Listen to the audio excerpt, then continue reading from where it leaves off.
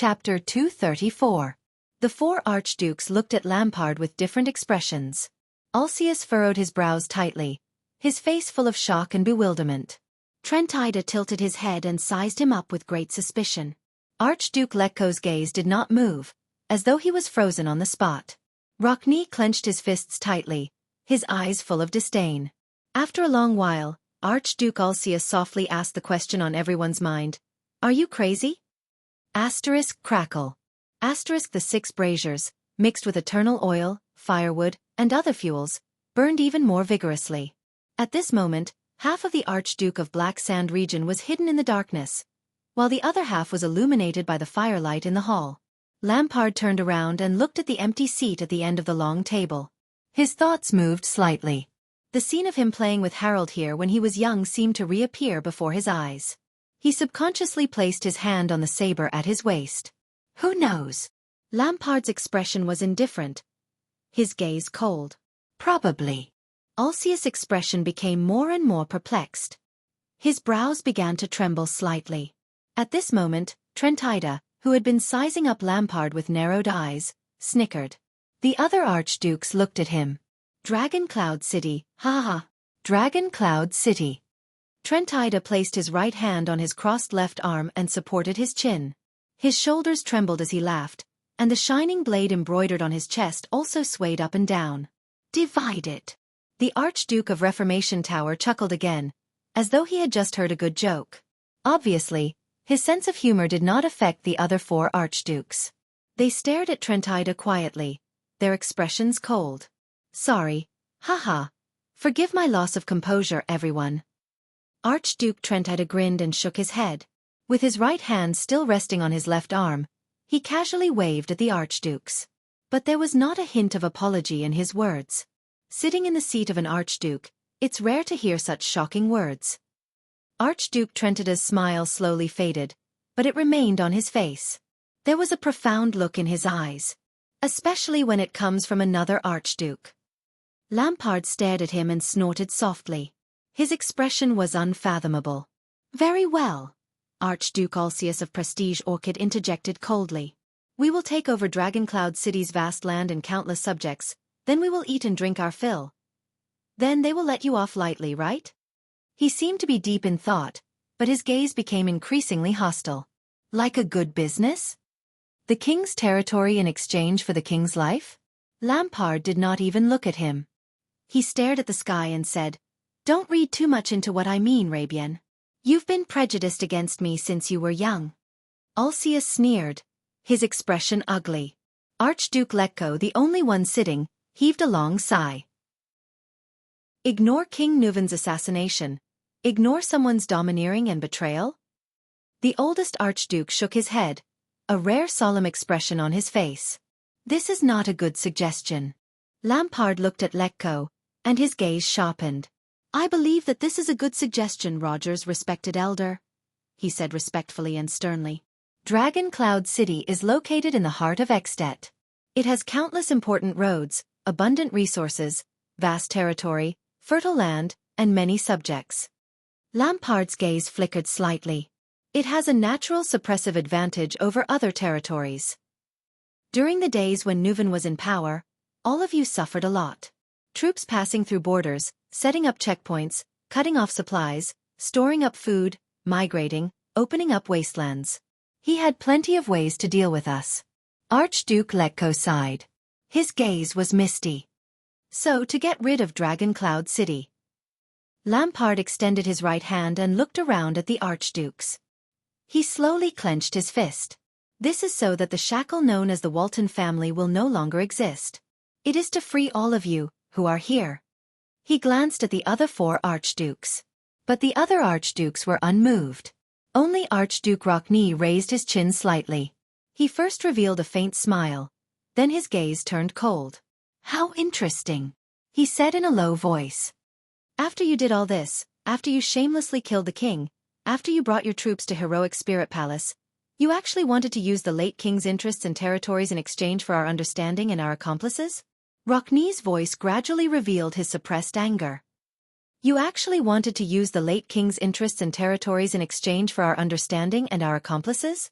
And you're still speaking in such a dignified manner. As if you're on our side and have no choice but to do this for us. Archduke Rockney spat coldly in front of Lampard. Go to hell, Lampard. Lampard stared back at him expressionlessly. Although Culgan Rockney of the City of Faraway Prayers was bold, straightforward, and uncompromising as the rumors said, this was the first time he met him. Maybe it'll be troublesome.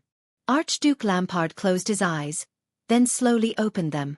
I have to reiterate, although King Nuvan and I have an unresolvable misunderstanding, and even a grudge, he said slowly, but the whole tragedy last night. It's all the Constellation's plan. You've all heard of the Secret Intelligence Department's methods. Some of you may have even seen it. The reason I'm here is to save ourselves before the trauma they left on the kingdom of the Great Dragon worsens. Alcius rudely cut him off. So what is this? The Archduke of Prestige Orchid tilted his head and glanced at Lampard. His expression was unpleasant. Find a good enough price, then bribe us to endorse your words. So you're saying that you're treating this glorious hall? Alcius' voice suddenly rose, and his face was filled with anger. Is this a market where lowly people shout and bargain? Do not tarnish our dignity, your grace. Letko coldly watched the conversation between the few people and did not speak. Lampard's expression darkened. He lowered his head slightly and exhaled slowly. So, you don't accept this price? His voice was a little low. The same thing happened once before. 300 years ago, if it weren't for Chara's regency, the Waltons would have lost their rule over Dragoncloud City because their suzerain died. In other words, this is a once-in-300 years opportunity for you. Hearing this, Rockney could not take it anymore. He slammed the table and shouted angrily, "This is impossible!" With an offended expression on his face, he shouted angrily, "You want us to abandon ourselves, to collude with the Kingslayer, to cover up and tolerate the evil that should have been committed by you, the evil consequences that you left behind? You're insulting us and At." Trentida laughed. Divide Dragoncloud City? God, I can't believe I'll actually hear this in my lifetime, on the day the old king passes away, he said gloomily, his beady eyes darting back and forth. But this cannot be a reason for us to clean up your mess. Archduke Trentida retracted his gaze from Lampard and said with a smile, "It's also not a good way to bargain." Lampard looked back at the Archduke of Reformation Tower. His expression changed. Is that so? Trentida, no matter how much you explore the Sighing Mountains, the barren Reformation Tower will always lack a new piece of arable land. Lampard turned to face Trentida. His words made the latter slightly startled. But if you have 2 or even 3 counties southeast of Dragoncloud City, you won't have to feign civility with those mountain barbarians anymore. You won't have to worry about the food shortage every day before the bitter cold winter. Trentida narrowed his eyes. Are you talking about the 2 enclaves that don't border my land? The cunning Archduke sneered faintly. Who will benefit more? Lampard curled up the corner of his lips. Since you said so, the Archduke of Black Sand Region said something chilling. Pofford of Beacon Illumination City has just passed away, and his territory is too close to Dragoncloud City. The 4 archdukes' gazes flickered again. I thought that his young brother wasn't strong enough to take on such a big responsibility. Lampard concluded coldly. This will also solve the predicament of Reformation Tower. Of course, in this case, the division of Dragoncloud City's ownership will be different. The City of Faraway Prayers and Prestige Orchid region will both get a bigger share. Trentida was stunned. He stared at Lampard in a daze, as though he was seeing him for the first time. When Archduke Rockney heard this, he cursed with a terrifying expression. Damn it! Asterisk thud. Thud. Thud. Asterisk Archduke Letko tapped his fingers on the table. His gaze was subtle. From young Chapman, who used to follow behind his elder brother in a daze, to the infamous Archduke of Black Sand Region today. His voice was drawn out and steady. I've really underestimated you in the past. It seems like there's a reason why the old man chose you instead of the popular herald. Lampard's pupils constricted slightly. The scene from 12 years ago appeared before his eyes again. Harold. His elder brother. His destined lord. He seemed to see the man lying on the ground, coughing up blood in pain while smiling at his tearful and wailing self. Chapman. Remember. We will never give in. Lampard's gaze froze in the air. The bald old Archduke sighed. How ambitious. You want to swallow up the two most central archduchy territories in the country? My ambition? No, Lampard said quietly. You can't bear my ambition. Trentida rolled his eyes. You speak as though the nobles and other archdukes in these fiefs are dead. The Archduke of Reformation Tower seemed to be mocking him. Elefir City must be very unhappy. Beacon Illumination City is closer to that goatee, isn't it? Lampard brought his attention back to reality. It's Archduke Drosset's loss that he didn't come, Chapman Lampard said seriously, as though he was seriously discussing. But if you're worried, we can also negotiate with him. We can all achieve a good result. Trentida chuckled. His intentions were hard to decipher. Clap, clap. Alcius clapped his hands twice. That's enough, the bearded Archduke said coldly. Do you still remember who you are? Lampard's gaze flickered. I know that prestige Orchid region does not lack land, and the Alcius family's reputation in the Northlanders' hearts is not to be underestimated. The Archduke of Black Sand region nodded and said to Alcius, but if you accept this condition, you won't have to be careful between the King's urgent orders and Constellation's roaming sentries because of Pine Forest's border defense. And you, the upright and plain-spoken Rockney. Lampard looked at the long-haired visitor from the City of Faraway Prayers. With these new citizens, the City of Faraway Prayers will have the best source of recruits in the world.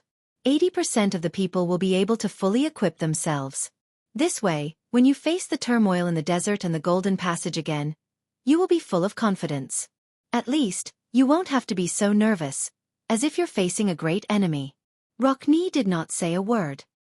He only stared at him coldly. As for Defense City, Lampard turned to Letko, whose face was deeply wrinkled. The rich mines in the north of Dragon Cloud City. Why not add a large piece of territory with rich crystal drop mineral deposits for no reason? The next time Archduke Shustel or the new king forces you to mobilize the entire territory and fill up the glacier defense line, you can throw a bunch of gold coins at them to shut them up. Archduke Letko did not comment. Enough. Archduke Alcius interrupted Lampard's one-man show. He shook his head. Don't test our patience. We're not here to chat and boast with you.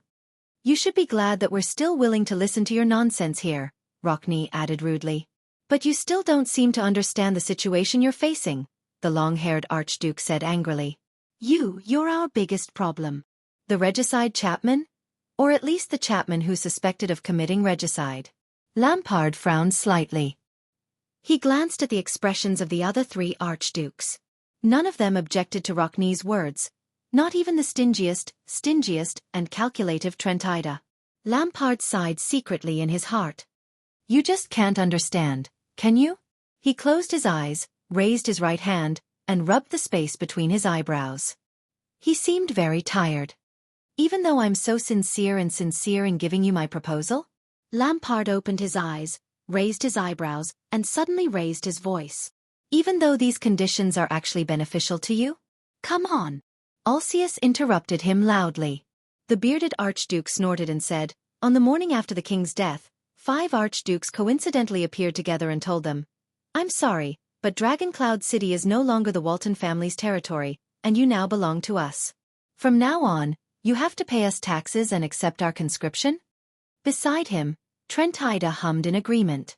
Rockney, on the other hand, hugged his arms tightly, as though he was suppressing his anger. If you didn't treat the 4 of us as fools. Alcius's gaze focused and he continued. You must have treated the subordinate nobles of Dragon Cloud City as blind, and the citizens of Dragon Cloud City as fools. Lampard stared at him in silence. Even if you look down on those ignorant and boorish commoners, the counts of Dragon Cloud City are not easy to deal with. Archduke Trentida, who was watching from the side, sighed. They're Northlanders. They're only loyal to the Waltons. Divide Dragon Cloud City? That's just a joke. The Archduke of Reformation Tower shook his head and spread his hands. Without that family name, we'll never be able to rule this land. Bribing us with a piece of sweet cheese that we can't even eat, to cover up your filthy deeds. Trentida rolled his eyes and revealed a smile. You can't convince us on this point.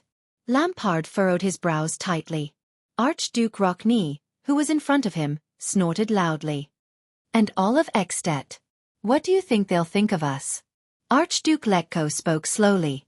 Occasionally, A bright glint flashed across his eyes. After the 5 archdukes conspired to kill the king, they divided his territory. Lekko shook his head and did not continue speaking. Rockne took a step forward. He narrowed his eyes and spoke to Lampard's face in an almost rude manner. Perhaps you can be shameless and kill your kin as well as your king. Lampard's expression changed. And you're even proud of it. But remember, we're Northlanders extensions, the Archduke of the City of Faraway Prayers said coldly. We have our own dignity and pride. If you're really for Extet's future. Rockne furrowed his brows as though he was filled with disgust. Stop talking like a Camion. It disgusts me. Lampard closed his eyes. He turned around and took a few steps forward. His chest rose and fell. He was suppressing it. He was suppressing his increasingly impatient anger. Even though he had rehearsed it thousands of times and had some expectations of the Archduke's reactions. But enough. Lampard opened his eyes abruptly. Archdukes? These short-sighted, stupid vermin behind me. They think they're noble and proud. They're completely unaware of the imminent crisis. They turn a blind eye to the most terrifying threat. They've never realized where the terrifying existence that truly decides their life and death is. One day, Lampard suddenly turned around. His expression was firm and resolute. He seemed to have made a decision. The 4 archdukes could not help but tense up a little. But Lampard did not do anything that would overturn the chessboard. I understand. Within a few seconds, he exhaled deeply. His expression became calm again. I understand what you mean. The 4 archdukes exchanged a few glances. First of all, do you think that we can't successfully take down Dragoncloud City without any hidden dangers? Trentida snorted. The others did not comment. Secondly, Lampard continued, according to Rockne as extensions, you have your own creed. Rockne's expression was fierce. He made a biting gesture at Lampard. His eyes were filled with deep disdain. Lampard took a deep breath. His gaze was as firm as steel as he swept his gaze past each of the extension archdukes. At that moment, Lampard remembered what happened 12 years ago. To him at that time, he was still young, but his heart was already dead. He had tasted the vicissitudes of life. The young count who did not know where his future lay. The heir of Black Sand region, this nightmarish title. At that time he was also like this. With great determination, he stood in Constellation's Renaissance Palace, in the Hall of Stars, and faced the hostile gazes of the Constellations. He faced the old Supreme King of Constellation, 80 Jadestar, whose eyes were filled with a meaning that made people feel uneasy. He faced the murderous sword of reversing light, the butcher of Constellation, Horus Jadestar, who was filled with blood debts. He faced the king's eldest son, who sat at the seat below the king. Meteor Jadestar, who always had a smile on his face, spoke in a humble tone, and made people unknowingly calm. And Lampard clenched his fists. And the woman who sat beside King 80.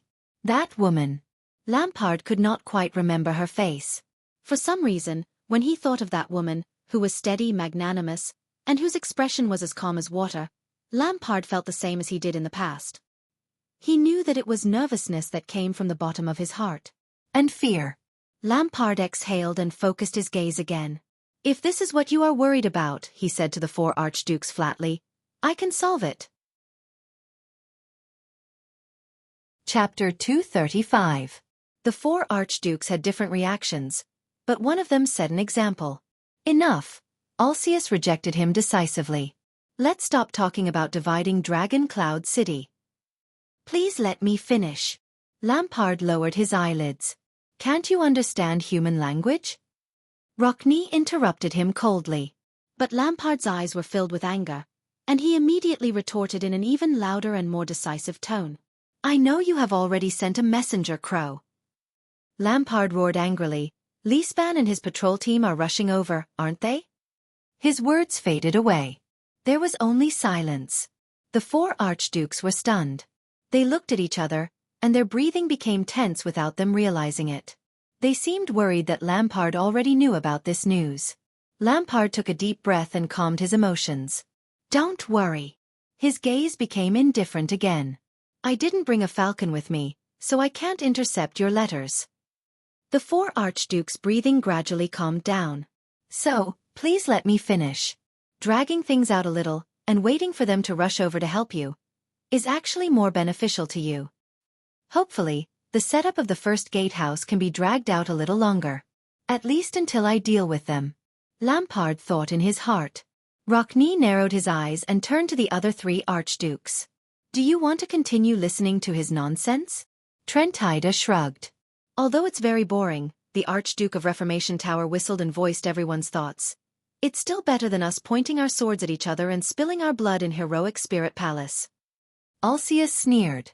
Letko's expression remained the same as he gestured for Lampard to continue. No one objected. Lampard nodded. Walton, he said coldly. I hold the last daughter of the Walton family in my hands, closer than any other branch of the family. Archduke Letko narrowed his eyes and shook his head. Ekstedt has never had a precedent of a woman inheriting the archdukedom. She doesn't have to inherit. Lampard's expression turned cold and he spoke faster. But she can be used as a temporary chess piece. Trentida raised an eyebrow, as if intrigued. We can promise that the male bloodline she gives birth to after she gets married will become the future Archduke of Dragon Cloud City. Lampard's expression was resolute. He rubbed his fingers together like a knife and swung them fiercely. This is much more effective and reliable than hastily giving Dragon Cloud City to another family. We can stabilize the power inside and outside Dragon Cloud City. And before that, all of you will jointly manage Dragon Cloud City in the name of assistance. Lampard said calmly. Grand Duke Rockne frowned in disbelief. And then? Archduke Letko was expressionless. Lampard looked back at them calmly. The next second, the Archduke of Black Sand region parted his lips slightly. His gaze was as sharp as a knife, and his words were as firm as steel. This is war. Grand Duke Alcius's face twitched. Ha! Beside him, Trentida waved his hand in displeasure. Every family will go back to their territories to recruit soldiers and buy horses. Then, when they are unprepared, they will destroy Dragon Cloud City. Please, if this is your... Lampard interrupted him. The fearsome Archduke took a step forward and spoke in an explosive manner. No. Lampard's gaze was cold.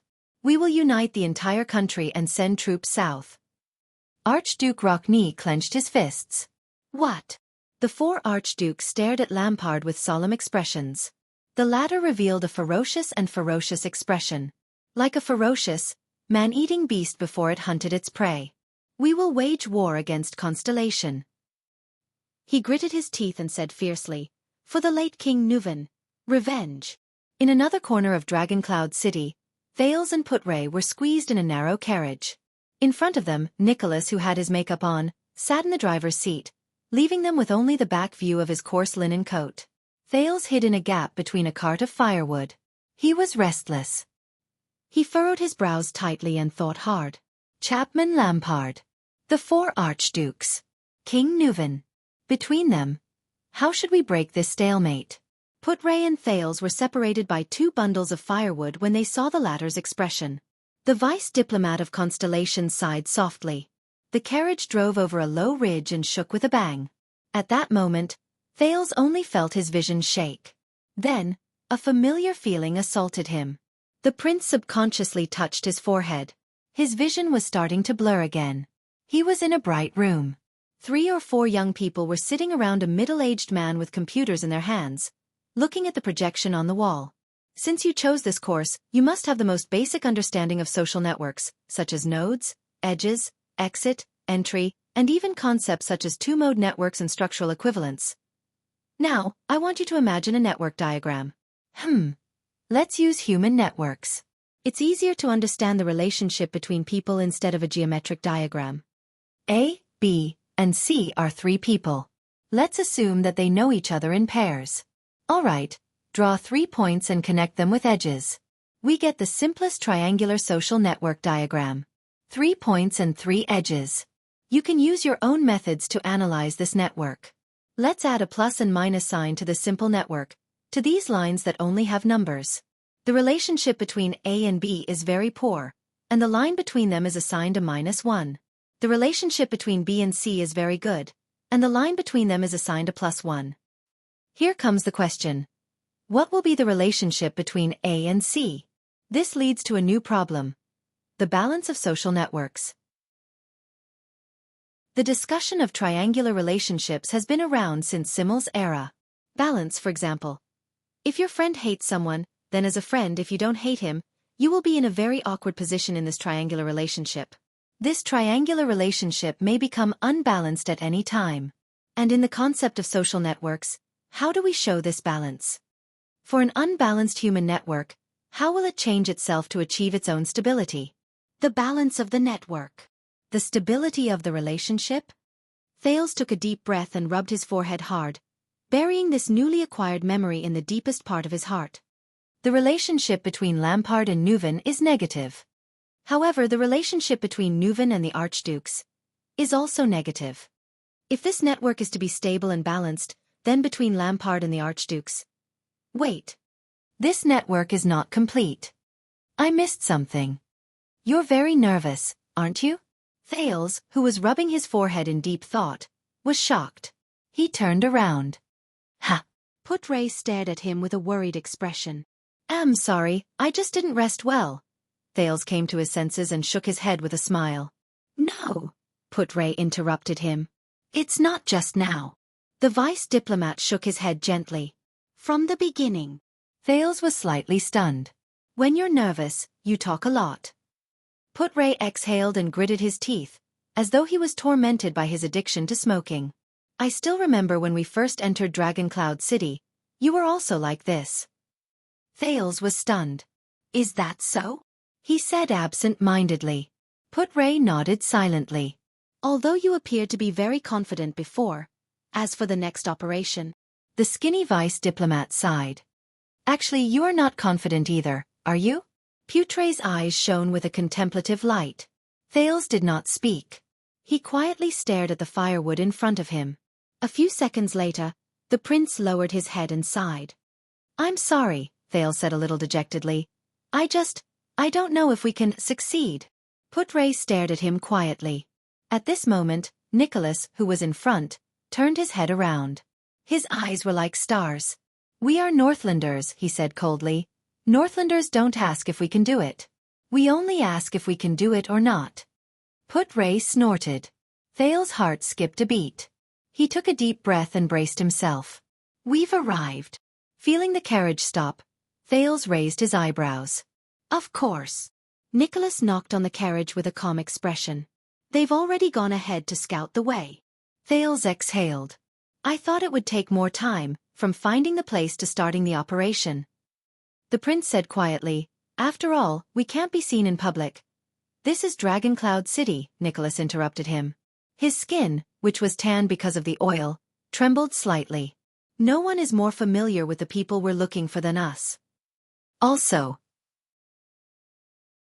both the real patrol team and the imposters from Black Sand regions seem to be missing. Nicholas narrowed his eyes. At this moment, a white blade guard in disguise moved to the driver's seat and gestured to Nicholas. Nicholas responded with a thumbs up. We can go in now. Nicholas shook off the reins and jumped off the carriage. He turned around and said to them, They've scouted the way. We'll go in directly. Thales was slightly shocked. Go in directly? The prince widened his eyes. Aren't we going to sneak in? Won't we alert too many people? Shut your mouth. Nicholas said scornfully.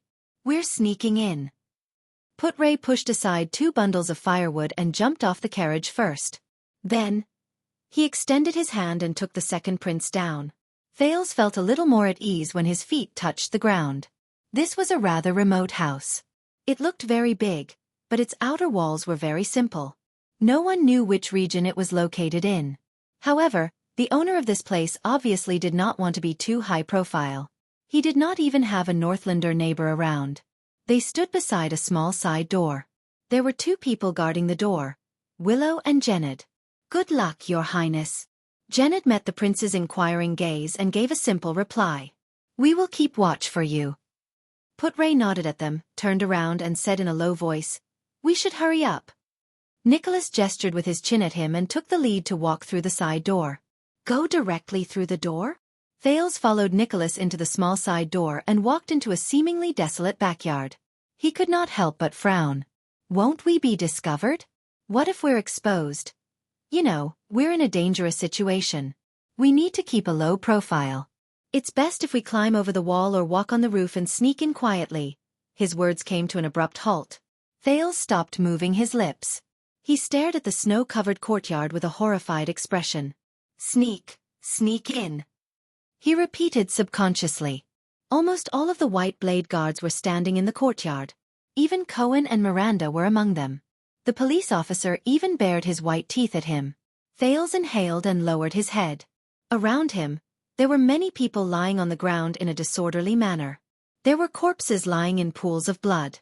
There were also people who were unconscious or in shock. There were also pitiful people with bloody noses and swollen faces. They were tied up and had rags stuffed in their mouths. There was also a knife on their necks. Next to them was a fierce-looking Northlander or Constellatiate. You! Thales stared at the scene in a daze. He was speechless for a long time. What a low-profile sneak. Put-Ray heaved a long sigh. The Star Killer gave Merc, who was the leader, a thumbs up. Thales turned his head away from the corpses and cast a dissatisfied glance at Nicholas. All right, as long as no one knows that we've sneaked in. Nicholas raised his eyebrows and extended his palm towards the bloody mess on the ground. He nodded complacently. This is the most successful sneak in. This sentence. In those few seconds, Thales' eyebrows changed into various shapes. He took a deep breath and turned to Nicholas. With a serious expression, he asked tentatively in a low voice, "Everything is empty." Nicholas was slightly stunned and had a puzzled expression. What? Thales clicked his tongue and retracted his head. He shrugged as if nothing had happened. Nothing. Nicholas had a baffled expression on his face. Thales shook his head and chased away unnecessary thoughts. He looked at the corpses on the ground around him and resisted the urge to grumble in his heart. I'll lose the synchronization if I do this. The next second, he followed Nicholas out of the courtyard and into the house. This is your plan. Have you thought about what to do? The Star Killer asked faintly. Of course. Thales stepped over a threshold and took a deep breath. I'll act according to the situation. Then, Thales raised his head and shifted his gaze to the two men behind an ornate desk. One of them was Raphael. The young man from the Kingdom's Secret Intelligence Department was leaning against the wall calmly. His left hand was extended horizontally, and he was holding his saber. The tip of the sword was placed horizontally against the throat of the other middle-aged man. The middle-aged man furrowed his brows tightly, but he was still calm and composed. Sir, I don't know how you found this place, but I'll assume that you already know who I am and my value. The middle-aged man opened his mouth, narrowed his eyes slightly, and said to Raphael, who was beside him, Then the problem is simple. No matter what, we will definitely talk about it. Thales took a deep breath. He walked out from behind Nicholas and raised his head to look at the man whose throat was being held by Raphael. The middle-aged noble with a blonde ponytail and dressed in luxurious clothes. Hello, it's an honor to meet you again. Thales tried his best to squeeze out his most hypocritical smile. Your Grace. The moment he said that, even the air seemed to have fallen silent. The middle-aged man with the blonde ponytail was suddenly shocked when he saw Thales. There was surprise on his face, and his eyes blinked back and forth. He seemed to be in disbelief. Then, the middle-aged man revealed a complicated, subtle, and bitter smile, and slowly exhaled. It's been a long time. From sending someone to ask for help, to suddenly appearing now. Your Highness Thales, who always surprises people. The Marquis of Goodflow City, who belonged to Camus Union, Shiles Bamra, said with a resigned expression as he sat upright behind the desk. Chapter 236. Just as I said, you got what you wanted? Shiles' expression was indifferent, as though he had forgotten about the blade in front of his throat. His gaze swept past Put-Ray, who was beside Thales, and he nodded thoughtfully. Congratulations on being released from prison. And you, Your Excellency, I did not know that you came to visit. Shiles knew that the thin man in front of him was a key figure in the Constellation diplomat group. As long as I talked to him. But Put-Ray did not say a word. His expression was cold, and he only waited quietly for their prince to speak. Thales flashed a smile. That's enough, Your Grace. Stop looking at Put-Ray. I am the one who came to talk business with you today.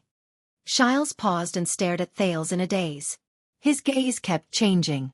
Even when he first met the prince, he did not have such an expression.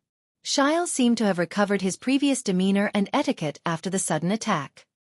He cleared his throat and said with a smile, "Then why do you want to put yourself in danger again?" He took a deep breath and glanced at the blade in front of his neck.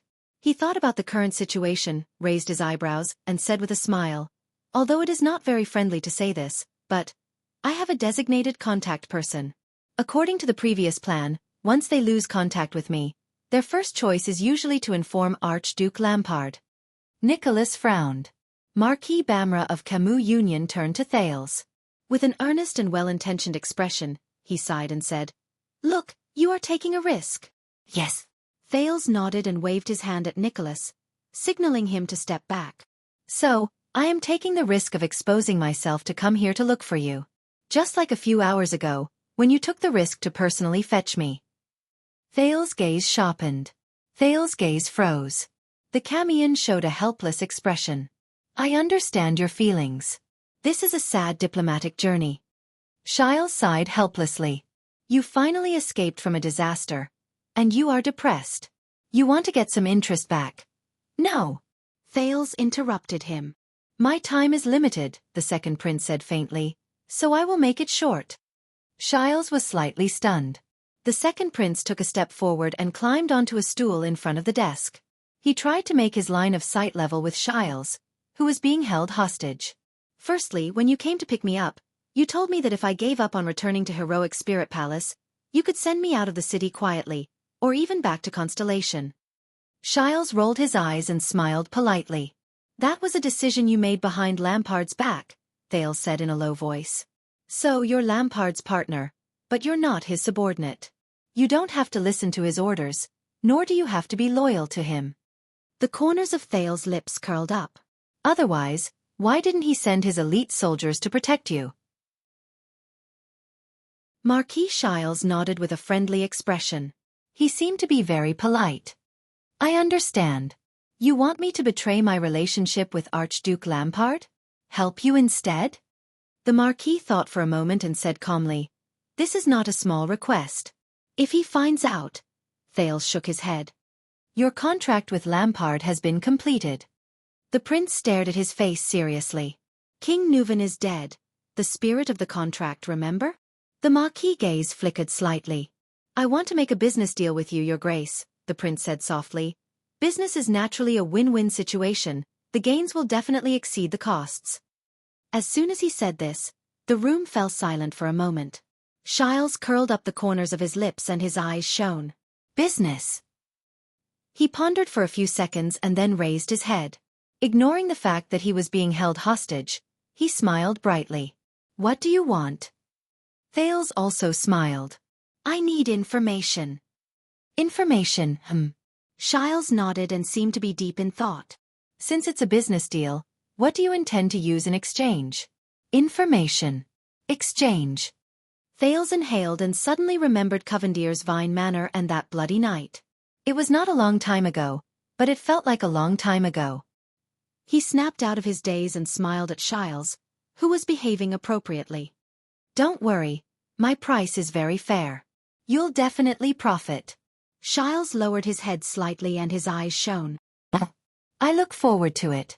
Thales' expression became solemn as he said solemnly, "I will use an even more important piece of information in exchange for your information." Xiles blinked. "So it's..." In the next second, Thales exhaled and inexplicably thought of the butler of the Blood Clan's opponent, the old man named Chris. Then he looked straight into Xiles' eyes. "My information is that your life is in our hands." The prince smiled and said, "Is this information sufficient?" Xiles' expression froze. 1 second. 2 seconds. Xiles exhaled and shrugged. "I thought you really wanted to do business with me, not... Think about it again." Thales' smile remained. "This business deal is very profitable." Xiles sighed softly, but his words did not yield an inch. "That's not how business is done." The Marquis narrowed his eyes, seemingly not worried at all. "You've already provoked At and can't even protect yourself. Camus Union is very willing to lend a helping hand, such as quietly sending you out of the country, just like what we said before. Thales's expression turned cold. King Nuvan is dead, he said coldly. These people who swore to protect him had no choice but to suffer the humiliation of the White Blade. As an accomplice, shouldn't you bear some responsibility? Shile's words came to a halt. He looked at Thales with a face full of suspicion. These people? The Marquis narrowed his eyes. The humiliation of the White Blade? Nicholas took a step forward coldly. You don't seem to have realized your situation, the Star Killer said coldly. My dear Camian friend. Shiles heard this voice. He was slightly startled at first, then he carefully sized up Nicholas, who had put on makeup. A few seconds later, the Marquis' expression became extremely unpleasant. He recognized this unnaturally tanned man. Ah, Lord Nicholas. Shiles' face twitched awkwardly. His expression was interesting and painful. You're actually still alive? Nicholas finished his sentence in disdain. Shiles' expression froze. He stuttered, ha, this is another surprise. Yes. Nicholas sneered. His eyes were filled with hatred and anger. King Nuvan. Before Nicholas could finish speaking in the next moment, Shiles' expression changed at lightning speed. I've reconsidered, Your Highness. The Marquis turned his head and looked at Thales seriously and sternly. This is indeed a good business, Shiles said seriously, enunciating each word. What information do you want to know about Lampard? His words were fluent and smooth. His tone was sincere and warm. His emotions were genuine and natural. I will do my best to answer your questions. Beside him, Raphael smiled. Nicholas exhaled in dissatisfaction. Thales sighed and looked at Putray. The latter gave him a look of affirmation. The prince turned to the Marquis, who had a high level of awareness, and nodded at Raphael. Raphael lowered his sword. The Marquis breathed a sigh of relief. You once said that Lampard has a unique vision and bearing. Thales frowned. And Lampard also said that he wants to save Xianxia. The prince raised his head. His gaze was solemn. Why do you say that? Shiles raised his eyebrows. My God. I thought he was going to ask for some evidence of Lampard's regicide, or some key figures. But this question. You won't understand. Shiles shook his head and sighed. Many people treat this as nonsense. In fact, I'm still confused about it. Thales narrowed his eyes. Tell me, see if I can understand, the Prince of Constellation said calmly. Why, and on what basis does Lampard want to save Xianxia? The Marquis of Camus Union stared at Thales. Emotions surged in his eyes. A few seconds later, Shiles chuckled softly. He said softly, because to him Lampard sees a real threat and danger. In the room, be it Raphael, Putray, or Nicholas, all of them were slightly startled. Only one person did not react. A real threat? Thales asked in return without changing his expression. Yes, an unprecedented and irresistible threat. Shiles seemed to be throwing caution to the wind. He raised his eyebrows. He did not expect the people in the room to understand. A threat that can defeat and destroy all of Xianxia. The other archdukes did not notice anything, or perhaps they did not want to notice. Only Chapman Lampard saw it, and before the threat really struck, he decisively made a choice and took action. Thales gently clasped his hands together. It's getting closer. Now, to face this terrifying threat, Thales said softly, repeatedly as if he was afraid of waking something up, he had to unite all the forces in Xianxia, didn't he? For example, the 4 archdukes in Heroic Spirit Palace? For example, Dragon Cloud City? Thales raised his gaze. His gaze was as sharp as a knife. Because this is not a terrifying threat that any one of them can resist alone. It is unprecedented, and will even change our history forever. At that moment, Shiles was completely stunned. It was as if he was meeting the prince for the first time. Could it be that you have already guessed it? Shiles murmured, but, Thales interrupted him coldly, it's just a guess. I still need you to confirm it with your own mouth. The prince clenched his fists and recalled everything little rascal told him. Mindy's the Third. The 100-year Go game. The foundation of all ages. Thales narrowed his eyes and asked one last question. That huge threat. What is it? Shiles seemed to have recovered from his surprise towards Thales. He exhaled a long breath and frowned. A few seconds later, Shiles' frown relaxed. He smiled. Honorable Prince Thales, you have actually thought it through. Shiles shook his head slowly and said with a smile, all this while, what has Chapman Lampard done been for? Thales' gaze became more and more solemn. With a profound expression, Shiles said faintly, in this world, what kind of existence is it? To be able to intimidate the kingdom of the great dragon, which has unparalleled military power, to threaten the future survival of the strongest country in Western Asia, to inherit the great Northland Way, the At kingdom that has been established for more than 600 years, to be pushed to an unprecedented juncture of life and death. Chapter 237. The atmosphere of the negotiation in the Hall of Heroes began to become subtle. A war of vengeance? Sitting at the long table, Archduke Letko's gaze focused slightly. The joints in his crossed hands twitched slightly. So, this is why you spread the rumor before the Constellation diplomat group's arrival and tried your best to exaggerate the discord between King Nuvan and the Prince of Constellation. The corners of Archduke Letko's lips curled up slightly. And why you framed Constellation for the king's death? I'm tired of repeating myself. Lampard glanced at him and said coldly, this is not a rumor. Not entirely. He stared at the four archdukes quietly. And then, Trentida flashed an amused smile. Do you think all of At will believe you? That you'll be so hot-headed that you'll rush to war regardless of the cost? There's always a price to pay for war. I remember this is the family motto of a certain family in the Empire. Archduke Rockney raised his gaze and said slowly, Nanchester, there's always a price to every war. Lampard left Archduke Wuxia's side and turned to Trentida and Rockney. His expression was cold and resolute, his tone unquestionable. They will believe me, the Archduke of Black Sand region said decisively. The missing Prince of Constellation is in my hands. There's no harm in letting him remain missing. And I'm still holding the heir of the Arund family in my hands. He's the culprit in the act of assassinating the king. Archduke Wuxia thought of that special boy and could not help but be slightly startled. Even the heir of the White Eagle family. The Archduke of Prestige Orchid narrowed his eyes. They're really well prepared. Lampard ignored the faint sarcasm in his words. Even without these chess pieces, the Archduke's cold gaze swept across the other archdukes. As long as we have your endorsement, we can mobilize our troops in the name of the king's vengeance and direct the nation's wrath on Constellation. They're the ones who tore apart the fortress treaty. The four archdukes did not say anything in tacit understanding. Our army will march south.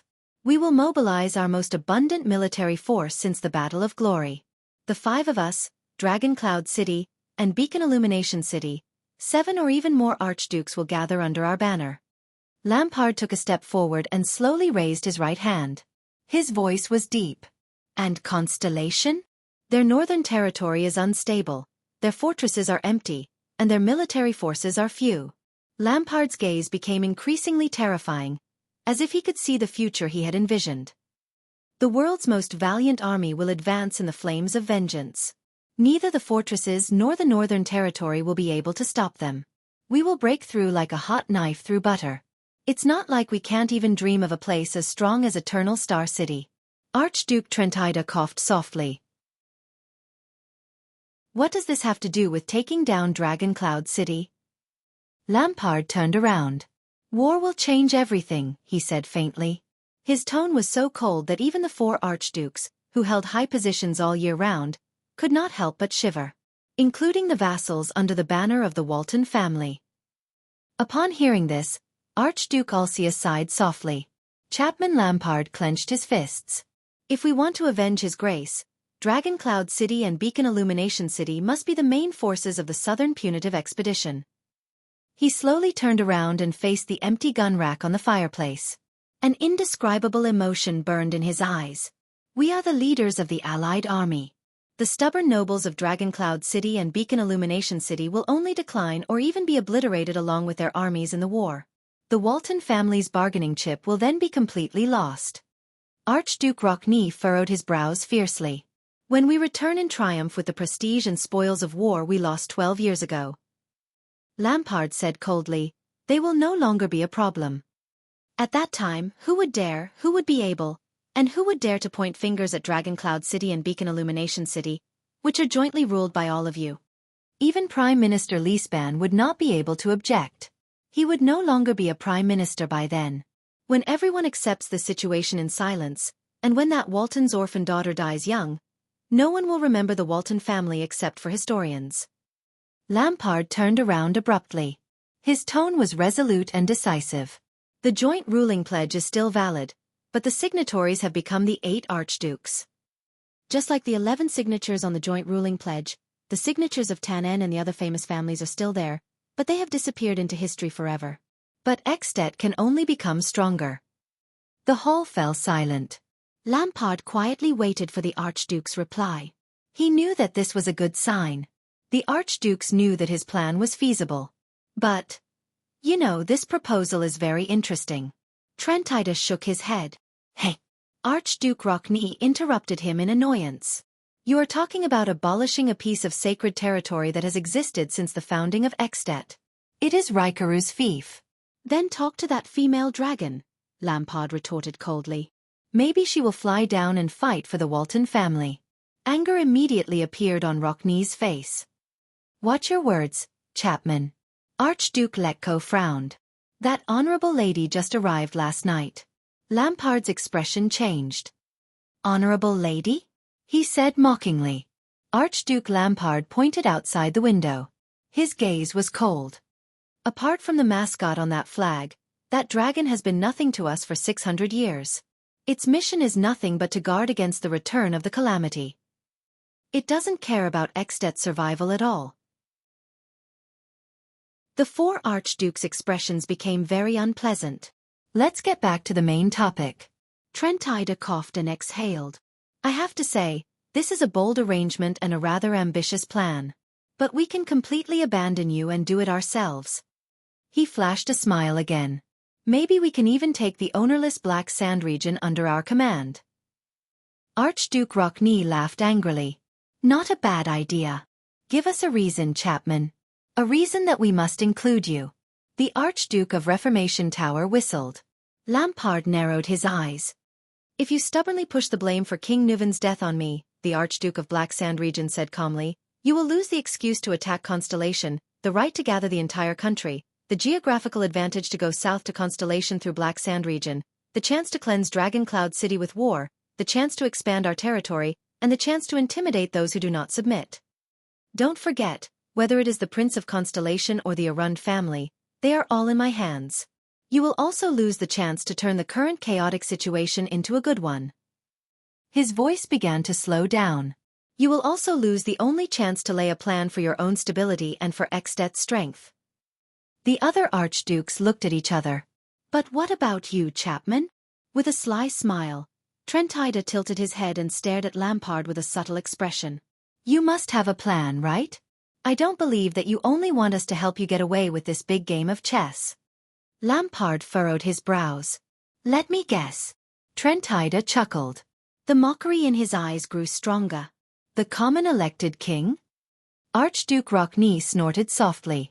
But against their expectations, Lampard's brows relaxed. No, he said flatly, completely unbothered.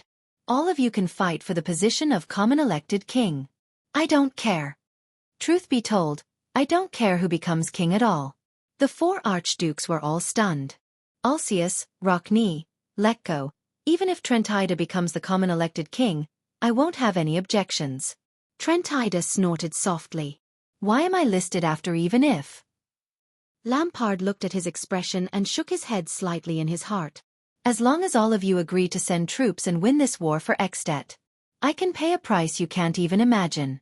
I can even give up on Black Sand region, the Archduke of Black Sand region said softly.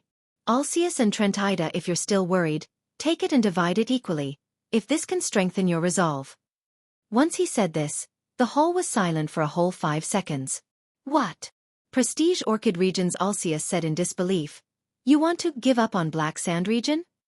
Trentida seemed to have even forgotten to smile. He only furrowed his brows and fixed his gaze on Lampard. It can't be. This family-killing beast in front of me is the only one who cares about the Archduke of Black Sand region? I only have one condition, the Archduke of Black Sand region said resolutely and firmly. After we win the war, I only want the northern territory, and even the land around Cold Castle. Defend the southern border for Xianxia. I won't disturb all of you anymore. All the archdukes were stunned. After a long while. I don't understand. Archduke Letko exhaled deeply and sighed. What kind of suzerain would give up his family's heirloom? Of course you don't understand. Lampard said quietly. As long as one of them understands. What do you say? Everyone?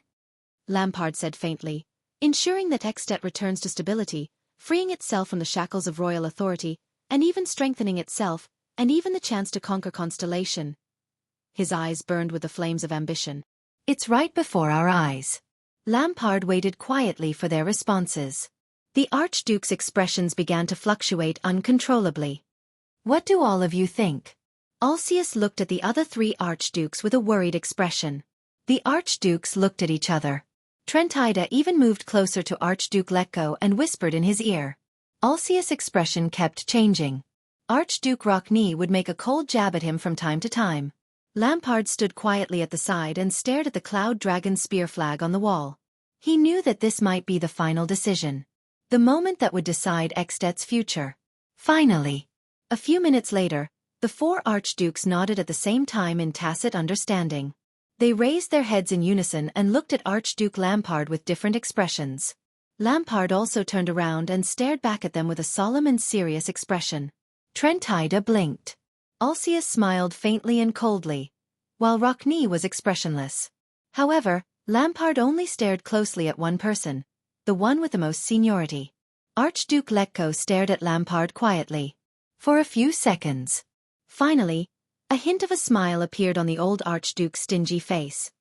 Not a bad idea, Chapman. It's also a very creative deal. Chapman Lampard also smiled. It was as if he had seen the dust settle and heard the sound of a gavel being struck. Then with his usual smile, Archduke Letko spoke softly, as he always did. So, we refuse. Lampard's expression froze on his face. Thales stood quietly in Shile's courtyard, deep in thought as he watched the people around him clean up the scene. If the contact Shiles mentioned was real, they must leave this place as soon as possible before Lampard noticed. Do you have an answer? A voice asked. Yes. The prince nodded slightly and turned his head back without looking behind him. What about you, Putre?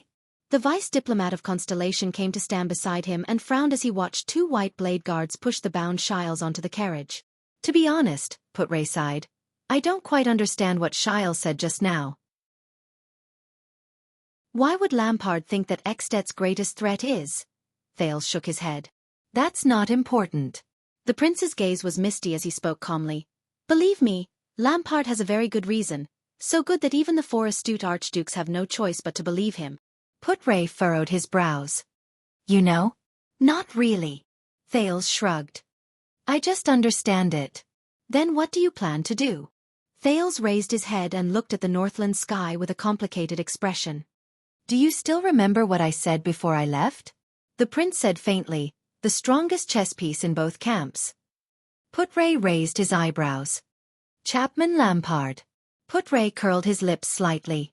His tone was a little hesitant, obviously not quite convinced. And, Your Highness? Thales glanced at him. I'm not joking. After hearing what Shiles said just now, I'm even more certain of this. Thales revealed a bitter smile. Lampard is simply too powerful and too terrifying. Putre pursed his lips. Thales lowered his head and said quietly, I've seen the four archdukes, the old-fashioned Alcius, the cunning Trentida, the resolute Rockney, and the old but firm Letko. When the four of them stand together, it's practically impossible to fight against them. Putre nodded. However, the prince sighed and said, But do you believe? They will face Chapman Lampard. You'll only be eaten clean. Not even their bones will be left. Putre revealed a contemplative expression. Putre, Thales said faintly, will you follow me? Putre raised his eyebrows. Are you going to ask again? Really? Thales shrugged. What happens next will be a little crazy. Putre furrowed his brows. Is it what I think it is? Are you going to? Believe it or not, Putre. Thales sighed and forced a smile. I've thought it through. On that unique battlefield, only I can fight against him. Put-Ray revealed a surprised expression. Know this. The vice diplomat furrowed his brows slightly and asked softly. Why? What are you going to rely on to fight against Lampard? The next second, Thales turned his head and flashed a friendly smile. The prince bared his young teeth at Put-Ray. A cheat. He turned around decisively, leaving behind a bewildered Put-Ray. Thales walked to the side of the carriage and looked at Xianxia, who could not move. He smiled softly. Xianxia shrugged at him. Thales gestured for Ralph, who was watching over him, to leave. It's not very comfortable, is it? Thales looked at Ralph's back and sighed. Your Grace. Xianxia, whose mouth was stuffed with a piece of cloth, blinked at him. He seemed very helpless. Thales nodded solemnly.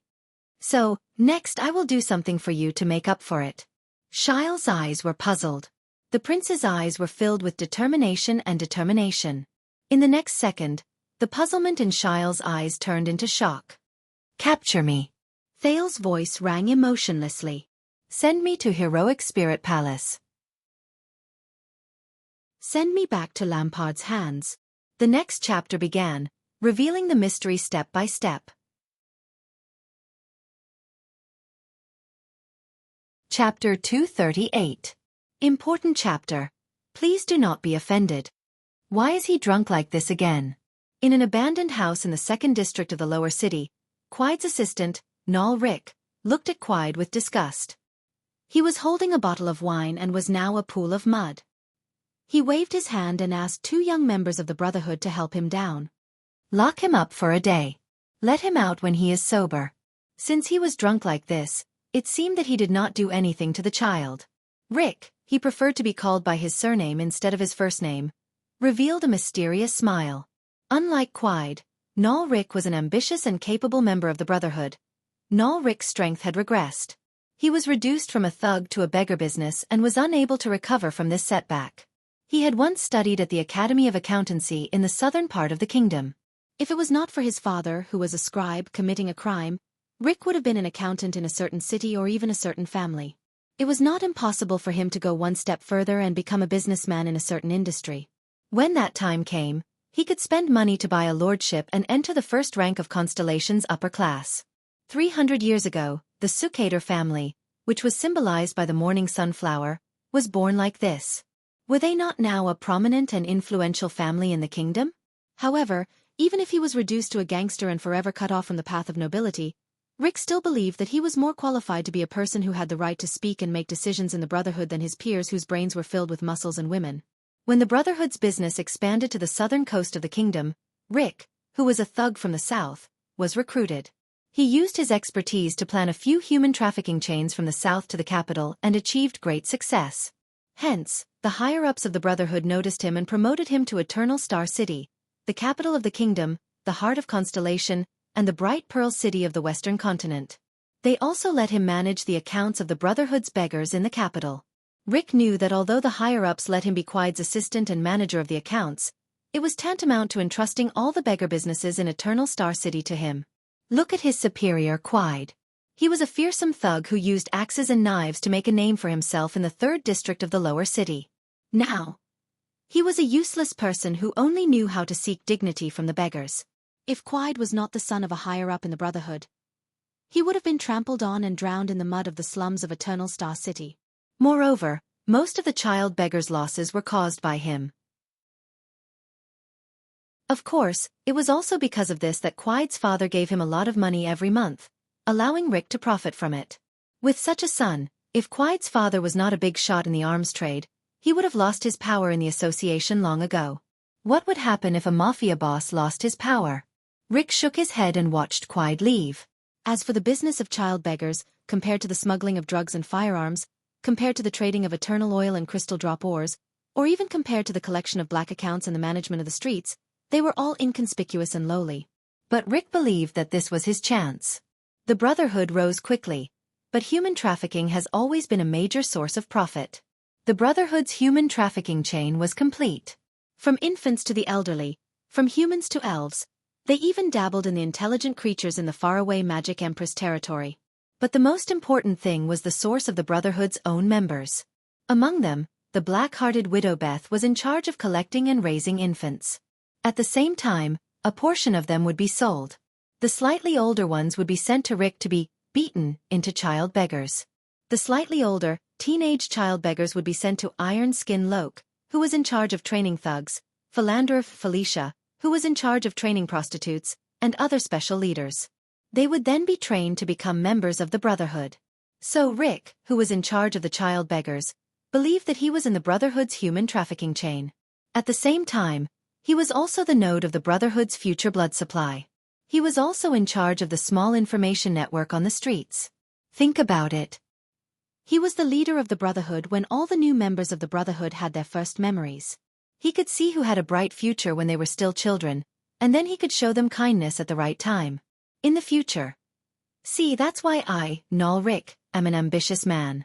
Moreover, Rick was very excited when he thought about this. This was Eternal Star City. Constellation was the capital of the second largest kingdom in the Western continent. It was the birthplace of the Black Street Brotherhood. Being able to work here meant that the leaders of the Brotherhood would always be able to see you. Being able to see you meant that you would always have the chance to be promoted.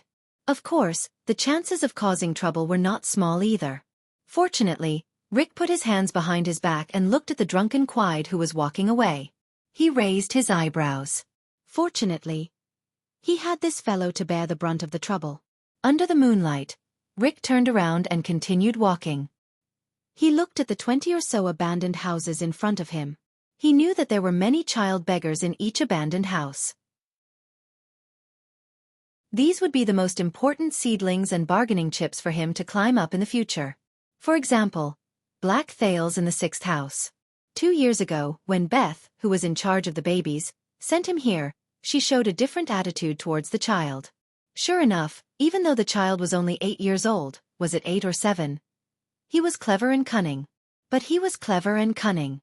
A week ago, he even came up with the idea of acting and begging. A cute child was beaten up by other big kids and robbed of his money and food. So, when he hid in a corner and cried alone, the ladies passing by couldn't help but give him more compensation. Rick thought to himself, compared to the annoying child beggars who cried themselves hoarse, the gang lacked people who could use their brains. This child would definitely climb higher when he grew up. I should give him a reward so that I can earn Thales' gratitude. Of course, a reward without a contrast will not make people feel grateful. This was the reason why Rick urged Quide to get even with him when the boy who shared the same room with Thales told him that Thales might have hidden some money. Once Quide had beaten Thales to the brink of death, he would step forward to stop him. He would not hesitate to oppose Quide because of this, that trash was only useful. Then, Thales would unconsciously or unconsciously treat him as a backer. Rick didn't care if every child beggar's allowance was paid in full. This was something that only short-sighted people would care about. Compared to a few copper coins of allowance, Rick knew that favors were more important. However, that boy, Thales, was too smart. Rick knew that regardless of whether Thales gave Quide money or not, the latter would torture him to death. If Thales really took out the money, it would be even worse. But obviously, the boy thought of a way to escape. According to common understanding, Quide, who was in high spirits, would meticulously create these disobedient children to entertain himself, regardless of whether they were really disobedient or not. It did not matter. He still had to do what he had to do. Even if the results were not good, he could just find another reason to let Quide beat him up. Rick walked to the 6th house and stepped over the broken door. He saw Thales panting heavily as he lay on the ground in the courtyard, which was overgrown with weeds. Beside him, a few children were applying something on him. Oh my God, a few 7 or 8-year-old children are actually planting dragon leaves in the courtyard. Usually, only experienced gang members and poor people who had lived for many years would know that this kind of wild plant could be used as a convenient, quick, and cheap medicinal herb to treat external injuries. Ah, Mr. Rick. Cripple Ryan was the first to notice Rick's arrival. The experience of having one of his legs broken made him more sensitive to the surrounding environment. Quide had been gone for less than an hour.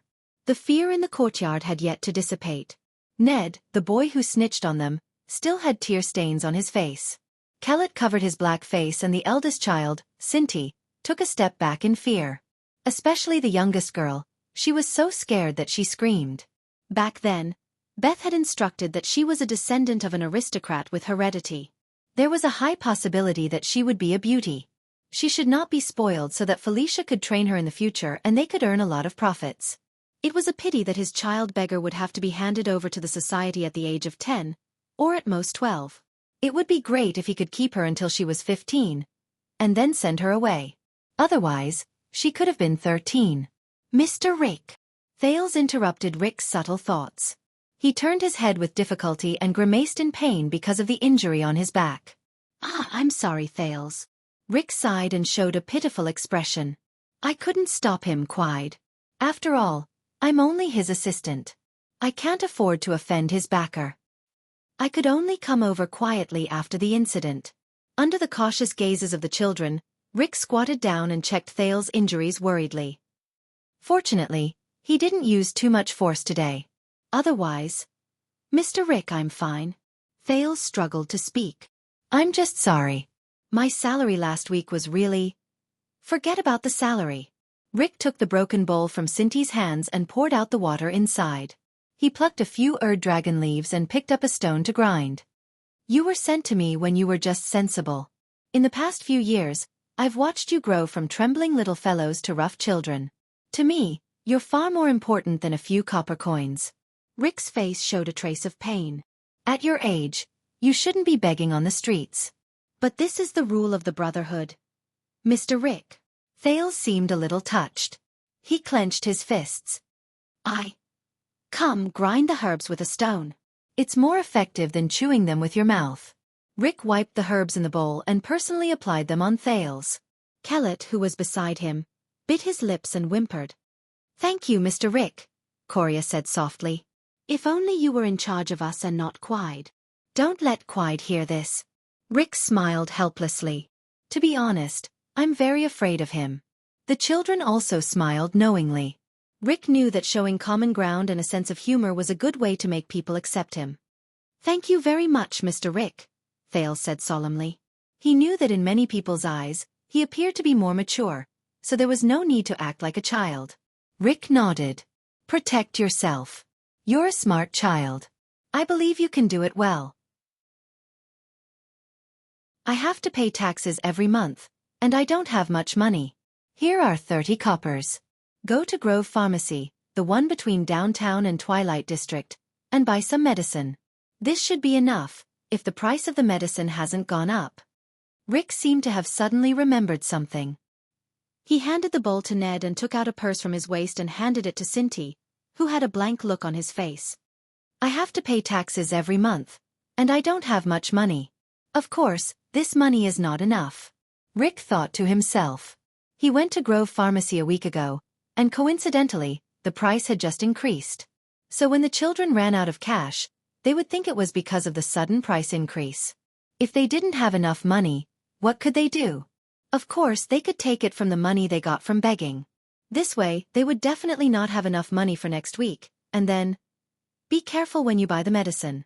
Don't let others, especially Quide, know about it, Rick said with a smile and stood up.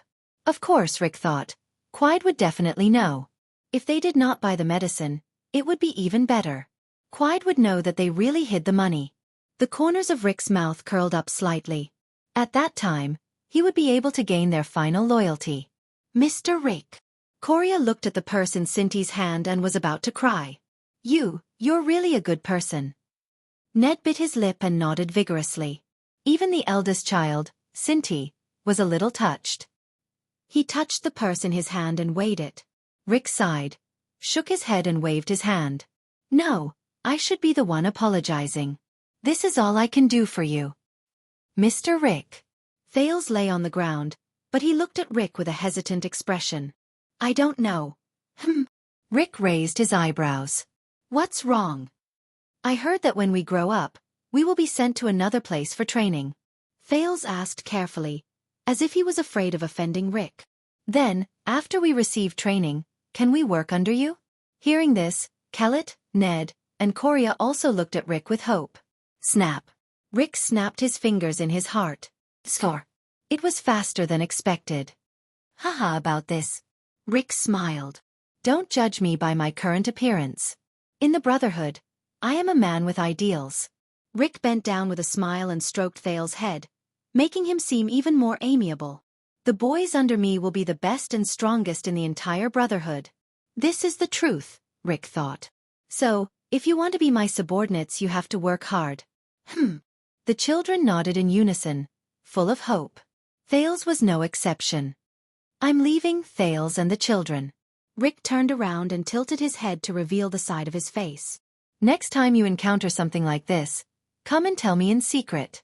Even though I can't stop him directly, I can still create some trouble and prevent him from getting close to you. After saying that, Rick revealed his white teeth. Under the moonlight, he left the courtyard of the 6th house without looking back. Mr. Rick is such a good person. The tears on Ned's face dried up. Unlike that bad Quide. Coria nodded. Her eyes were full of joy, as if she had eaten candy. But, the cripple Ryan, who had been in a state of shock, hesitated and said, I always feel that Mr. Rick scares me more than Quide. That's why you're a coward. Coward Ryan, how can you get money like this? Thales was the only one whose gaze gradually became calm after Rick left. When he saw Sinti counting the 30 coppers in his coin pouch one by one, Thales exhaled slightly. His back was still in pain. He knew that regular medicine for external injuries would be better for his injury. However, Thales had just gone to Grove Pharmacy yesterday morning and took the typhoid medicine from Yanni's hands at the back door. He heard her complain that her stingy boss had increased the price of the medicine.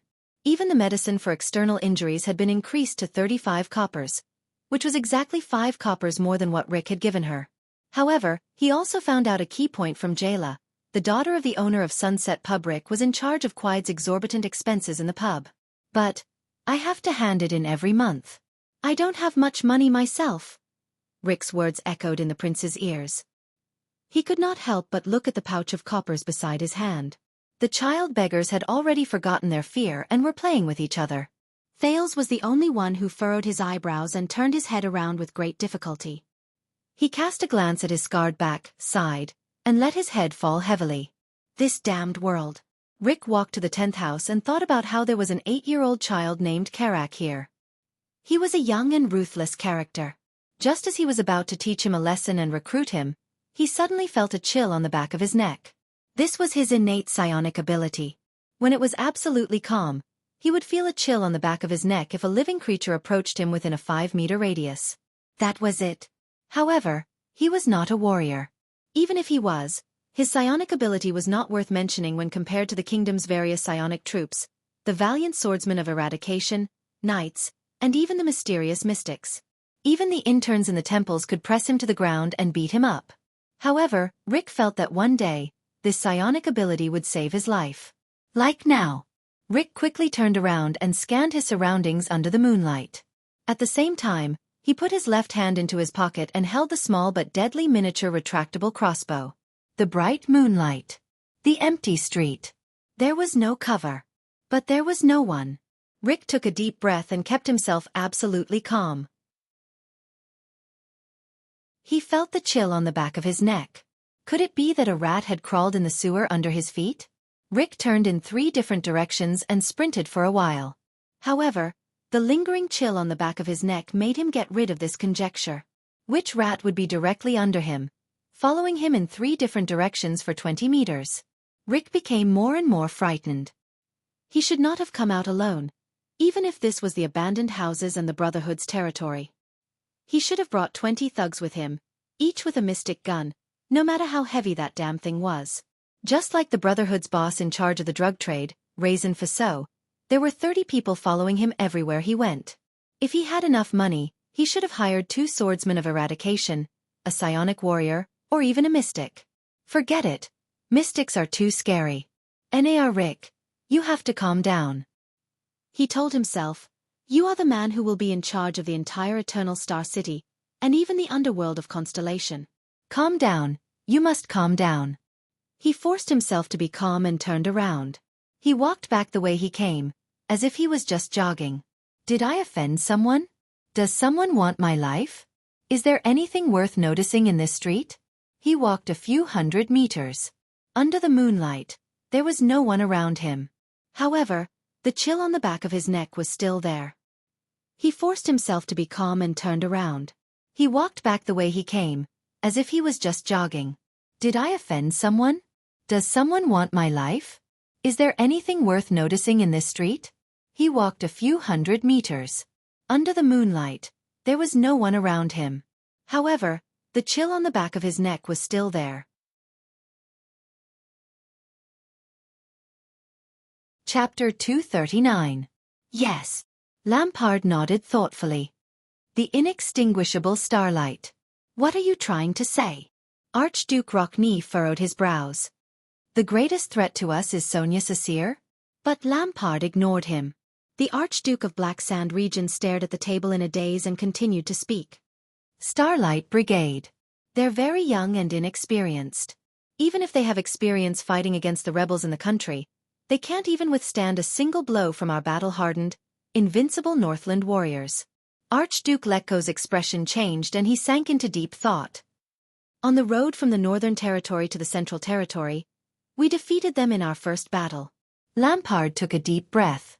His expression became firm and persistent. Nothing special.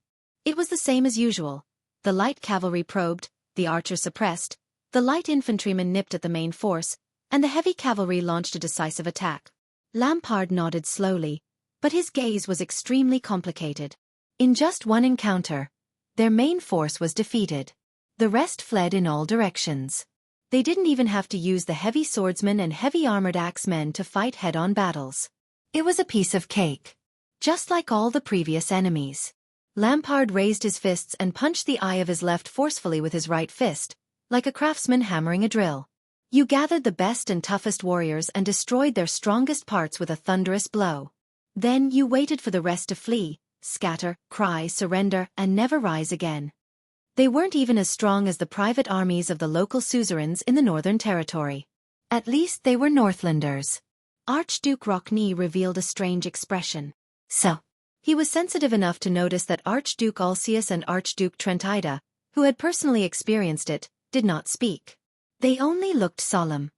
And even a little respectful? So that was Starlight Brigade, Archduke Lekko answered him.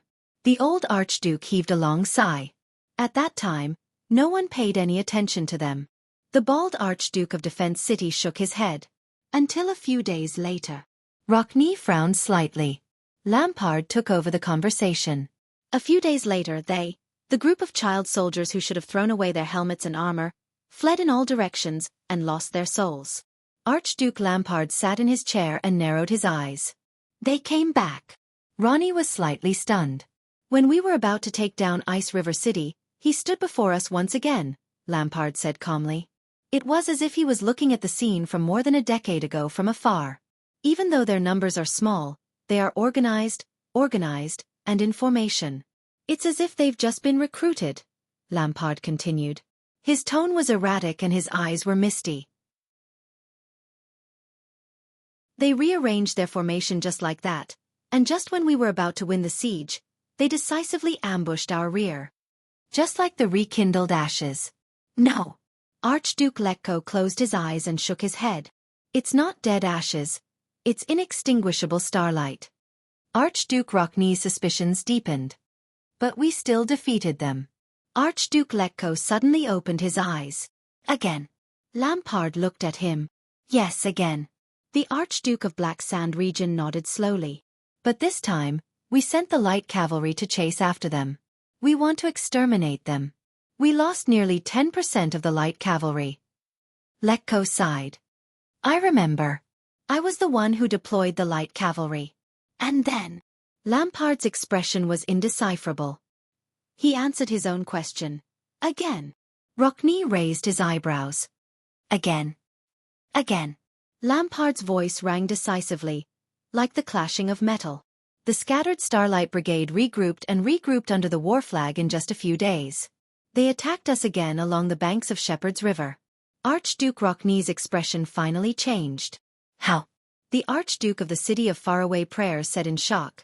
How did they regroup? What about morale? Can the supplies and logistics keep up? Lampard shook his head. We repeated this game a few times. Lampard's tone was a little tired. But no matter how many times we defeated them, as long as we didn't completely annihilate them, their scattered remnants would always miraculously regroup. I don't know how they handled logistics on that damned battlefield, but at least the eyes of those child soldiers were very decisive. Then, when we were besieging a city, raiding a land, resting for supplies, or changing troops, they would appear like ghosts beside or behind us and strike a cold blow. Archduke Letko's expression darkened. The inextinguishable starlight. This is the name our people gave them. Lampard snorted softly. The Archduke of Black Sand region asked softly, "What all of us can't figure out is how such a young and ordinary army can regroup without any hindrance after experiencing such crushing defeats and collapses every time. What we can't figure out is how such a young and ordinary army can regroup without any hindrance." No one answered. Archduke Ulcius furrowed his brows and looked at the others. The Starlight War God was a good leader. He trained his army very well. This is an honor that belongs to him, Ulcius said firmly.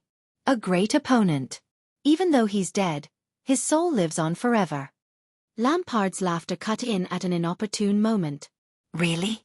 Just because John Jadestar was a great military strategist, the civilian soldiers under him could all become warriors with outstanding qualities? Lampard sneered faintly and said in an unfriendly tone, "Then our king, archdukes, nobles, commanders, and even warriors are all useless?" The archduke's expressions turned cold at the same time. Be careful with your words, Lampard. Letko narrowed his eyes. But Lampard ignored them. Why is it like this? An army that is isolated, without reinforcements, and can't fight us head-on is actually an inextinguishable army? Lampard's expression was firm. We are confused, we are curious, we are surprised, because even the Northlanders, who are famous for being good at fighting, can't imagine such a situation. The other archdukes fell into deep thought. Yes, the Northlanders have the strongest physiques among humans, and their spirits are also the most fanatical. Under the same conditions, no one can defeat us head-on on the battlefield. Even the most terrifying and powerful enemy. Lampard said firmly. But his tone immediately changed. But even for us, the strongest military country in the Western Six Kingdoms, after a great victory, our commander has to spend a day setting up camp and taking inventory. He has to send his trusted nobles and personal guard officers with sabers, swords, spears, axes, or noble warrants to gather and pacify the warriors who are so excited and frenzied that their eyes are bloodshot from killing, their hands are weak, and their pants are loose as they scatter around the battlefield to vent their frustrations. Being able to completely reorganize the army in one day and one night and advance the next day is considered a normal efficiency. Archduke Letko shook his head. That's not strange, the old archduke said slowly. We have been fighting like this for hundreds of years. Lampard turned his head abruptly. His gaze was as sharp as a knife's edge as he stared at the old archduke. The old archduke tilted his head slightly at the stare. But what about when we lose a battle? Lampard said coldly. Even the extensions would not be able to reorganize and arrange logistics without a few weeks or even a month's time. Then, when everyone is at a loss, we would not be able to regroup our troops and arrange our logistics properly. Then, we would be able to gather the defeated troops again when everyone is at a loss. It's not like hunting, where you only need to whistle and the stray hounds will run back. As for quickly gathering, reorganizing in a short period of time, deploying manpower, arranging logistics, organizing an army, reorganizing combat power, and marching again? Lampard crossed his arms and looked at the four archdukes, who had different expressions on their faces. He snorted coldly and said, "In the entire At, only the White Blade Guards and the Glacier Sentinels can do it. I suspect that many of the Archduke's personal guards can't do it." He looked at Rockne. Kulgan, the city of faraway prayers, has seen a lot of blood in the Golden Passage and the Great Desert. Your military power is considered outstanding in At. Lampard gestured with his chin. Can you do it? Rockne did not speak, but his expression was solemn. The other archdukes did not answer either. Lampard narrowed his eyes. Have you thought about why? A few seconds later, Ulcia sighed softly. The Archduke of Prestige Orchid shook his head. They have all the advantages on their own land, whether it's the support of the locals or their familiarity with the terrain. But he was soon rudely interrupted by Lampard. To hell with their own land, the Archduke of Black Sand region said fiercely. Most of those child soldiers were recruited by the starlight god of war from the south and west of Constellation. They are newbies who have not even been here for a year. In comparison, as Northlanders, we are more accustomed to the climate and terrain of Constellation's Northern Territory and Central Territory. Trentida snorted softly. Just say it. The Archduke of Reformation Tower curled his lips. What are you hinting at? Lampard's gaze immediately turned to him. Hinting? The Archduke of Black Sand Region said coldly. I've looked through the records of the battles against Constellation in the past 300 or 400 years. In the past, in the Great War 100 years ago, the Constellationates were like us. After they were defeated, they could not gather again without spending a few months. From their logistics ability to the speed of reorganizing, they were on par with us. Why can he train the Starlight Army when he becomes the Starlight God of War? The four archdukes frowned at the same time. Just get to the point. Don't give me a history lesson. Trentida impatiently voiced out everyone's thoughts. We are not idiots. Lampard's gaze sharpened. No, you are not idiots. His expression turned cold. This is something scarier than being an idiot. A smartass. A second later. Which one? Lampard asked softly. The four archdukes were slightly startled. What do you mean which one? Trentida asked, puzzled. Lampard leaned forward. Under the light from the brazier, his entire body was like a small mountain on the upper table. He stared at the four archdukes in an oppressive manner. I mean, he narrowed his eyes. The few of you, which king of Constellation in history left the deepest impression on you? The four archdukes stared at each other and exchanged a few puzzled glances. King of Constellation? Impression? The kings of Constellation. There are more than 30 of them. Lampard leaned against the back of his chair again. He extended his right hand and slowly began to count. The king of Renaissance, Tormund I, who fought alone for 10 years and swore to restore his country in a hopeless situation. The Black Eye, John I, who expanded his territory and fought against Nuven I around Overwatch City? Or the Red King, John II, who wiped out the entire Braid Dukedom within a month. The Far Sail, Kessel II, who destroyed Hanbal's fleet in the Second Continental War. The Conqueror of the North, Queen Erica, the only woman to rule Constellation and forcefully seize Cold Castle from Extet? Or the Oathkeeper, Midir IV, who was valiant, kept his promise, and was as close as Chara's brother? Oh, or the King of Eternal Rule, Adi II, who ruled longer than Nuven, had a stable country, and did not cause any trouble except for the last year? Although he did not end well. As Lampard spoke, he observed the Archduke's expressions. But he did not see anything. The Archdukes did not even bother to make small movements on their faces. Lampard sneered mockingly. No. Impossible, right? A few seconds later, he sighed nonchalantly. All right. Lampard narrowed his eyes. The King of Constellation who left the deepest impression on me. The Archdukes narrowed their eyes slightly. Lampard said flatly, Mindy's Jade Star III. Hearing that, Archduke Trentida's expression changed slightly. Could it be that? Lampard nodded slowly. Yes, the Archduke of Black Sand Region said flatly. His eyes filled with complicated and incomprehensible emotions. Mindy's III, who experienced the Fourth Continental War 150 years ago. He said softly, that virtuous king.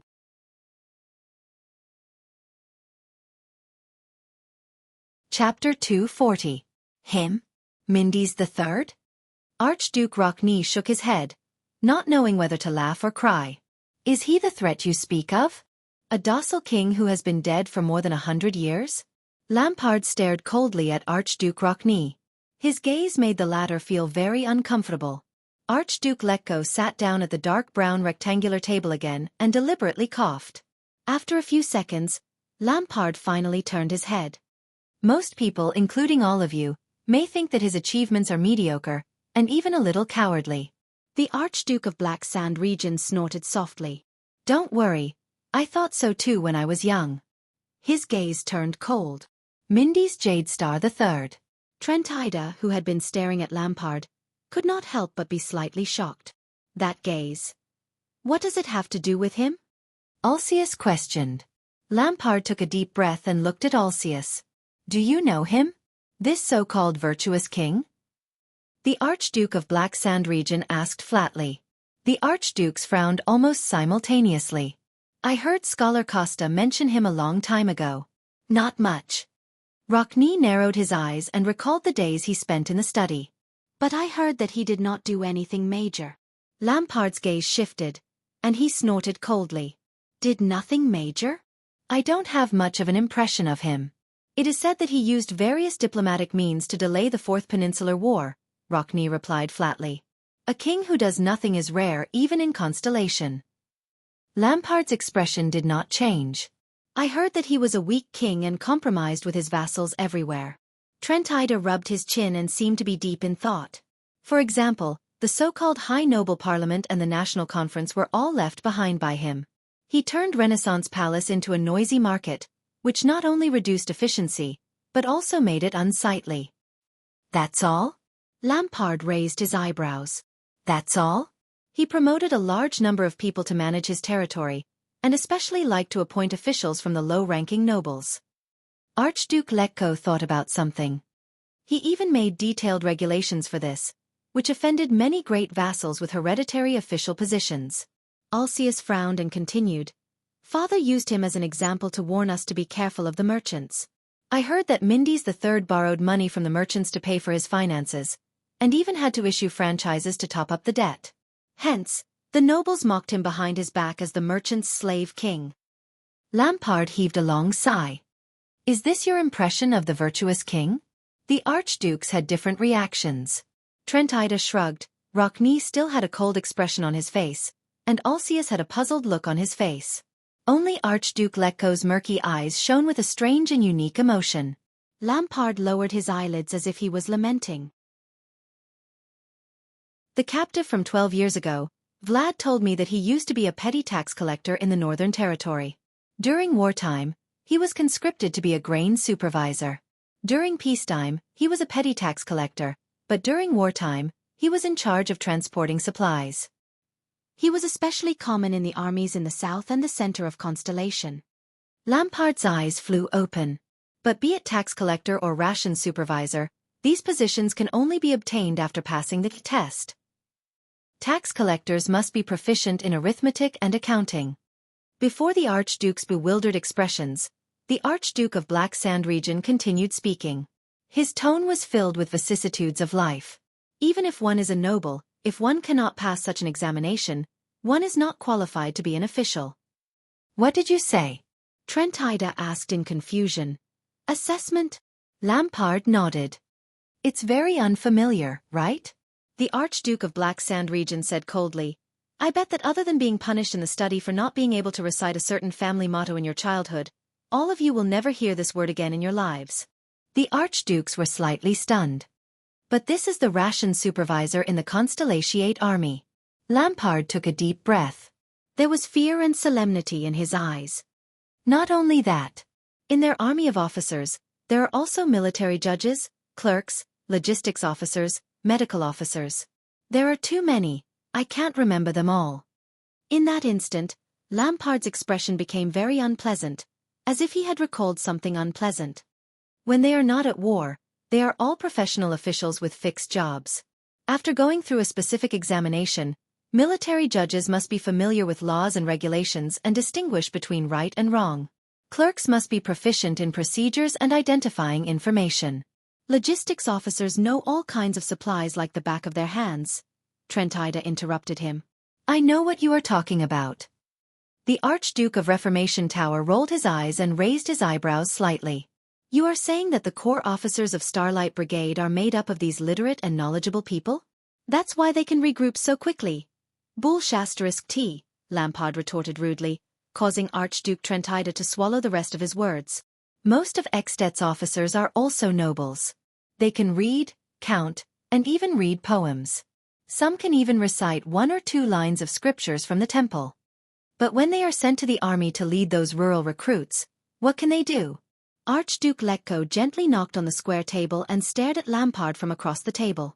The old Archduke said softly, So, you are saying that the key to Starlight Brigade survival is these insignificant officials? Lampard glanced at the other 3 archdukes. I remember my uncle Caslin. When I was young, I often heard him boast about how all-round the White Blade Guards were. Their strict and cruel training allowed them to take on almost every position, from death squads, messengers, logistics officers, scouts to supervisors, and so on. They were elites rarely seen in the world. The Archduke of Black Sand region immediately changed the topic. So every time there is a war and countless warriors are recruited, the king will put his White Blade Guards and nobles who are loyal to him to fill up the positions from low-ranking officers to commanders of the guards. It's just like how we archdukes send our personal guards and trusted aides to various positions. All of you are familiar with this scene, right? Lampard tilted his head. His weathered face was illuminated by the firelight, causing it to flicker. And what about the Cultivation army? He said flatly. The Archduke's heart suddenly tightened. Lampard's deep and coarse voice resounded in the hall. A long time ago, they were used to a fixed system. Ration officers are only responsible for calculating numbers and transporting goods. Logistics officers are only responsible for distributing supplies.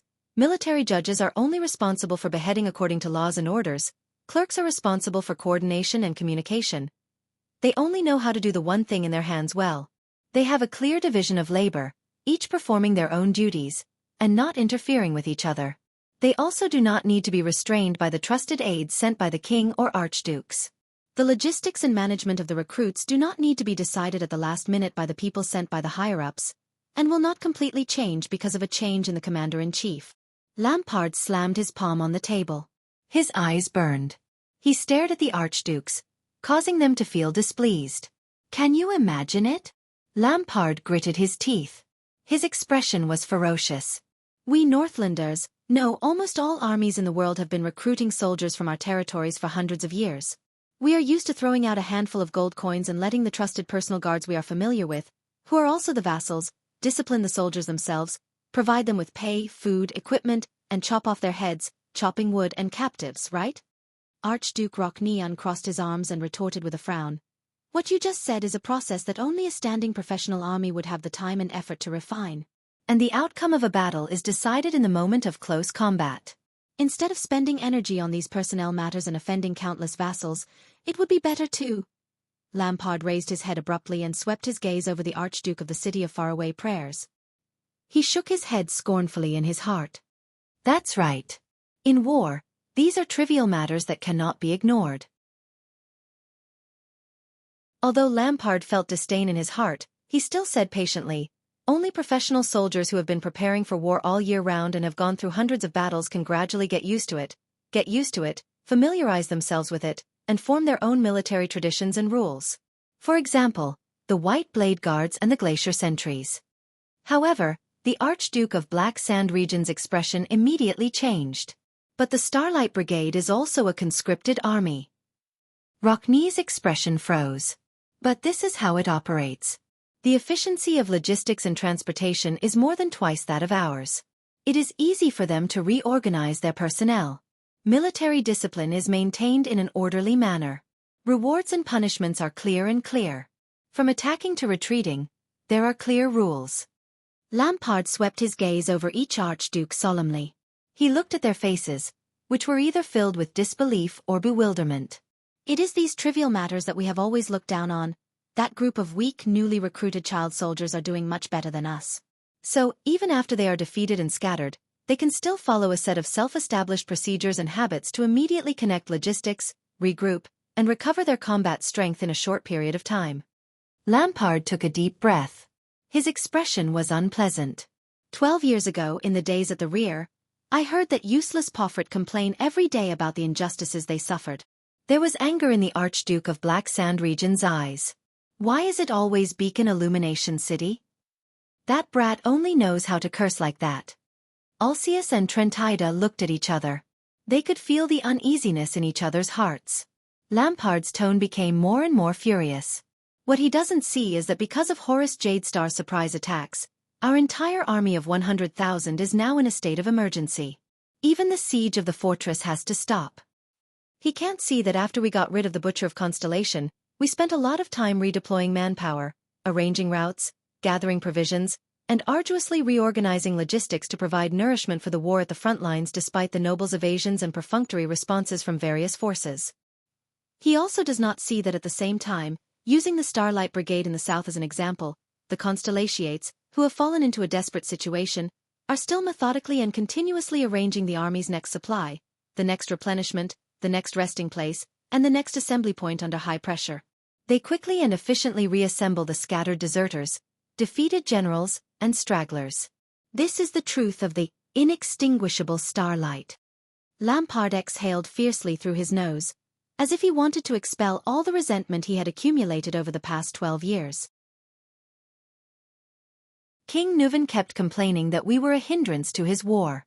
Just because of that brat Pofrit's big mouth, Nuvan even ordered his grandfather to abdicate as a punishment. Sometimes I think that perhaps, compared to the enemy, we are indeed a hindrance to him. Lekko's expression was solemn. He stared blankly at the square table, deep in thought. If this is what you want to say. Rockne furrowed his brows. The Constellations have a good logistical operation in the army, but it's still far from enough to convince us. Lampard's lips curled into a faint, cold smile. His laughter was filled with disdain, contempt, mockery, and a hint of anger. Lampard slowly stood up from his seat. His figure was projected to the center of the hall, like a glacier bear that had just woken up. Do you think this is all? Your territories are not as close to Constellation as mine. Lampard put his hand on his saber. His gaze was fierce. Do you know what I've seen in the past 10 years? Trentida narrowed his eyes. A faint sense of uneasiness rose in his heart. Alcius exhaled deeply. Rockne resisted the urge to interrupt and quietly waited for Lampard to speak. No. The Archduke of Black Sand Region's expression was ferocious, and his tone was terrifying. The inextinguishable starlight is just a scale of the great dragon, a corner of the light of the galaxy. No one knows when it started. That's how their entire kingdom operates, Li Tianlong said. Archduke Lekko stared at Lampard's face and listened to his words. There was an inexplicable fear in his heart. Operated like this? This is...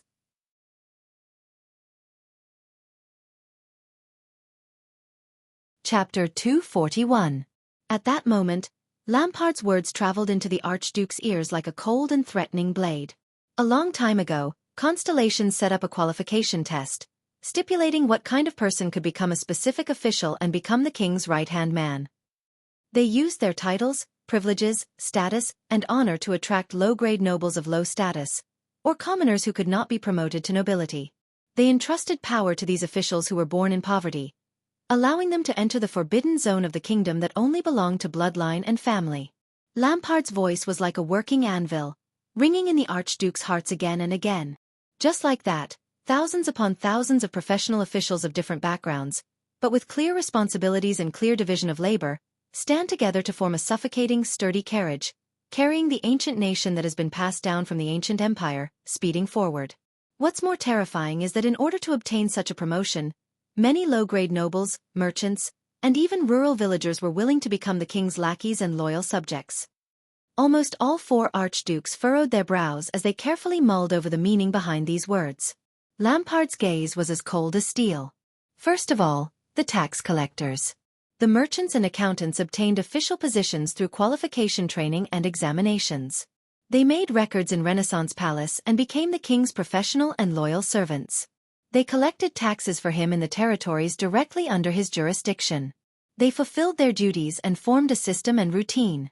Every tax collector was directly responsible to the chief of finance and his subordinates. They strictly abided by the rules, were skilled in calculation, and had sharp eyes and ears. They would not miss a single copper or conceal any accounts. Therefore, the taxes in the king's hands were more and more detailed than when he sent his trusted nobles to collect taxes based on the standards of loyalty, relationships. The taxes increased year after year. Did you think that the Jade Star royal family's wealth was so simple because the tyrant increased taxes? Do you know what this means? Lampard added silently in his heart. Short-sighted and dull archdukes. And what about us in At? Lampard's tone changed. His eyes, which were as sharp as blades, glared at the 4 dumbfounded archdukes. In order to ensure that their interests are not harmed and their authority is not shaken, The archdukes and nobles will only send their trusted aides and subordinates as tax collectors. With swords and spears, they will use their connections and relationships with the lords to collect taxes from various castles and villages. They will act like tyrants, deceive their superiors and subordinates, exploit layer by layer, and fill their own pockets. Every year, if the taxes handed over to the lord by the vassals can reach 50% of the planned amount, it can be said that everyone is happy and loyal. Archduke Alcius lowered his head. His expression was solemn, and he did not speak another word. Lampard continued, "In many cities in Constellation, there is a position called police officer, which can only be obtained through assessment and training. The police station directly under the garrison officer is in charge of the city's security and order. It is clearly separated from the city defense team, which is the standing private army of the city, and is strictly prohibited from interfering with each other." "What about us?" The Archduke of Black Sand region gritted his teeth. His expression was horrified. For so many years, Xianxia has been in a slump in business, and goods are scarce. Other than the filthy Camions, who have ulterior motives, half of the merchants would rather do business in Constellation than in Xianxia. Is it really because the products in the south are more abundant? No. Lampard's gaze was solemn. That's because all the merchants know that in Constellation, at the very least, the rules and order of transactions are written clearly. At the very least, there are professional officials and departments that they can appeal to. At the very least, the police station and police officers maintain the order of the market on the surface. At the very least, they don't have to wrangle with unreasonable armies or deal with influential people who are connected to them. Lampard remembered something and clenched his fists. And in Xianxia, a small disciplinary officer in charge of the patrol team can use his connections to engage in large-scale smuggling of weapons and force away merchants who are not pleasing to the eye, as long as the higher-ups turn a blind eye.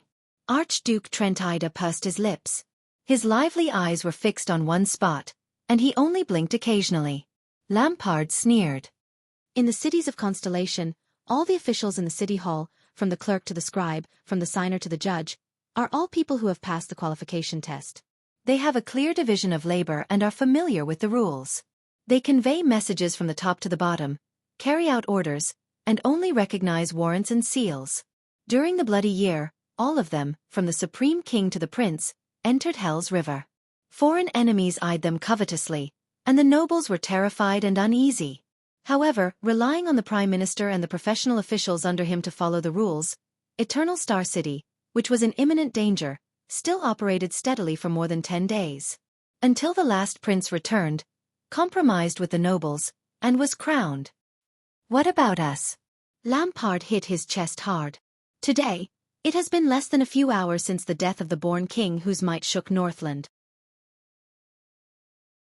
Because of the loss of his prestige, Dragon Cloud City is in a mess. Chaos, rumors, conflicts, and contradictions are endless. The people are terrified and uneasy. I reckon that Li Span has been hesitating for a long time about whether to overstep his authority and use the patrol team. He is used to asking for Nuven's permission. I led the army and rampaged through the city for a few hours. Only when we took down the first gatehouse, only when I stood here, so close that I could spit at all of you, did the dignified Prime Minister lead his troops here, confused. Archduke Rockney's expression darkened. He exhaled a long breath, and his gaze was hesitant. Lampard paused for a whole 10 seconds. During this long period of time, no Archduke made a sound. Finally, Lampard exhaled a helpless and laborious breath. Fatigue and pain appeared on his face. "I know that your territory is far away from Constellation, and that you have only cared about the game with Dragon Cloud City over the past few years, but I have already said this much. Can't you feel it?"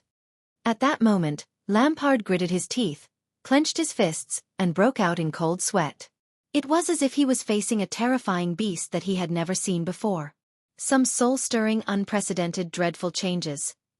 It is happening quietly in Constellation, behind the country that is a remnant of the Empire and has been fighting against us for years. The Archduke's expressions changed slightly. This change, trembling slightly, Lampard continued with his chilling words, is as tranquil as the surging of an undercurrent, as calm as dripping water piercing through a stone. But please believe me, this is a terrifying situation that not even the powerful ancient empire has seen in the past thousands of years. Lampard felt his hair stand on end. It was as if there was a chill in his chest that went straight into his heart. Constellation, our opponent for the past 600 years, is undergoing an unprecedented transformation. The four archdukes looked at each other in pairs. In their disbelief, hesitation, and earth-shattering shock, they could not advance or retreat. But Lampard continued, "Through direct contact with the war, I saw the tip of the iceberg of this terrifying transformation. It's like the faint vibration that comes from within the cocoon on the eve of its transformation. It's inconspicuous, but extremely important." Lampard suddenly raised his head. His gaze was as sharp as a sword, and his gaze was threatening as he stared at the four archdukes.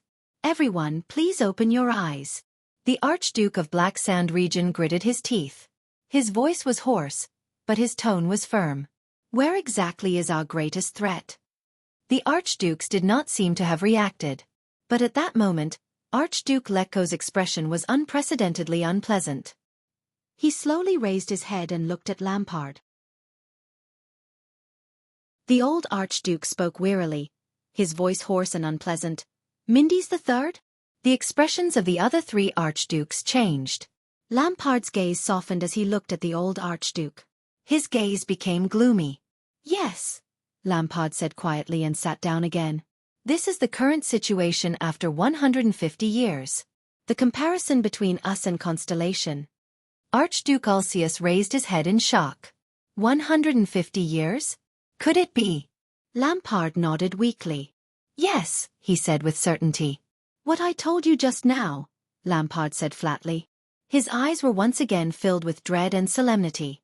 "Everything. It all originated from 150 years ago. From the Supreme King of Constellation, who was almost ignored by everyone. Mindys the Third." The four archdukes cast their gazes at Lampard in that second. Their emotions were complicated and their reactions varied. The Archduke of Black Sand region looked at their expressions and could not help but sneer. "You said that he did not do anything big?" Chapman Lampard snorted coldly, and it was hard for him to distinguish between praise and criticism. More than 100 years ago, it was Mindys the Third who did not hesitate to offend the Jade Star family's branch families, trusted aides, in-laws, and even direct vassals. He also strictly and precisely set up and separated countless official positions and departments. The City Hall, the Police Department, the Department of Finance. He also gave them his authority. He made clear regulations, trained them, and paid them salaries even if they had to borrow money to survive. He let these new officials manage the royal family's central territory, and even the whole of Constellation. More than 100 years have passed. Even the most remote and domineering vassals with power had no choice but to compromise with the rules of the game left behind by the virtuous king and acknowledge the king's officials for the sake of taxes, efficiency, power, and even more so for the sake of effectively opposing the king. Lampard raised his head. His eyes were as cold as a blade. Relying on these people, Constellation's royal authority gradually penetrated into every corner of the kingdom. It controlled the entire country from top to bottom like never before. Do you think that luck and talent are the only things behind the Starlight Brigade? No, this steel carriage formed by countless professional officials began with Mindys the Third. It has long been in conflict and friction. During the years when we dominated the Western Peninsula, it quietly operated, worked together, and settled for more than 100 years. It influenced us imperceptibly, took root, and sprouted. When he heard this, Archduke Rockney of the City of Faraway Prayers lowered his head deeply. There was a struggle in his eyes. "Also," Lampard spoke again, his tone cold, "you said that he was weak and omnipotent, and compromised with the nobles?" "Forgive me for reminding all of you, but it was precisely because of the higher parliament and the national conference that compromised with the nobles. That Kessel V of our south turned the millions of Constellation civilians into powerful tools for him to fight against the great vassals alone. In the past 5 years, he resisted the fierce opposition of almost all the vassals and unquestionably launched a countrywide war. He unstoppably appointed an heir to the royal family. This is his royal authority. For Constellation, this is already the norm." Lampard abruptly slammed his fist on the square table and said loudly with a face full of anger, "If King Nuvan were to stand here and ask all of you to recruit troops within a month to follow him into the Great Desert, how many of you would do it without hesitation?" Ulcius and Trentida stared at each other in the air. One of them looked hesitant and shook his head lightly. The other clenched his teeth and breathed rapidly. As for Mindy's the third, you said that he lived by borrowing money? The Archduke of Black Sand region raised his hand and waved it indifferently. But what's more ironic? Lampard leaned forward and clenched his teeth. His expression was cold. More than 100 years ago, Mindy's the third, who supported a large number of officials under him, was constantly borrowing money and never got tired of it. So he ordered that all the debtors be gathered in one house, and with the royal franchise and even the next year's taxes as a guarantee, he wrote all the debtors a unified IOU. Today, more than 100 years later, the house where countless merchants come and go has been expanded many times. It imitated the habits of the Camian city-states and changed its name. The Archduke of Black Sand region's expression was unpleasant. His tone was hesitant, as though he wanted to narrate a strange situation that even he did not understand. It's called the Royal Family Bank. The few archdukes cast doubtful glances at him. Lampard clenched his teeth and shook his head. 5 years ago, King Kessel did not raise taxes or confiscate property. He only wrote an IOU to the so-called Royal Family Bank, which was formed by countless merchants. He took out a large sum of money, raised countless troops, and fought a costly desert war. After he returned, he actually expanded the regular army. Lampard clenched his teeth and shook his head. Can we imagine that, when we have to raise taxes every time we go to war? Do all of you still think that this war only relied on the Jade Star royal family's wealth? Silence again. No one spoke.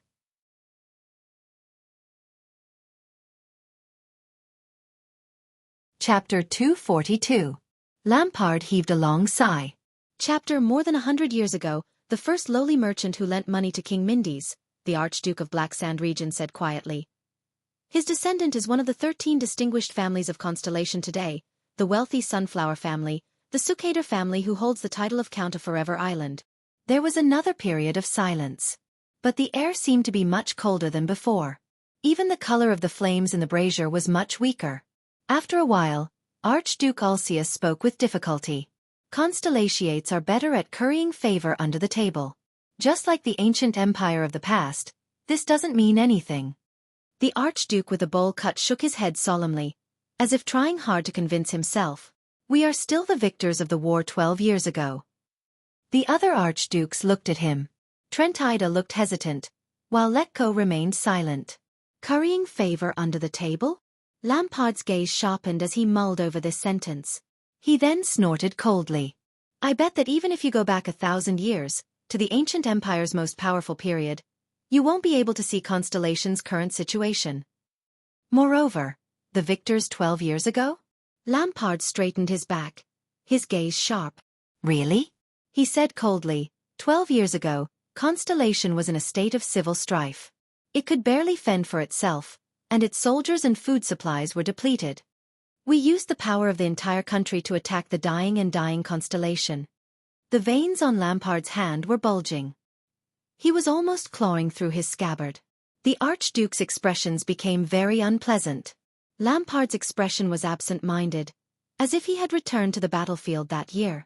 At that time, none of us doubted that the At army, known for its ability to conquer and invincible in the Western Peninsula, would wipe out their futile resistance in a few short months. Just like the past centuries. Our cavalry would break through their every formation, the catapults would break through every gate, and the heavy infantry would tear apart every southerner who tried to resist. We would effortlessly conquer the Northern Territory, the land of cliffs, and enter Eternal Star City. At the very least, you have to be like Khan Trentida, the great spirit archduke from 400 years ago. You have to drive your army to the foot of Eternal Star City, plunder every village, plunder every bit of wealth, and stick the red dragon flag with a black background in front of Eternal Star City before leaving. Lampard raised his head abruptly as if he had just come back to his senses. What was the result? The Archduke of Black Sand region's expression was extremely pained. His next words seemed to have been squeezed out through gritted teeth. We spent a few months under the fortress. Not only did we suffer heavy casualties, even our pitiful supply line was riddled with holes by that Constellation butcher. It was only when the traitor betrayed Horus Jadestar and paid the price of the death of an archduke that we used his might to take down the fortress. Ulcius lowered his head, as if remembering something. Lampard took a deep breath, as if he was trying his best to suppress his emotions. It's the start of spring. We're heading south to the Northern Territory. Xianxia's absolute advantage in military strength is a guarantee of invincibility. Aside from slightly increased casualties, our journey from Cold Castle to Ice River City was smooth. Trentide sighed. Then, Lampard said absent-mindedly, was the Starlight Brigade. Lekko snorted softly. His expression was complicated. Although the overall situation of the war was advancing, as the battlefront grew longer, our supplies became more unfavorable, and our military strength became more scattered. We were dragged into a muddy mess by those child soldiers, and it was difficult for us to advance or retreat. This made the bold claim of taking down Eternal Star City within a year seem like a joke. Soon, we had no choice but to dispel the idea of fighting on multiple fronts and launching an all-out invasion. Instead, we concentrated our military strength and charged straight at Central Territory and Eternal Star City in an attempt to subdue the enemy in one strike. Lampard took a deep breath and said solemnly, "We did not succeed. So, we had no choice but to turn into Land of Cliffs region and try to open up another battlefield." Lampard clasped his hands together, the veins on the back of his hands bulging slightly. At the same time, our casualties kept increasing, the pressure on our logistics increased, and the Starlight Brigade became more difficult to deal with each time. At this moment, Archduke Lekko added in a hoarse voice, "Not only that, but they were also recruiting locally. As they fought, they replenished their numbers, and as they fought, they replenished their numbers." Lampard nodded with a solemn expression. The Archduke of Black Sand region sighed and said, "What's worse is that after just a few months, our supplies ran out." Trentide furrowed his brows. "We've always planned to replenish our supplies on the spot, haven't we?" Lampard snorted angrily. "Forget it. Constellation has been in ruins for a long time. It's impossible for us to replenish our supplies on the spot," he said coldly. "The sowing and grazing of livestock in the spring have been delayed. The country is complaining incessantly, and the vassals are in conflict. In addition to our terrible transportation, the expedition of 100,000 people is even more terrifying than the arrival of a disaster for Xianxia's logistics." Archduke Ulcius clenched his fists tightly. When even transporting the supplies to Broken Dragon Fortress becomes a problem, when the soldiers can no longer snatch enough food, when even the most valiant troops are no longer in a complete formation, when our invincible army has nowhere to exert its strength, and when the results of the war are not impressive for a whole month. Lampard's expression was extremely gloomy. "That's right. Constellation was the first to propose peace talks. It seems that they're asking for help everywhere, using foreign interference to beg for peace, admit defeat, and beg us to let them go." Trentide of Reformation Tower narrowed his eyes. His Majesty Nuvan once said that the threat of the allied forces of the various countries made him suspicious. He was worried that after the annexation of Constellation, our empty and unstable state would become a target for all the various countries' diplomatic mediation? Lampard punched his scabbard fiercely. "What are those forces of power that are like flies to Xianxia? Camus Union? We've taught them a lesson countless times in the Golden Passage. Hanbol? They've been defeated by us in 3 peninsular wars. Mane of Night? It takes months for their army to cross the sea. As for the Sacred Tree Kingdom, Steel City, and even the cunning fox of Constellation who came to negotiate? Humph." Lampard clenched his teeth. "With my uncle's temper, when did you think he would ever back down because of diplomatic means outside the battlefield?" Trentide did not speak anymore. Lampard exhaled and said painfully, "Admit it. The reason we're willing to negotiate is because we've already used up all our cards in that war and exhausted our strength. Even if we still have some strength left, we have no confidence in continuing the war. Compared to Constellation, which has suffered countless casualties and is on the verge of collapse, we're only a little better." Listening to all this, Archduke Rockney closed his eyes. "King Nuvan is a smart man." Lampard shook his head weakly. "He's fought more wars than anyone else. He knows when to stop is the wisest choice. He can use this as a stepping stone to retreat so that things won't be too ugly in the end."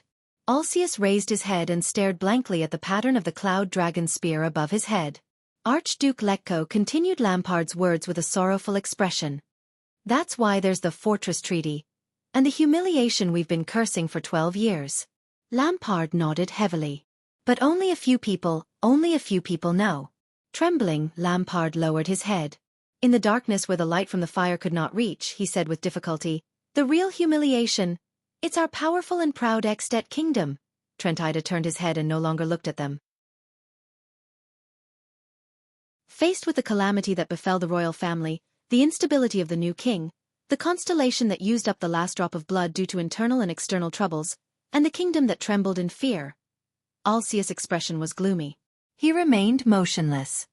Faced with the unprecedentedly weak constellation that could not even muster a complete army, and could only rely on a group of child soldiers to fight, Archduke Rockne looked at Lampard in disbelief, then at Letko. Lampard said with a ferocious expression, "We, the 7 archdukes, 100,000 soldiers, and the power of the entire country, led the invincible At warriors, but even Shepherd's River, which separated the Northern Territory and the Central Territory, we couldn't fight our way through." Everyone was silent for a long time. Only the light from the fire flickered. After a long time, Lampard sighed. "I believe that all of you more or less felt it during the war that year. It's just that your pride, your honor, and your arrogance made you afraid, unable, and unwilling to admit it." "No.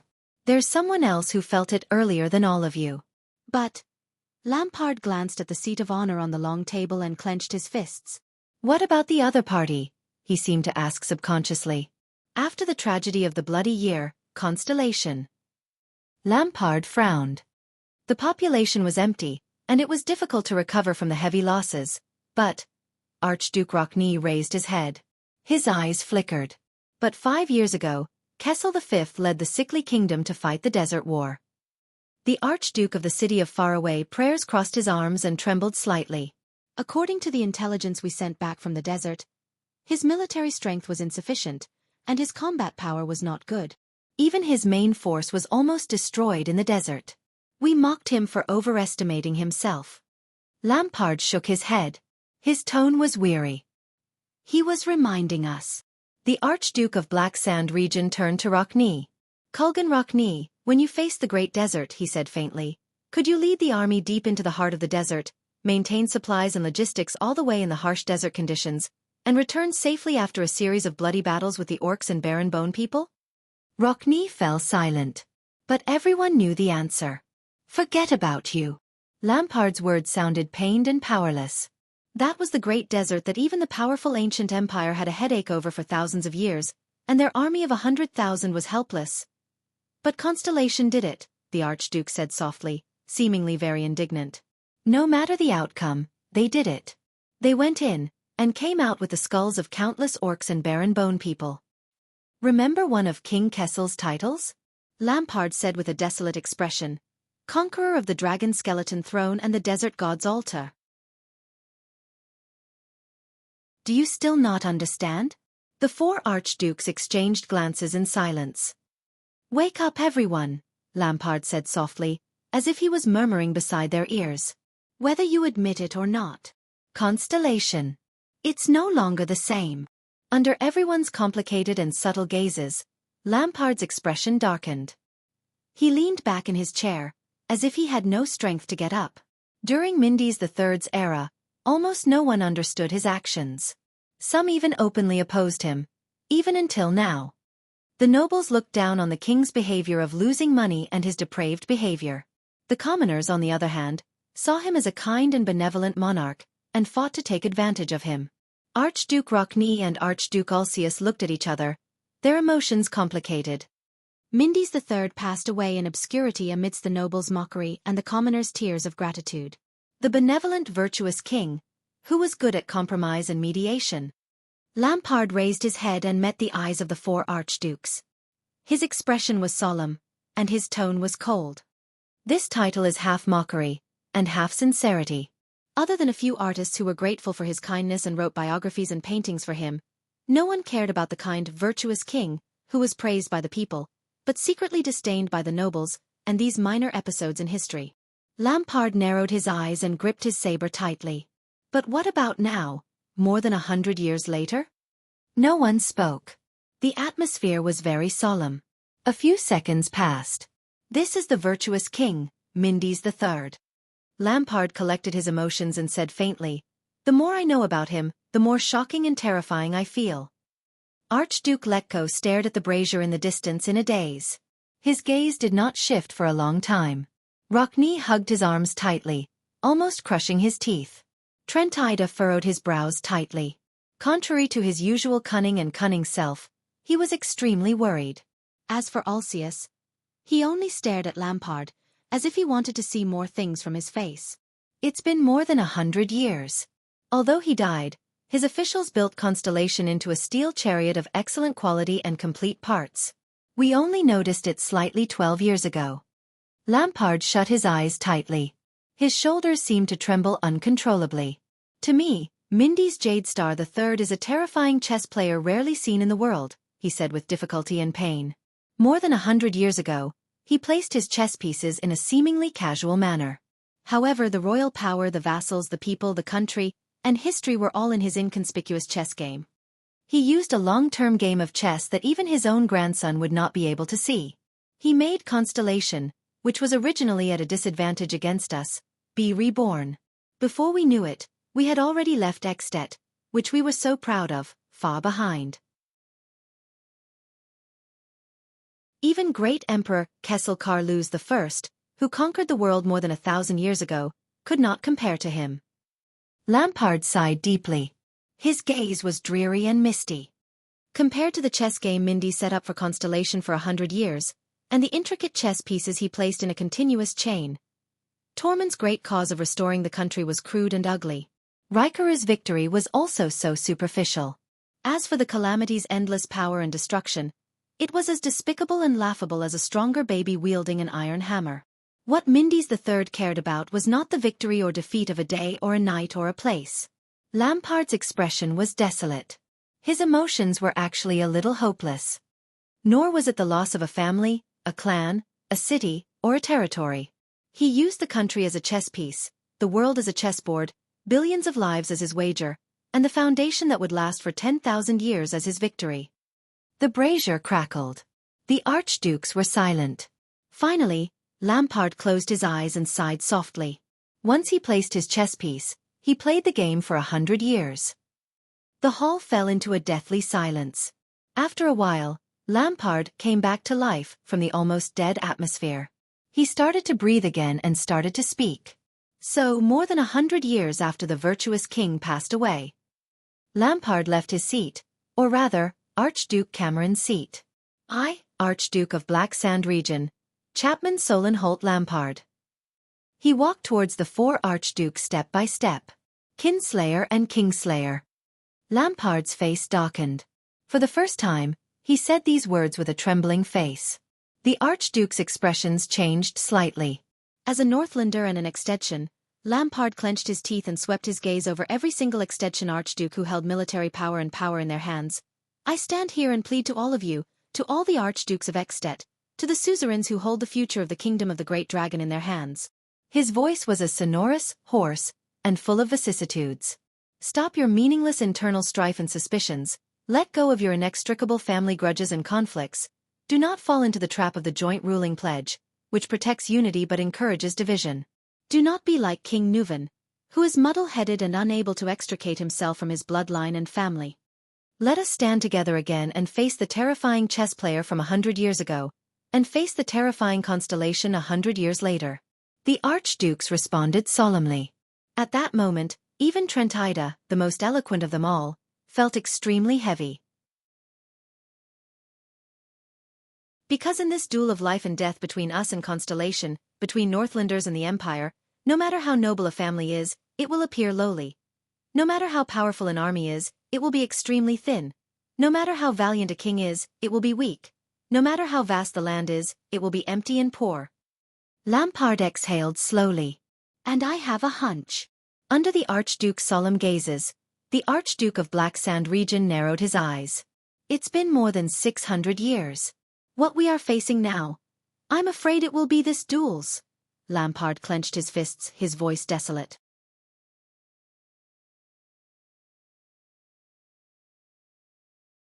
Chapter 243. Cohen stretched lazily and yawned widely. A young girl carrying a piece of cloth passed by and could not help but glance at the tall Cohen. Keep your movements down. An attendant should behave like an attendant. Raphael walked beside Cohen and frowned. We're surrounded by Northlanders. It's inevitable that there are Lampard spies around.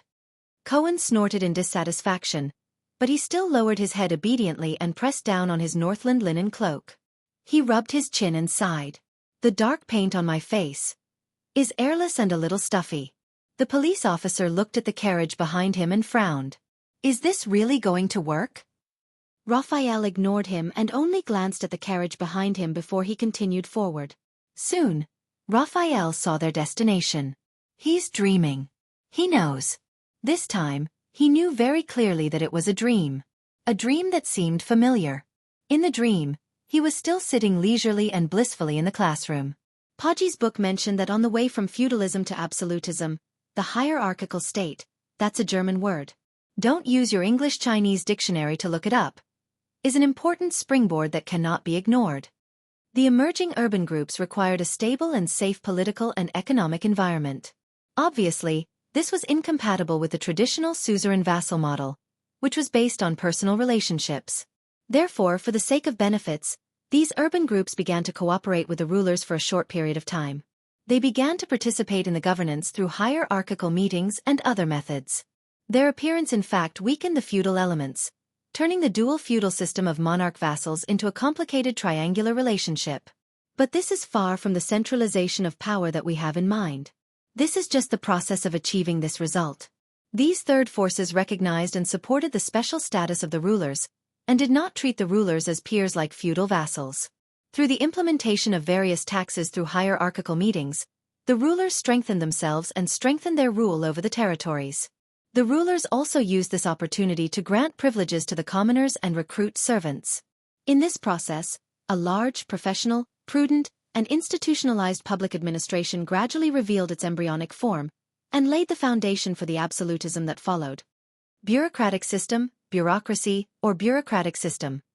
Although I don't really like this translation, it gives you some subjective bad impressions. This is a basic concept that you should have come into contact with from the textbooks when you were in university. Students who don't specialize in this field might want to read Weber's original work. Although it's hard to read, it's much more interesting than the second-hand summaries you get from textbooks. Dong! A slight tremor woke Thales up from his deep sleep. What happened? In the camion's carriage, Thales opened his sleepy eyes and wiped the drool from the corners of his mouth in a flurry. He looked at the other people in the carriage in a daze. I fell asleep? Outside the carriages, the Northlanders who came and went looked worried. The White Blade Guards had already changed their attire and were dressed as ordinary Northlanders. The constellations beside the carriages, including Cohen and Miranda, had changed into camion attire, which matched the two camion carriages that Thales and the others were riding on. The two carriages had the emblem of a dagger on them. "Calm down, Your Highness." Put-Ray, who was beside him, turned his head calmly. He politely did not look at the prince's embarrassment while he observed the situation outside the carriage. It looks like we're reaching the first gatehouse soon. As expected, at the end of the road outside the carriage, the silhouette of the gatehouse and heroic spirit palace had already appeared in their field of vision. Many curious commoners wanted to get closer, but they were chased away by the patrols under the gatehouse. When Thales first came to Dragon Cloud City, he had stepped into the first gatehouse. But it was now in the hands of the enemy. Heroic Spirit Palace was right behind it. Thales breathed a sigh of relief. He calmed his pounding heart and chased the dream out of his mind. He cast his gaze at the stern Nicholas opposite him. It's time. The Star Killer raised his head. We'll part ways here. I'll go to the other carriage. We have to leave with Miss Walton. As for you, Nicholas narrowed his eyes. Good luck. Thales exhaled through his nose. Thank you and your brothers. Thank you for bringing us here. The prince looked out the window and at the carriage behind them. He furrowed his brows. Take good care of her. Becoming a Walton is not a good thing in this situation. Leave the rest to us. Nicholas' expression darkened. But he immediately raised his head and looked at the captive beside him, Marquis Shiles. He said with hatred, "Be smarter, old friend. Otherwise, I promise you, you won't want to provoke the former commander of the White Blade Guards who is hiding in the dark." Shiles, whose mouth was gagged and hands were tied behind his back, nodded and tried his best to put on a calm and polite smile. Unfortunately, because his mouth was gagged, his smile looked a little awkward. At this moment, the carriage stopped. Everyone in the carriage subconsciously looked out the window. Outside the carriage, a dozen soldiers dressed in patrol uniforms waved at the group of carriages and walked towards them. Behind them, there were at least a few hundred of their colleagues who were moving back and forth in all directions. They seemed to have surrounded the gatehouse and formed a line of defense. Patrol! Thales was shocked. Are they Lampard's men? Ah, not only did they seal the gatehouse, they even set up a cordon so far away. Putre narrowed his eyes. Looks like they're quite strict with their checks. Even though they know that it's fake, it looks like it's real. Get ready, it's about to begin. Thales' heart trembled. He looked at the first gatehouse in the distance and imagined heroic spirit palace behind it, as well as the few figures in the palace. He could not help but clench his fists tightly. His gaze became determined. It's here. My battle. Opposite him, Nicholas' expression tensed. The Star Killer cut the rope on Shiles' body and pulled out the cloth from his mouth. Putre smiled at Shiles. It's time for you to show your negotiation skills, Sir Marquis. Do you know what to do? Only then did Shiles breathe a sigh of relief. He leaned against the carriage. The Lady of Harvest above, of course, but I have to say. In the next moment, the Star Killer's hand instantly grabbed Marquis Shiles' shoulder. The latter immediately bounced off the carriage as if he had been electrocuted. Behave yourself. There was a faint threat in Nicholas' voice. If I find out that you dare to play tricks, Shiles broke out in cold sweat from the pain. Relax, relax, Your Grace. The Camion shook his head awkwardly as he sweated. If you want me to negotiate, you have to at least guarantee my safety, right? I can't guarantee your safety, Nicholas said coldly. But if something happens, I guarantee that you will die before us. In this regard, the considerate Shiles could only express his understanding with a face full of smiles. Thales took a deep breath and gave Putre a reassuring smile. More than 10 patrol members entered the two carriages with the Camion emblem. They looked at the Northlanders and foreigners who surrounded the carriages with hostile expressions. The carriage window was opened. Good day, diligent sir. I am Shiles Bamra from Goodflow City. The elegant Marquis Shiles with a blonde ponytail nodded slightly to a nobleman, who looked like a disciplinary officer under the carriage. His expression was at ease and his tone was relaxed. He nodded slightly at a noble who looked like a disciplinary officer. I am sorry. I have a very urgent matter to attend to. I need to enter Heroic Spirit Palace. Can you make an exception? The disciplinary officer was slightly startled. A Camion? Everyone in the carriage was silent as they waited for Shiles to negotiate with them. If he suddenly goes back on his word or... Thales sighed. Nicholas touched the hilt of his knife gently and stared at Shiles' back. If you can't make the decision, I think your superior should know me. I mean your immediate superior. Shiles smiled and nodded. The disciplinary officer who looked like a leader frowned. He turned around and patted the shoulder of a soldier beside him. He whispered a few words into his ear. The latter seemed to have received an order and turned to leave. I have heard of your name, sir. You are one of His Majesty's distinguished guests. The disciplinary officer raised his head and nodded respectfully at Shiles. But I am also very sorry. Every carriage that attempts to enter Heroic Spirit Palace and every noble that attempts to enter Heroic Spirit Palace must be inspected. This is an order from the Prime Minister. The moment he finished speaking, everyone in the carriage was shocked. Thales and Putre looked at each other and saw the surprise in each other's eyes. Prime Minister? Not Lampard? This means... Shiles' expression was especially astonished. Wait, you mean... Shiles furrowed his brows suspiciously. This is an order from the Prime Minister? The disciplinary officer also seemed to be a little surprised by the Marquis' reaction. He first looked at his colleagues and subordinates, then nodded at Shiles. The Marquis in the carriage opened his mouth wide. He looked at the patrols around him and asked nervously, You mean Count Leespan, Prime Minister Leespan? Yes, all the patrols in the city are now under the direct command of the Prime Minister. The disciplinary officer replied with a solemn expression. Is there a problem? Shiles stared at him in a daze. Prime Minister? Where is he? In the palace? The disciplinary officer shook his head. No, he's right here. The disciplinary officer pointed at a house guarded by soldiers on the street to his side. He's working in the temporary stronghold behind us. I've already sent someone to invite him over. If you have any questions, you can ask him or ask him directly. Xiles raised his head with a complicated expression. Gatehouse, the first gatehouse. The Marquis looked at the first gatehouse in the distance. He looked at the vague figures on it and asked hesitantly, "It is already past time now. Why is it not open yet? Could it be that something happened to Heroic Spirit Palace?" The disciplinary officer's expression changed. Of course not. The disciplinary officer reacted quickly and shook his head. His expression was solemn and seemed to allow no doubt. You know, the calamity has just descended last night. We will be more cautious during critical times, but please be rest assured that everything is under control. Xiles narrowed his eyes. He took a deep breath and looked at the house where the Prime Minister was.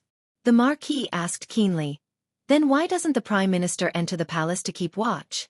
Instead, he is temporarily stationed in a house? Isn't the patrol on the gatehouse a little too far away from the cordon that you have set up? Could it be that all of you dare not go near the gatehouse?" The disciplinary officer furrowed his brows imperceptibly. You misunderstand. We deliberately set up the line of defense a little further away from the gatehouse for safety, he answered very seriously, as if to cut off all unnecessary associations from the foreign noble. Before ensuring safety, we have to stop all possible threats outside Heroic Spirit Palace. Of course, we cannot let our guard down even at the gatehouse. Xiles raised his brows. As he spoke, the soldier who delivered the order returned to the disciplinary officer's side and whispered a few words into his ear. Please follow us in your carriage. The disciplinary officer turned his head and nodded respectfully at the Marquis. The Prime Minister wishes to see you. Xiles' expression changed. Oh. He nodded gently, concealing the turmoil in his heart with a smile. All right, we'll come right away. Xiles first gestured at the coachman. Then, with a calm expression, he smoothly closed the window. The carriage started moving again, moving forward slowly along with the patrol team. He turned his head around to look at the people in the carriage. The moment Xiles turned his head around, his expression had already become tense and solemn. Everyone in the carriage also stared back at him with pale faces. These people, these soldiers. Even though Xiles tried his best to control his emotions, Thales could still hear a hint of unexpected panic in his tone. They are not Lampard's men, nor are they from Black Sand region. Xiles' words became more and more hurried. He did not even care about the hilt of Nicholas' sword that was pressed against his back. He said in exasperation, "They are the real Dragon Cloud City Patrol team, the army. They are directly under the disciplinary hall and the garrison officers. They are not fake. They are the real deal." Thales thought of something and looked at the solemn-looking patrols on both sides. The real deal? In other words, these people are loyal to Dragon Cloud City and the Walton family? What's going on? Put Ray asked calmly. Did Prime Minister Lisban appear and control the situation? I don't think so. Xiles shook his head. It was obvious that he was also thinking hard about the current situation. I managed to find out. The gatehouse is still in Lampard's hands. Obviously, they are confronting each other and even negotiating. The two carriages, along with the Northlanders and Constellations, were moving forward. The gatehouse was in front of them on the right, and Lisbon's house was in front of them on the left. Putray clasped his hands together and narrowed his eyes. It seems that this person is more powerful than we thought. Judging by his posture, he has already noticed that something is wrong in the gatehouse and even in Heroic Spirit Palace. He has led his troops here. Thales sighed softly. He looked at Nicholas with a firm gaze. Now is a good opportunity. You can take advantage of the situation and evacuate with the Waltons. With Miss Walton. Go to your Prime Minister Lisban. You can either seek help or leave.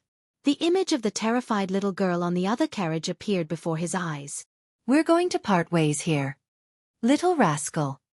Nicholas' expression changed. Of course it's convenient for the Northlanders, but the problem is, what about us? Beside him, Xiles gritted his teeth and furrowed his brows. When we see Lisban, what should we say? We want to save your country, please let us go? Thales took a deep breath and pondered anxiously. In the original plan, they had to rely on Xiles to deceive the Black Sand region soldiers in the gatehouse. Then, Xiles would find a way to send them to Heroic Spirit Palace. But now, right in front of the gatehouse, Lispan. Prime Minister? What should I do? How should I face him? Or should I just not face him? When he thought of this, Thales raised his head and seemed to be deep in thought. If we suddenly rush to the gatehouse now and let Xiles bring us in, will we succeed? Will Lispan and his patrol team intercept or even attack us? The carriage drove past another group of patrolling soldiers. They seemed to be more nervous than the other soldiers. They surrounded a noble and pointed at the gatehouse. Put-Ray frowned. But if that's the case... He did not continue. Nicholas' expression changed. He looked at Thales. You know, you can actually come with me to meet the Prime Minister. We will explain everything, work together with his forces, and act together, Nicholas said flatly. With his cooperation, it will be more convenient for us. As the Star Killer spoke, he glanced at Xiles. His gaze was cold. Anyway, we have a zealous witness from Camus Union regarding the plot to assassinate King Nuven. The expression of the Marquis of Camus Union changed drastically. Thales thought of something. The prince nodded and asked Nicholas solemnly, "If we go to Lispan, is he trustworthy?" Nicholas paused for a moment. Count Lispan is the Prime Minister of the kingdom. He has been His Majesty's right-hand man for many years. The Star Killer lowered his head and said softly, "And he is a direct vassal of Dragoncloud City." Thales furrowed his brows. He felt that there was something wrong with Nicholas.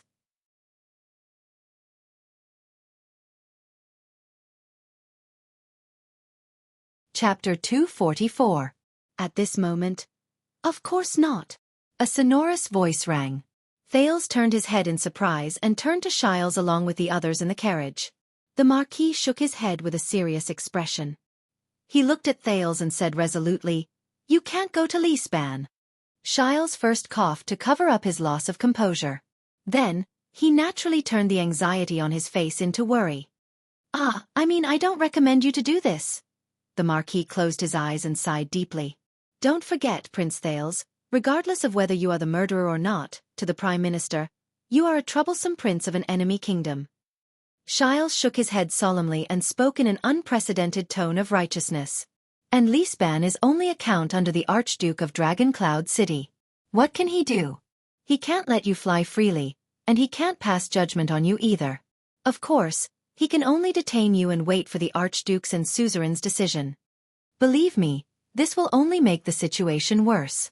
Nicholas snorted coldly and interrupted him. "When did you become so enthusiastic?" Xiles smiled in a friendly manner. "This is to fulfill the contract between me and the prince." The Marquis nodded sincerely. Put-Ray frowned and helped him finish his sentence. "To save your own life." Xiles shrugged and smiled from ear to ear. "This is just something I did along the way." Thales sighed and turned to Nicholas. "You haven't said whether Lispan is trustworthy or not." Nicholas frowned slightly. A second later, "You know, Caslin was once His Majesty's right-hand man." Against Thales' expectations, this strong and callous warrior, the commander of the White Blade Guards, actually lowered his head with a dejected expression. He shook his head and said, "So I can't say." Thales was slightly startled. At this moment, the carriage door was suddenly opened. Raphael Lindbergh from the Kingdom's Secret Intelligence Department boarded the moving carriage with a calm expression. The carriage that was already filled with 4 people became a little more crowded. "You all know the situation, right? We have to make a decision as soon as possible." The young man from the Kingdom's Secret Intelligence Department looked at Nicholas and smiled. His tone was still relaxed, but his words were chilling. "Your dear Prime Minister is walking towards us." Everyone in the car stirred slightly. Thales was puzzled. "The Prime Minister is coming personally? Why?" "But that's not the worst part," Raphael said calmly. "The worst thing is..." He opened the other window a crack and pointed in a direction outside. Thales moved closer to the window. In the distance, an old noble with a medium build and white hair walked towards their carriage, surrounded by soldiers.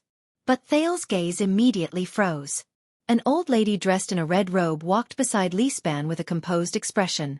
They talked from time to time, and pointed at the two camion carriages.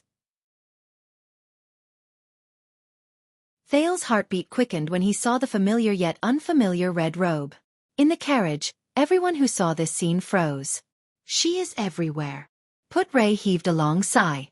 It is not good. Li Span was getting closer and closer to them. Raphael closed the window without any expression on his face. The atmosphere in the car became very heavy. We have to make a decision as soon as possible. Raphael retracted his head from the window, narrowed his eyes and urged, "It's less than 200 meters away from us."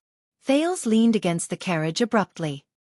He furrowed his brows and tried to control his breathing.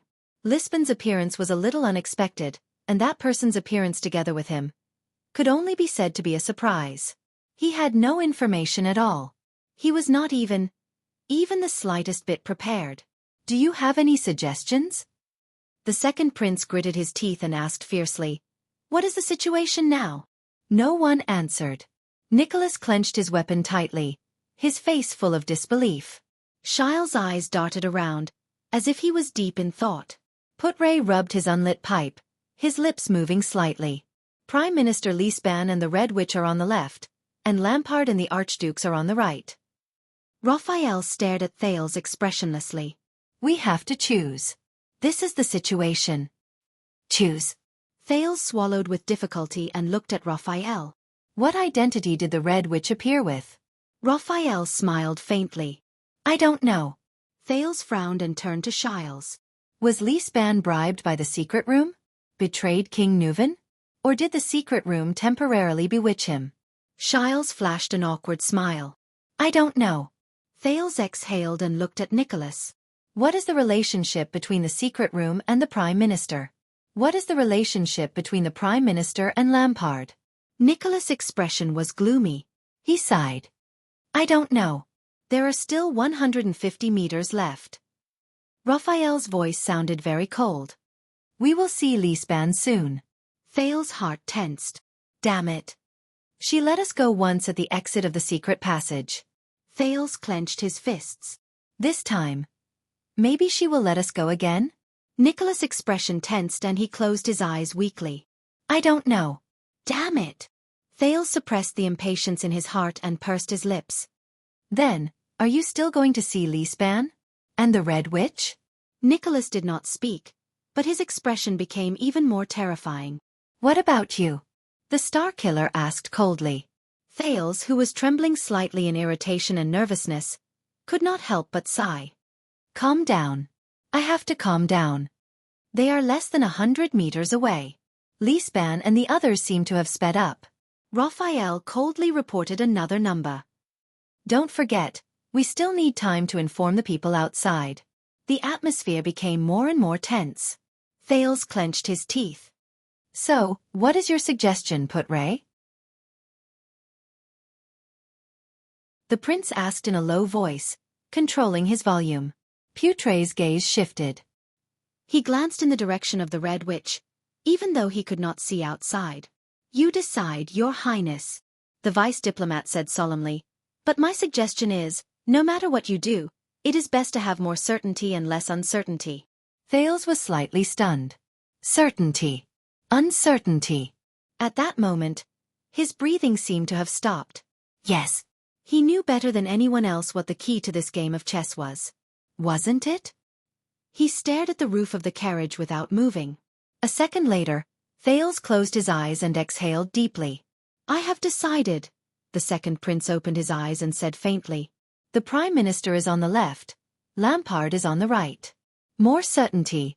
Less uncertainty." "As for all of you, Lord Nicholas." Thales looked at Nicholas calmly. "Are you more afraid of death or failure?" Nicholas frowned. Outside the carriage, Count Li Span, the Prime Minister of At, was talking to Madame Calchon in the distance. "I understand your concerns, but this is absolutely not allowed."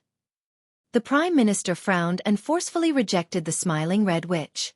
"The Archdukes will use their own troops to defend the gatehouse?" "There has never been such a precedent." But his words were quickly interrupted. "Prime Minister." In the distance, Viscount Lisden roared at him at the top of his lungs and pointed in a direction. "The carriages." Prime Minister Lisban quickly realized the situation. The 2 Camion carriages that had just arrived and claimed to be visiting Heroic Spirit Palace, along with a dozen or so attendants, suddenly turned around. They dashed towards the gatehouse. The coachman whipped the horses as if they did not care about their lives. They rushed past the patrol team at the fastest speed possible. The Red Witch looked at the 2 carriages and frowned slightly. Prime Minister Lisban was stunned at first, then his entire body trembled. Something was not right. The Archduke's subordinates? The gatehouse? Heroic Spirit Palace? He turned his head and looked at the Red Witch, feeling doubtful. Something was not right. Lisban had a feeling that the key to everything that happened today was in that carriage. In the next second, Lisban's expression tensed. He strode forward and roared furiously at his patrol team with the loudest voice he could muster. Stop them! Stop those 2 carriages! Everyone, stop them at all costs! Above the gatehouse, Count Levon, who was nervously observing the patrol team, saw the change below and was slightly stunned. In his field of vision, a dozen or so people were guarding the 2 carriages. Under the pursuit of the patrol team behind them, they were heading towards their gatehouse. What's going on? A soldier from Black Sand region reminded him. Your Grace, those 2 carriages seem to be the symbol of that lord from Camus Union. Should we pull up the gatehouse and receive them? The #1 vassal of Black Sand region, Count Levon frowned. Of course, he recognized the symbol of Good Flow City. But, Count Levon thought of the scene in front of Broken Dragon Fortress. If this is a strategy, is it a way to earn money to open the gatehouse? Levon clenched his fists. In the next second, Count Levon raised his hand and shouted angrily at the archers in the distance. Phil! Load the bowstring. Firing warning. In the distance, the short soldier, Phil, suddenly pulled out a bunch of arrows from the quiver on his back and stabbed them into the straw on his right. Then, he grabbed one of the arrows and knocked it on a big bough. His arrow was aimed at the small dot in his field of vision. In an instant, Phil's eyes moved and the bowstring left his hand. Asterisk whoosh. Asterisk the whistling sound of an arrow piercing through the air could be heard. Asterisk thud.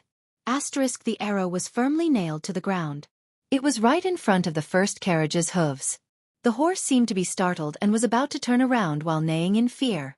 But the coachman was obviously skilled.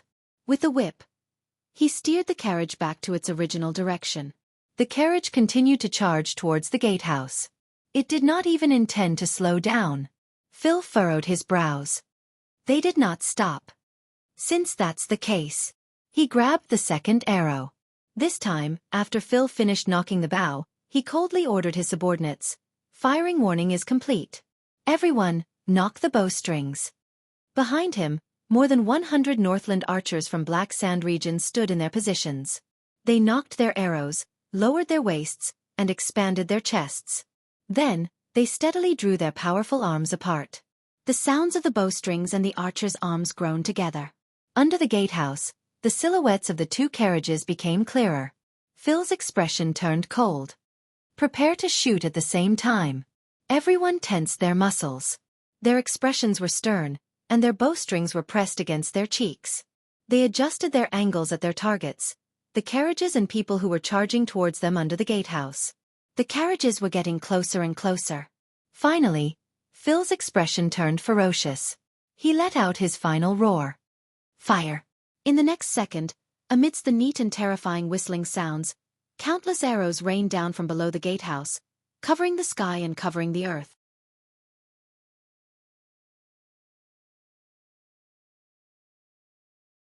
Chapter 245. Not a bad speech. Right double quotation mark. But you also have to understand. We can't just rely on your sensational speech, Archduke Rockney said with difficulty. But his voice was already very hoarse and seemed to lack persuasiveness.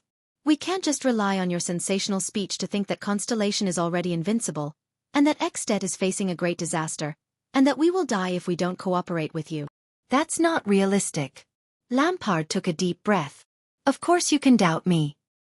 He turned around and faced Rockney without flinching. But you can't deceive your own eyes. King Kessel's expedition in the Great Desert is right in front of you. They were able to smoothly transport the rations and supplies into the vast desert, Lampard continued to say in an unquestionable tone. They could also transport them to Dragon Cloud City, Defense City, the City of Faraway Prayers, and even the Sentry region without any difficulty. He shook his head. The City of Faraway Prayers has been vigilant against the movements of the Golden Passage and the abnormalities in the desert for generations. They are used to taking precautions. I hope this is not empty talk. Rockne did not move and did not speak. Of course, you can say whatever you want about things that haven't happened. Archduke Trentida exhaled. He seemed to be very doubtful. Alarmist words can bewitch idiots who don't use their brains. He narrowed his eyes. But it's best not to use it on us. Archduke Letko raised his head and glanced at Trentida. Alcius lowered his head and stared at the ground. He did not speak for a long time. But they have an efficient and powerful team of officials. This is not a lie. Lampard gestured to the 4 archdukes. After the Bloody Year, the Jade Star royal family's direct regular army has been increasing year by year. The mystic guns and other valuable equipment in Broken Dragon Fortress have also increased greatly. These will affect our victory. You can even seek confirmation from Madame Calshon. Over the years, the quality of the members recruited by the Secret Intelligence Department has greatly surpassed that of the Secret Room. In the face of their spies and schemes, the famous Red Witch can only passively counterattack most of the time. But please believe me, as long as there is the slightest possibility of taking the initiative to attack, she is unwilling to carry out such a risky strategy. The Archduke of Black Sand region walked past the 4 archdukes.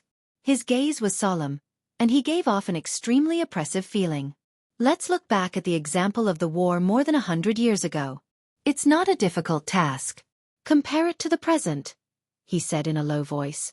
But we are at a critical juncture that will determine the future of the kingdom. There is no doubt about it. If we miss this moment, it will be too late for regrets. Lampard walked all the way to the brazier. The blazing flames reflected his back in the eyes of the 4 archdukes. At that moment, Chapman Lampard's voice seemed to carry a heavy weight. Constellation and us are like 2 heavily injured swordsmen who saw each other's weakness in the last battle of life and death, he said softly. That weakness is time.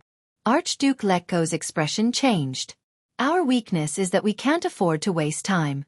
We can't give Constellation time to recover from its injuries and slowly reform itself. Constellation's weakness is that they need to fight for time. They will definitely delay the conflict at all costs until the scar of the Bloody Year heals. Lampard's expression became solemn. For the past 12 years, our back-and-forth battles have revolved around this theme. He turned around with a burning gaze. I only figured it out after that. King Kessel's desert expedition, which cost him a lot, was not only a demonstration of their expeditionary abilities, but also a smokescreen. It was to make us doubt the existing forces in Constellation, and make us hesitate about sending troops south. All these years, Constellation and the Kingdom's Secret Intelligence Department have done everything they can to create internal strife in order to buy time and clean up the devastation in the kingdom. The Archduke of Black Sand region raised his hand and clenched his fist.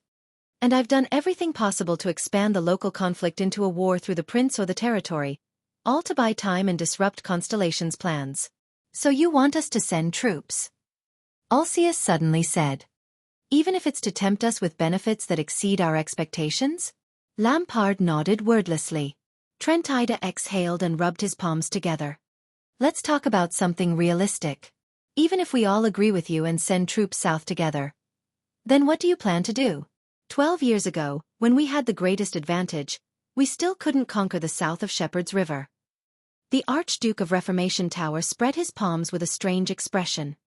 If it's really as you said, and our neighbors to the south are no longer what they used to be, Trentida chuckled, then what makes you think that we'll definitely succeed 12 years later?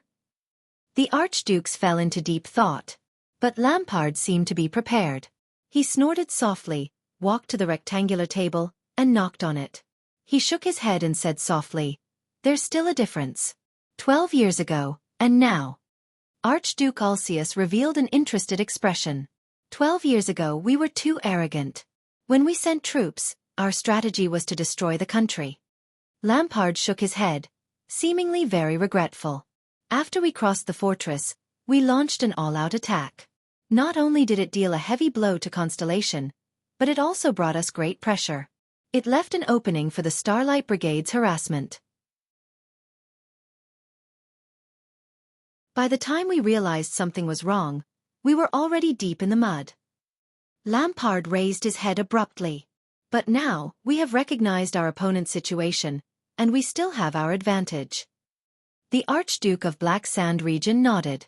12 years ago, the most correct thing King Nuvan did was to end the expedition early and retreat with most of his forces. He did not take the risk to attack for uncertain benefits. How ironic. 12 years ago, almost all of us were cursing him. Trentide sighed with a despondent expression. 12 years later, the only person who speaks up for his decision back then is you. He shrugged at Lampard, expressing his helplessness. Lampard paused for a moment, but then he clenched his fists and spoke again. This time, our goal is only to take down the Northern Territory. If things really don't go well, take down the fortress can also be the lowest standard. Lampard slid his scabbard on the table, as if he was drawing a map. You all know how despicable the Constellations are in the National Conference. As long as it doesn't affect their own interests, the feudal nobles of Constellation will not be willing to help King Kessel. The latter has been pushing them too hard these past few years.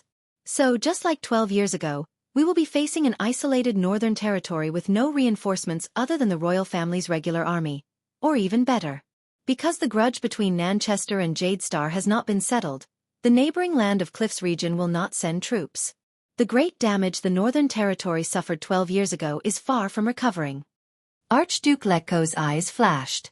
Lampard raised his head and stared straight at the Archdukes. And we still have the righteous cause of avenging the king. We have their prince and the heir of the Northern Territory in our hands. This will give us more leverage outside the battlefield. His words seemed to be filled with endless confidence. In this war, we will concentrate our military forces and rely on the military advantage that At still has. We will fight steadily on the battlefield and only take down the Northern Territory. We will not bite off more than we can chew, and we will not add to the logistical problems. I am very confident in this. Lampard nodded at the Archdukes.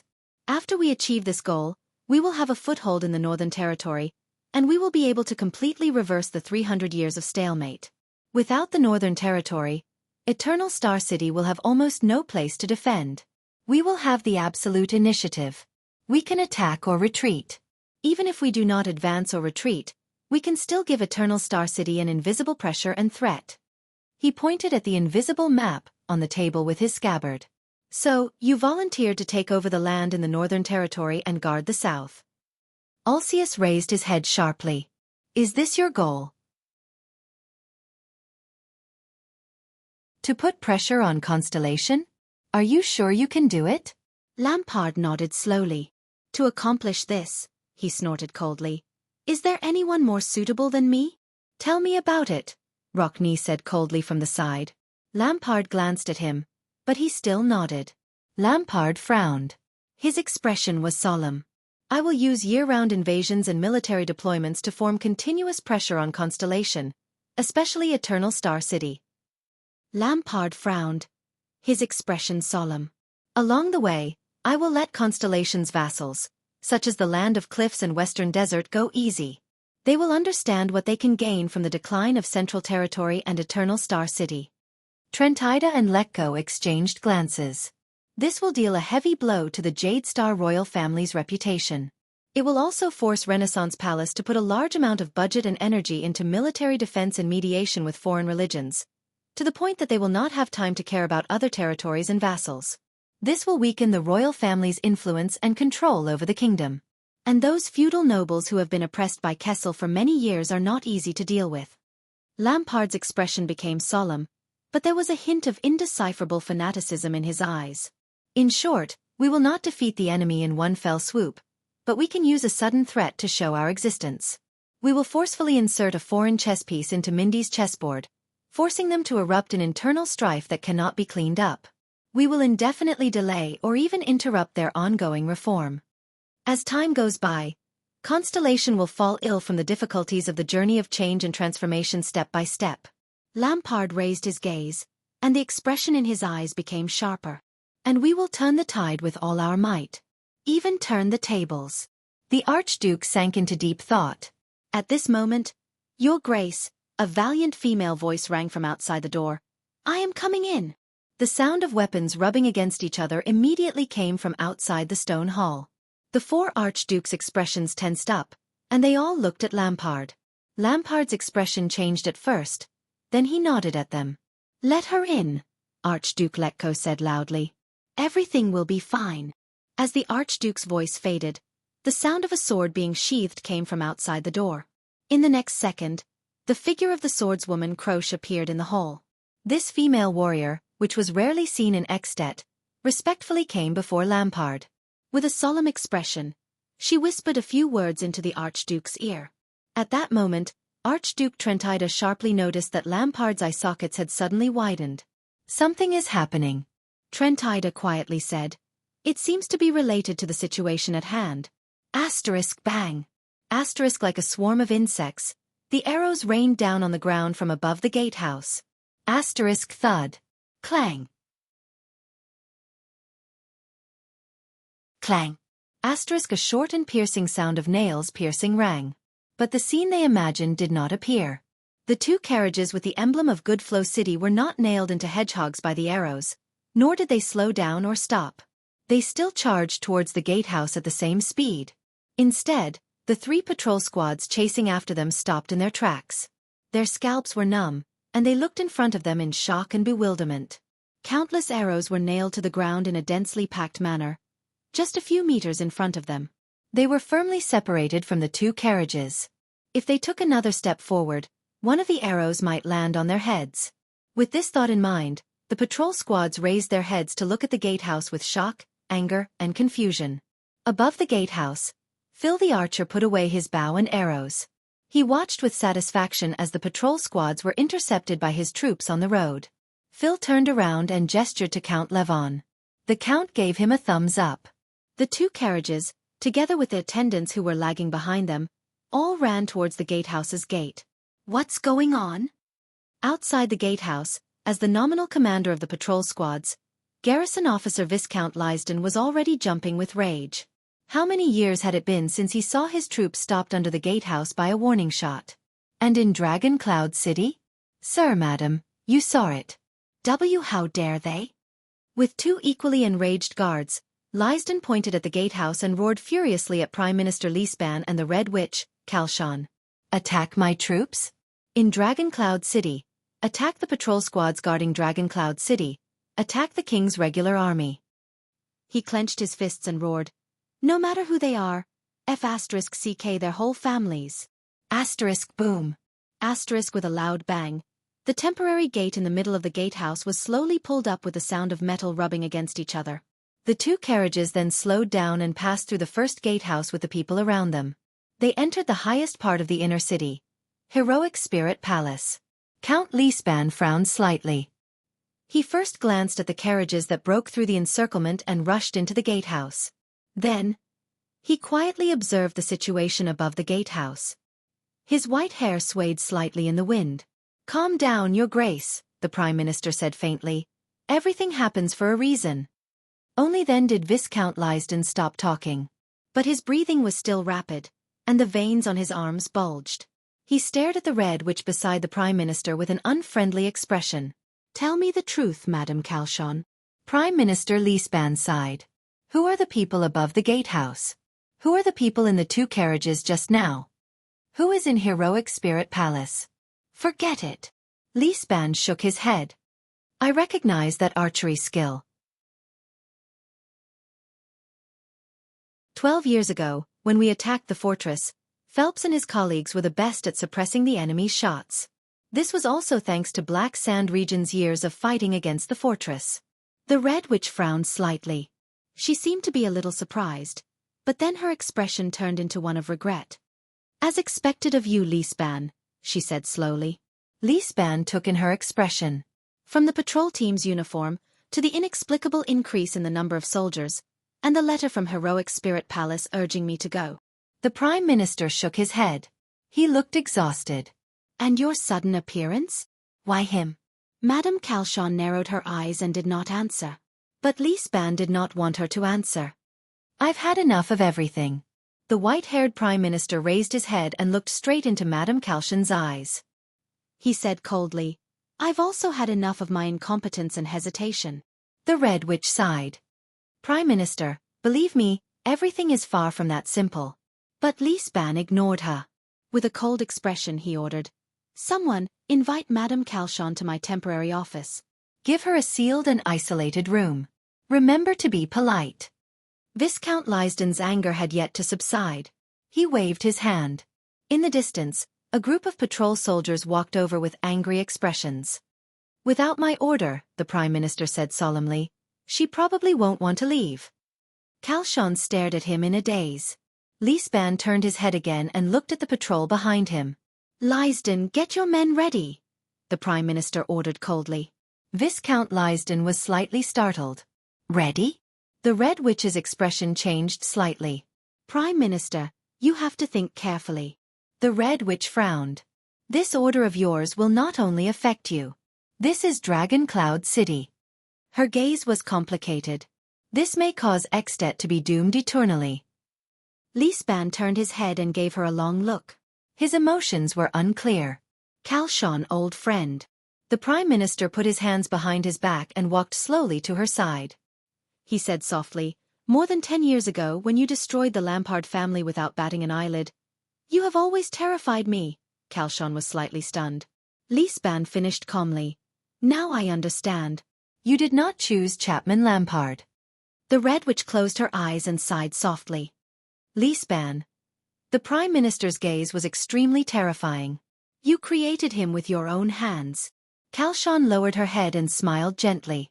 Viscount Lysden came to the Prime Minister's side.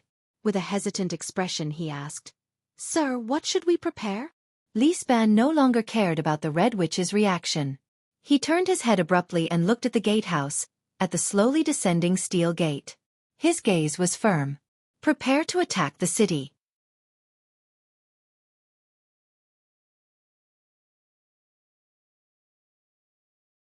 Chapter 246.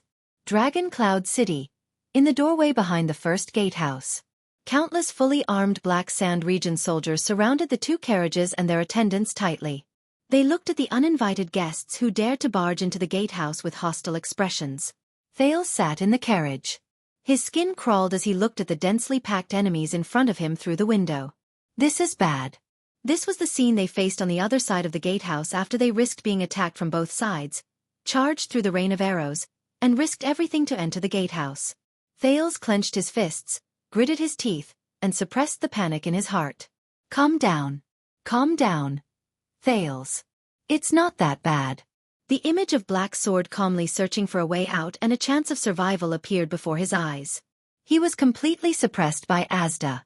He also remembered King Nuven's meticulous, interlocking strategies during the duel. Thales took a deep breath and forced himself to start thinking.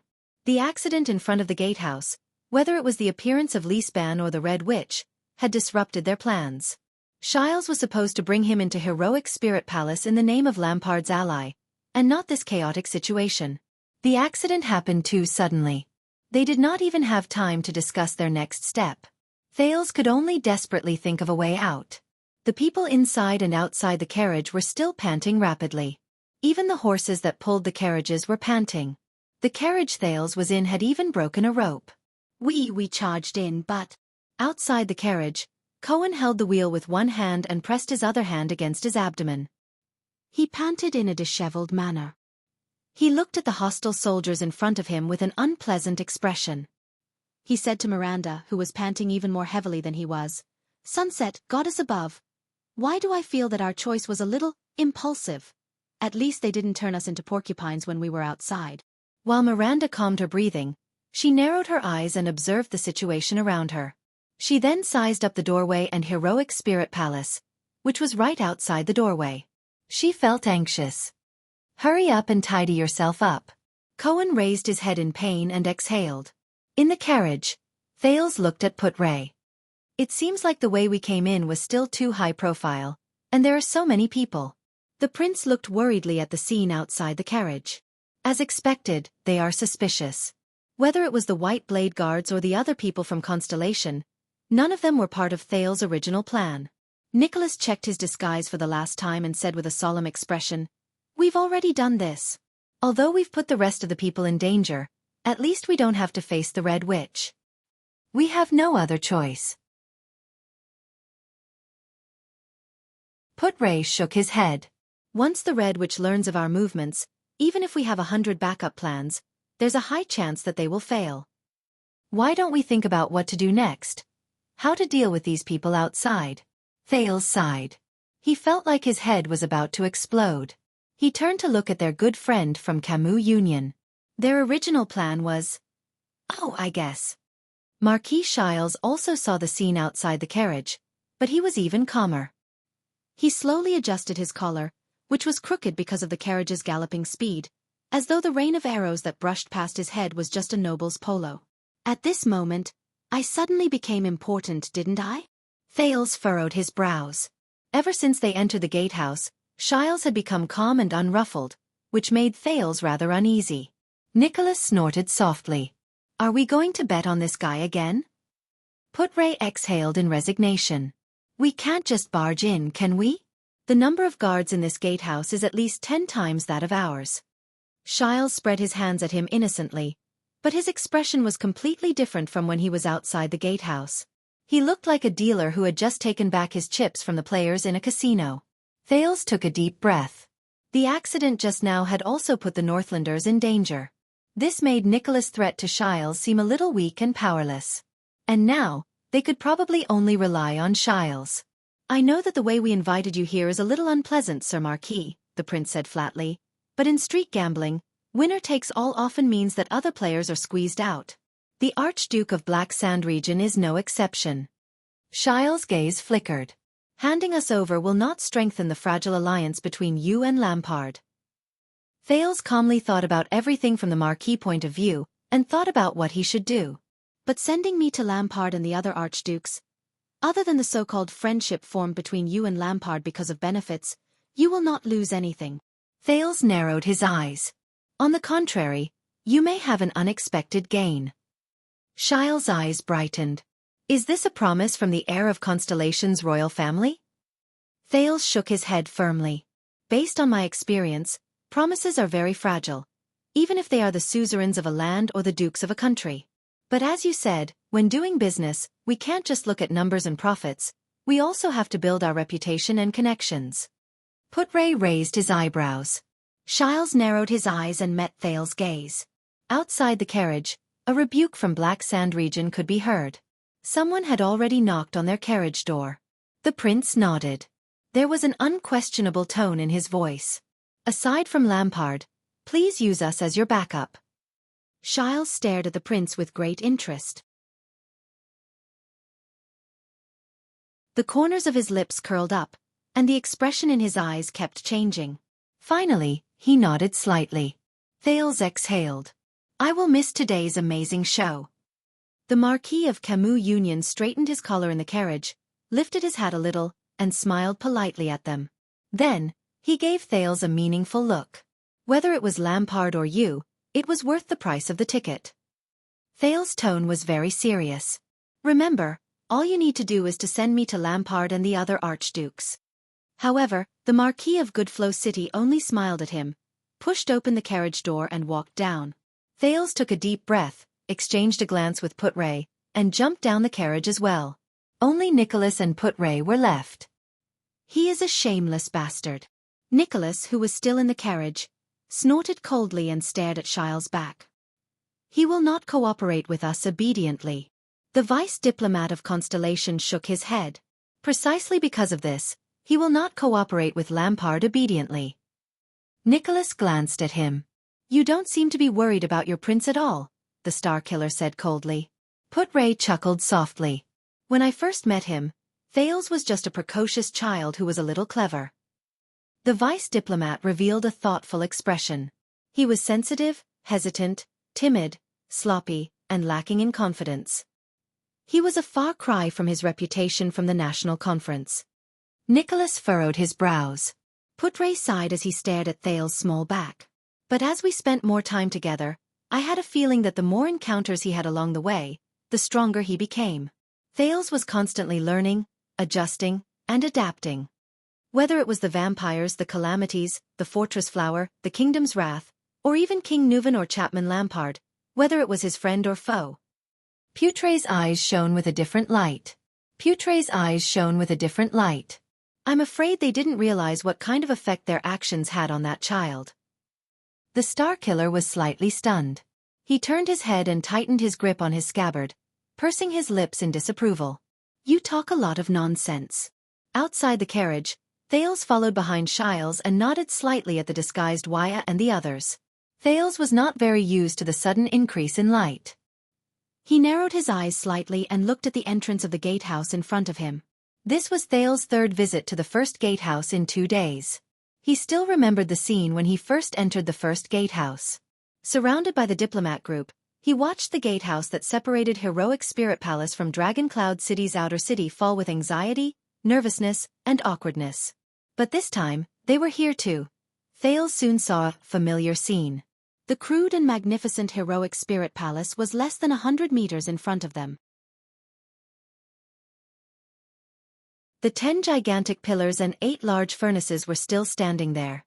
But the palace guards and white blade guards that could be seen everywhere had disappeared without a trace. In their place were hundreds of Black Sand Region soldiers.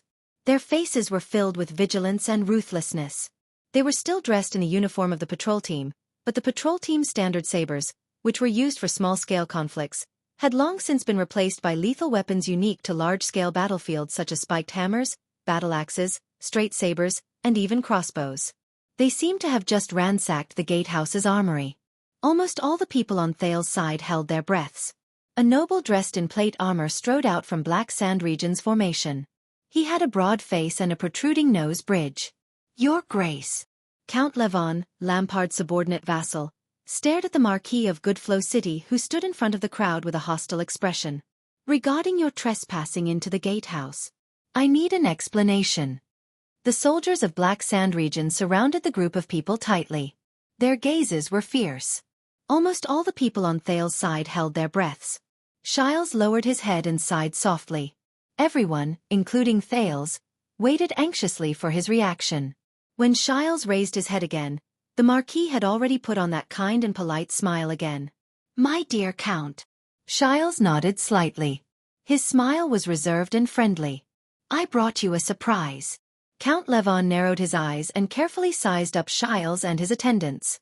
You appeared at the wrong time, Levon said thoughtfully. Can't you call it a surprise, especially when you brought these people? Even with their disguises, Count Levon noticed the white blade guards' strong physiques and agile movements. He could not help but have a strange expression appear on his face. Thales' heart immediately skipped a beat. However, Marquis Shiles smiled faintly and raised his hands confidently. I heard that your prisoners in the gatehouse made a small mistake, he said softly to Levon, as if he was watching a good show. Levon's expression changed. He was a little uneasy. Mistake? You misunderstood. With an expression that said, I knew it, Shiles raised his index finger and pointed at Levon from afar. He clicked his tongue and shook his head. Oh, by the looks of it, His Grace still doesn't know about your mistake? Levon was immediately rendered speechless. Looking at Levon's expression, Shiles laughed out loud and made way for the boy behind him. Let me introduce you.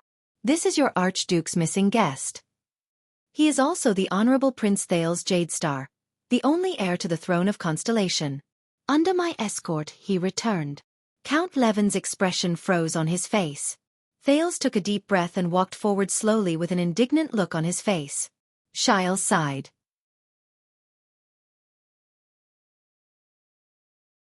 He looked as if he was trying his best to restrain himself but could not help but show off. He walked slowly to Count Levon and patted his shoulder. Take it easy.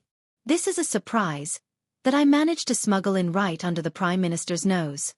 Shiles raised his eyebrows and waved at Merc, who was in front.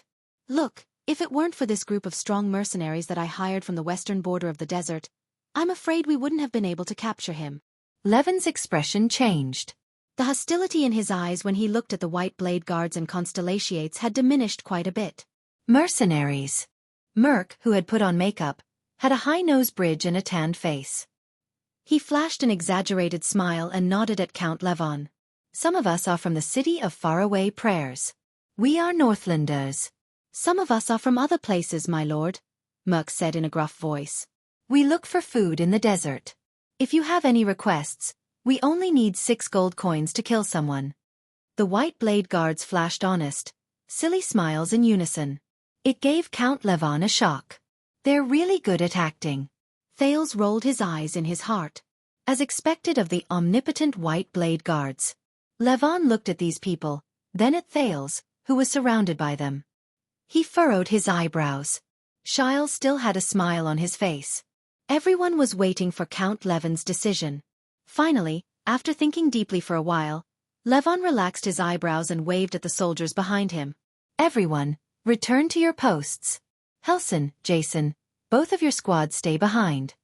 Following his order, the densely packed Black Sand region soldiers turned around with rustling footsteps and returned to the gatehouse through the stairs on both sides. Most of the people in the field immediately dispersed. Thales then breathed a sigh of relief.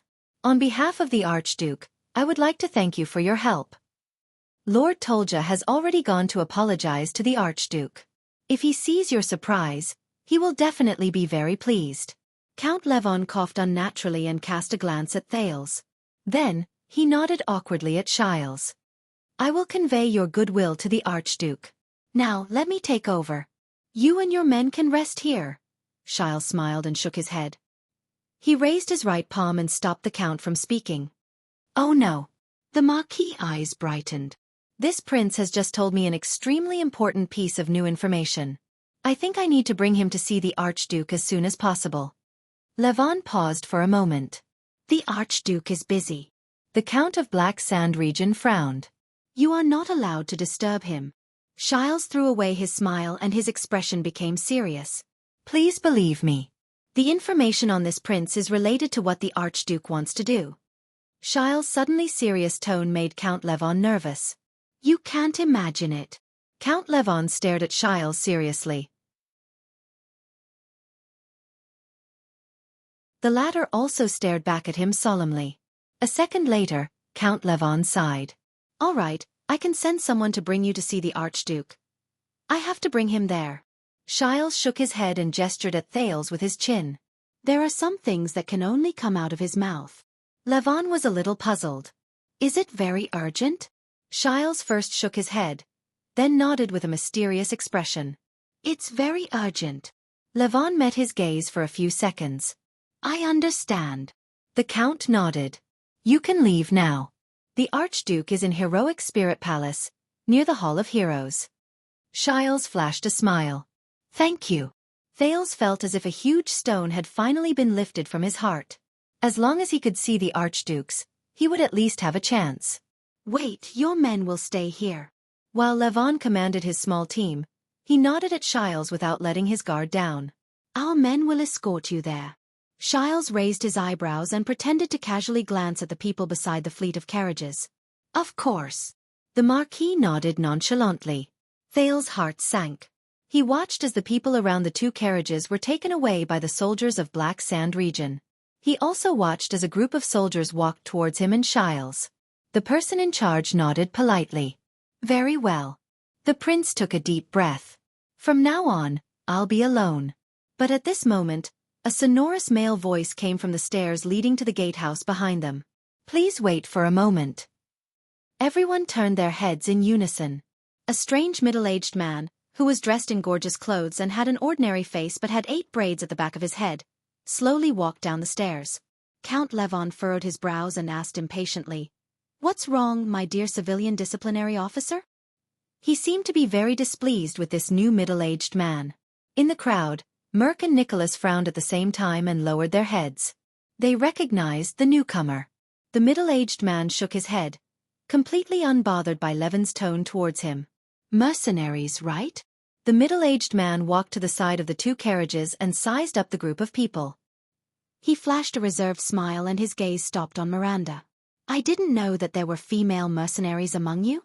Cohen and Raphael exchanged glances. Unease surged in their hearts.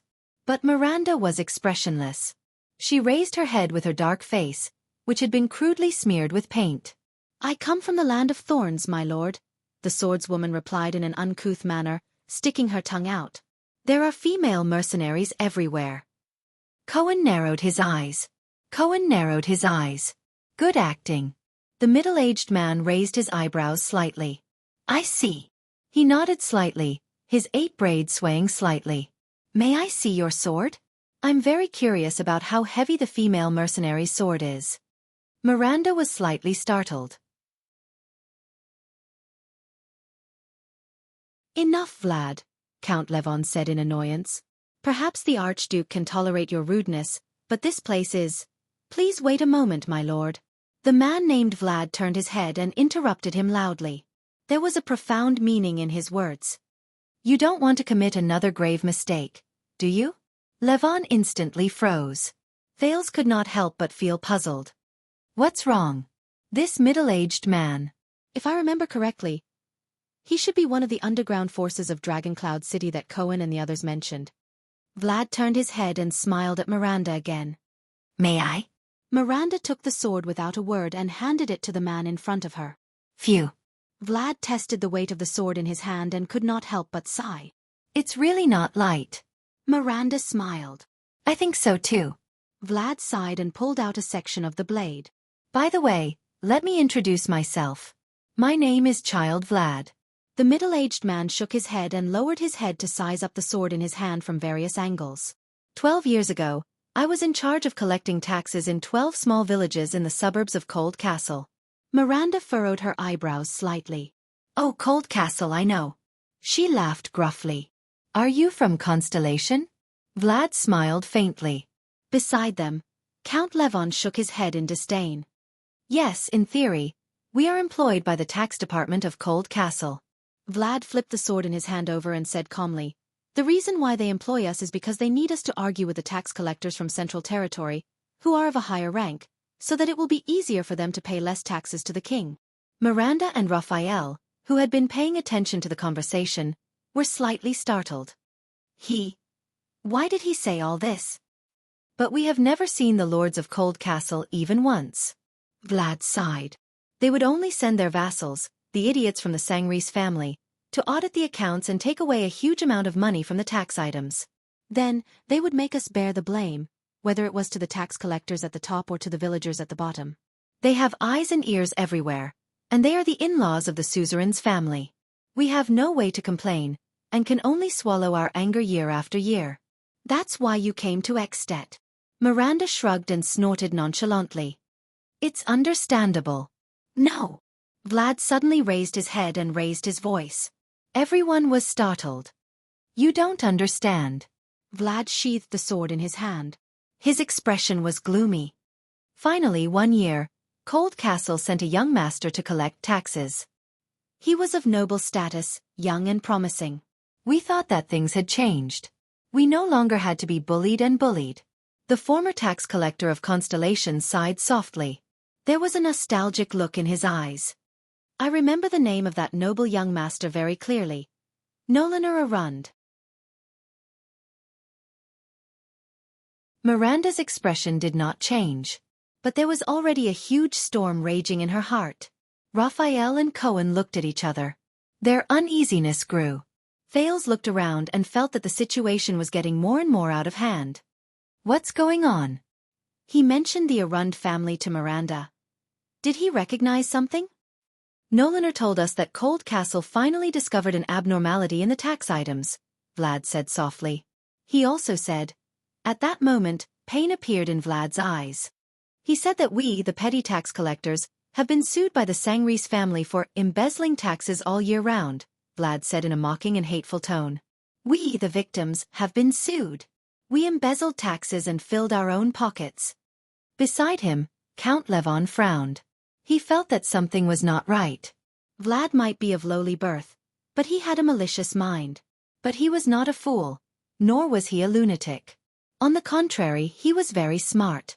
Beside him, Marquis Shiles wanted to say something in embarrassment, but Count Levon raised his hand and stopped him. No matter how we begged. Vlad shook his head with great difficulty as though. That year, the just Nurenor personally beheaded 8 of my colleagues, including my teacher, amidst the cheers of the villagers. 8 innocent people, Vlad said dejectedly. His expression immediately turned into one of hatred. I'll never forget Nolaner Arund, that stupid noble young master.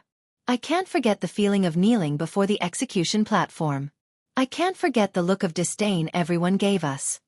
His eyes were filled with resentment and hatred, and his 8 braids swayed slightly. Go F***ck the Arund family. Vlad gritted his teeth and let out a low, beast-like howl. Miranda took a deep breath and raised her head. I still remember the disgusting righteous expression on that brat's face before the execution. There was coldness in Vlad's eyes. He imitated that person's tone and spoke in agony. In the name of the suzerain of Cold Castle, Duke Arund, you shall die under the blade of Soaring Eagle, to atone for your sins and restore justice. He only said it once, then beheaded one of them. Vlad said hatefully. I was the 9th person. I heard him repeat this sentence 8 times, and I also saw him brandishing this sword 8 times. Until Cold Castle sent an order to summon him back urgently. Miranda felt an endless chill run down her spine. She snatched her saber back. Her face was pale, and she frowned. Vlad did not stop her. He only sneered sarcastically. Of course. Vlad stared at the sword in her hand with a terrifying expression. I will never forget the style of this sword even when I die. His saber that shines with a cold light. He said coldly, Soaring Eagle, that belongs to Nolaner Arund. Is that so? Vlad said faintly. There was deep hatred and anger hidden in his eyes. This Lady Arund. Everyone on Thal's side felt their hearts tremble at the same time. The thing they were most worried about had finally happened. With a pale face, Shiles looked at the person in charge here, Count Levon. The Count sighed and glanced at the stiff Vlad with a complicated expression. They are not from Camus Union. Count Levon turned to Shiles and Thales with a hostile expression. They are people with ulterior motives. The Count waved his hand and coldly ordered his soldiers. Take them down. All of them.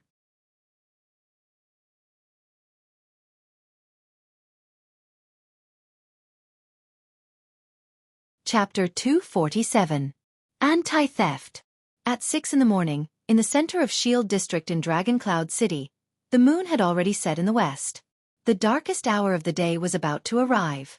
The Hydra, Kilika, seemed to be very excited. The chilling sound of flesh and blood rubbing against each other could not help but make people think of the scene of a millstone grinding pork. It waved its limbs and tentacles in a frenzy, continuously releasing wave after wave of people to surround Nicholas and Gleeward. The 2 Supreme-class elites wielding legendary anti-mystic equipment fought with all their might in the crowd controlled by the mystic and advanced with all their might. With great willpower, the 2 of them endured the cries and screams of the citizens and killed their way through the crowd. With great difficulty they got closer to the mystic. However, the girl with a bright smile only shook her head slightly. A huge tentacle reached out from behind and sent her 20 meters away. More people controlled by the mystic walked out of the gap in the tentacle, puzzled. They surrounded the 2 Supreme-class humans and involuntarily blocked the space left by the tentacle. Just a dozen meters away, under an inconspicuous low wall, Thales listened attentively to Blacksword's explanation with shock and astonishment. The power of eradication originates from the untapped potential in the human body. We use special methods, such as specific martial arts and sword styles, to guide it into usable power. Blacksword's words seemed to carry a faint sense of authority, causing people to unconsciously perk up their ears to listen. It can increase a person's ability, quality, or adaptability to certain situations, whether for a short or long period of time. He stared at Thales sternly and fiercely. The forms of existence of the power of eradication vary from person to person. There are many types of power of eradication. Some will form visible light, some will fuse with organs and tissues, some will even circulate day and night, some will be used on special parts, and some will permeate the entire body. Even if it's the same type of power of eradication, when used by different people, there are often great differences. Thales frowned. If there are great differences, how can I teach them? Black Sword seemed to have heard his thoughts. As the Hydra roared from its flesh, he said calmly, but they still have similarities that can be used as a reference. Most of the powers of eradication have a specific form and function at the moment of awakening. Black Sword exhaled. His muscles were trembling, as though he was doing his final warm-up. For example, the glory of the stars, which greatly increases nerve excitement and human endurance, the thawing of glaciers, which continuously increases one's resistance to pressure and senses, the Pegasus music, which maximizes one's resonance with the external environment, and the death of the sword, which instantly destroys the human body's self-protection mechanism. The people who awaken these powers of eradication will naturally form their personal biases and habits based on the specific forms of their powers of eradication, as well as how they use their abilities. When Thales blinked, Black Sword changed the topic. But the sin of Hell's River is different. Black Sword's expression turned cold. It is one of the least recorded powers of eradication. Based on my and some of my predecessors' experiences, it comes from the most unbelievable potential of life, Black Sword said slowly. Survival. Thales' heart clenched. He remembered what had happened in the birch forest. Serena had strangled him in midair. So the existence of the sin of Hell's River is basically to prolong a dying life.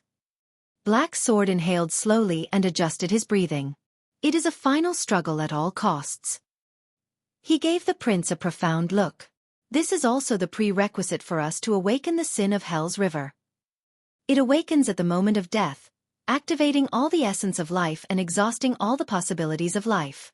Because of this, it is different from most powers of eradication. The sin of Hell's River does not have a specific form.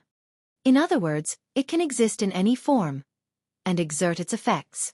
Thales' pupils shrank. Any form of powers of eradication? Any other form of existence of the powers of eradication? He somewhat understood what Black Sword meant. That's right. Black Sword smiled and nodded. He looked at Kilika, who was in the distance. The sin of Hell's River. Black Sword narrowed his eyes and focused on the battle in the distance. It can be said to be an omnipotent power of eradication. As the two of them spoke, Nicholas and Gleeward were struggling to hold on. We can't go on like this. With a cold expression, Nicholas chopped off a woman's head with the severing soul's blade. Her terrified gaze before she died made the battle-hardened warrior's chest feel heavy. Then, he faced the next old man with a dazed expression. With the legendary anti-mystic equipment, we don't have to worry about protecting ourselves. Nicholas gently swung his slightly sore arm. He glanced at the corpses around them and could not help but frown. But in the end, we will be exhausted to death. The Star Killer glanced at Gleeward, who had a crazed expression and whose eyes were filled with rage. Or, will Gleeward have a mental breakdown after he kills enough people and reaches his limit? Gleeward roared and brandished his spear. The spearhead slashed through 3 people, but his left arm was scratched by a little girl who attacked him from behind. The civilians of Shield District who were scratched by the spear died under the effect of slaughter. Gleeward tried his best not to look at their expressions before they died, but his entire body was trembling violently. Do you have any way to break through? Gleeward gritted his teeth and took a step back. He was very agitated. Don't tell me that you're actually the kingdom's wrath. We can't break through. Nicholas stared at the girl standing in front of the Hydra and drew a blade. But we can make it so that she can't retreat. Gleeward's expression changed. In the next moment, the Star Killer's aura changed. 2 patches of red appeared on Nicholas' pale face. He retracted his arm and no longer attacked and killed the densely packed crowd in front of him. He stroked the Severing Soul's blade with his finger. In an instant, with a loud crack, the Severing Soul's blade, which had 2 curved sections, broke into 2 halves from the protruding part of the blade's spine. The Blood Mystic raised her eyebrows as she watched all of this. She instinctively felt that something was wrong, and the blood-red stripes on her face shuddered. The cut on the blade seemed to be very regular. The Star Killer held the broken blade in one hand and the remaining half of the Severing Soul's blade in the other. He revealed a mysterious smile. World break begin, he said softly. In the next second, Nicholas moved. The power of eradication in his body began to tremble. He turned his body sideways and squeezed past the 3 civilians controlled by the mystic in front of him with unbelievable movements. As they screamed involuntarily, he tapped the ground lightly, stepped on their shoulders, and leaped into the air. If Ida was here, she would immediately recognize that this was the same movement Nicholas displayed when they first met. It was the kind of footwork that allowed him to weave through the crowd perfectly, yet it was impossible to dodge. Giza's expression changed slightly. Immediately, a few controlled civilians bent their knees and jumped like monsters, pouncing towards Nicholas in the air. But at that moment, Gleeward's Soul Slayer pike drew a circle in the air, which was rarely seen. Schick. Bearing the injuries on his shoulders and back from the encirclement, Gleeward roared and swept away all the civilians who tried to stop Nicholas, turning them into lifeless corpses. Nicholas leaped into the air without any obstruction.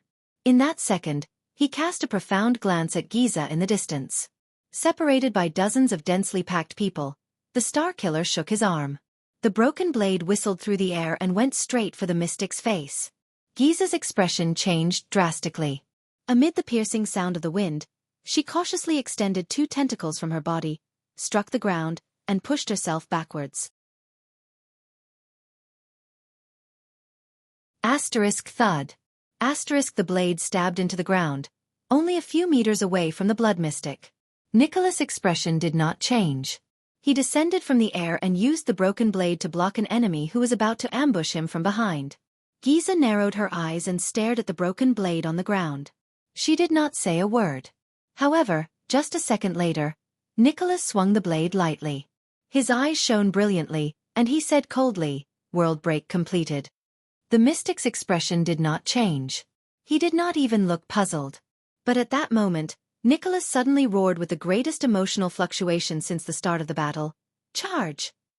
As if he had received a supreme order, Gleeward opened his mouth and brandished the trembling pike with a ferocious expression. He pierced through the 2 innocent enemies in front of him and charged forward with tears in his eyes. "Oh!" As Gleeward roared, Nicholas did not show any signs of weakness. The half-broken blade in his hand shone with a glint so bright that it was difficult to see with the naked eye. In an instant, he slit the neck of a wailing teenager and charged towards the mystic. "There's only one chance. Break through." In the blood mystic's eyes, the 2 supreme-class mystic charged forward without caring about the cost, injuries, and defense. The dense crowd of dozens of people was crushed by their charge. Giza tilted slightly.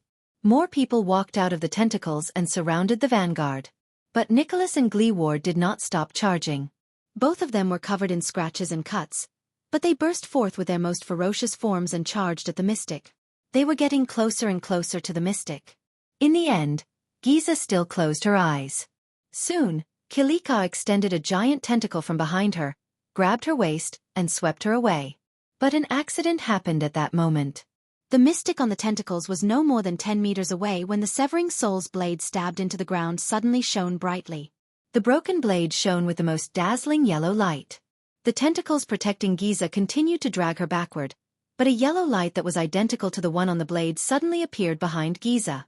Giza's expression changed. The tentacles were still retreating, but Giza seemed to be held back by an invisible hand from behind. She was forced to a stop in front of a barrier formed by the yellow light. No matter how hard the tentacles tried, they could not drag Giza out of the area of the yellow light. It was as if it had been stuck by something. Giza raised her head abruptly and looked at the broken blade of the severing soul's blade on the ground in front of her. "It's that broken blade. There's something wrong with it." Giza did not have much time to think, because in an instant, the 2 supreme-class elites broke through the dense crowd. Covered in blood, they charged fiercely towards the mystic, who could not retreat even an inch. 10 meters, 5 meters, 4 meters, 3 meters. The 2 of them were getting closer to Giza. "Attack!" Nicholas roared and elbowed an enemy to his left. Then, he turned around and swung his blade decisively. As blood splattered, he cut down 3 or 4 people, protecting Gleeward at all costs. With tears still on his face and a heart full of anger, Gleeward swung the fatal Soul Slayer pike and stepped within 3 meters of the mystic. Then, he thrust the pike forward. The yellow light behind the blood mystic flashed faster and faster. It still obstructed her. She could not retreat or dodge. The tip of the pike approached the spot between Giza's eyes. Thud. At that critical moment, the body of the Soul Slayer pike was once again gripped tightly by the veteran Big Leather Belt, who suddenly appeared beside Giza. The pike tip was only an inch away from Giza's face. But unlike before, this time, the air behind Giza was flashing with a strange light. She could not retreat even an inch. She could only be stuck between the Soul Slayer pike and the light. She could not advance or retreat. It was extremely thrilling. Chief Gleeward. Big Leather Belt held the Soul Slayer pike with a face full of tears. "I'm sorry." Nicholas' figure flashed again. The broken sword flew, and metal clanked. Within a short period of time, Glee Ward was completely protected. It's nothing. Glee Ward gritted his teeth and glared resentfully at Big Leather Belt, who was forced to stand between the Mystic and the Soul Slayer Pike. It's just another unlucky battle. The three of them were in a stalemate. The crowd surrounding the two seemed to have received some sort of order. They stopped abruptly. As the controlled people howled in fear, they all retreated. Only then did Nicholas get a chance to catch his breath. He took a step back and leaned his back against Glee Ward, who was holding the Soul Slayer Pike against the Mystic. Giza lowered her head. Her lips moved slightly, and her voice rang in the ears of the two supreme-class individuals. "What is this?" the Mystic asked flatly. "The ability of the Severing Soul's blade." Nicholas clutched his chest. He glanced at the blade on the ground, then at Big Leather Belt, who was blocking the Soul Slayer Pike. His expression was unpleasant. With the separated blade as the center, it can temporarily isolate an area that is completely isolated from the outside world. Only in, no out. Nicholas exhaled a visible breath of hot air. Glee Ward gritted his teeth. His eyes were full of hatred. "It's enough to trap you here, Bam." Giza narrowed her eyes. The yellow light behind her was still firmly blocking her path of retreat, but she did not seem to care. She barely moved her lips as she said, "How rare." "It's another equipment I've never seen before. Come to think of it, it's funny. This ability has a terrible name." Nicholas' face twitched. In the end, he took a deep breath and said stiffly, "It's called You Can't Escape." A cold wind blew. The Hydra tugged at Giza in vain, but the latter was tightly bound by the yellow light and could not move. "Humph." The Blood Mystic snorted coldly. "It sounds like the work of that B*TCH, Blood Spike."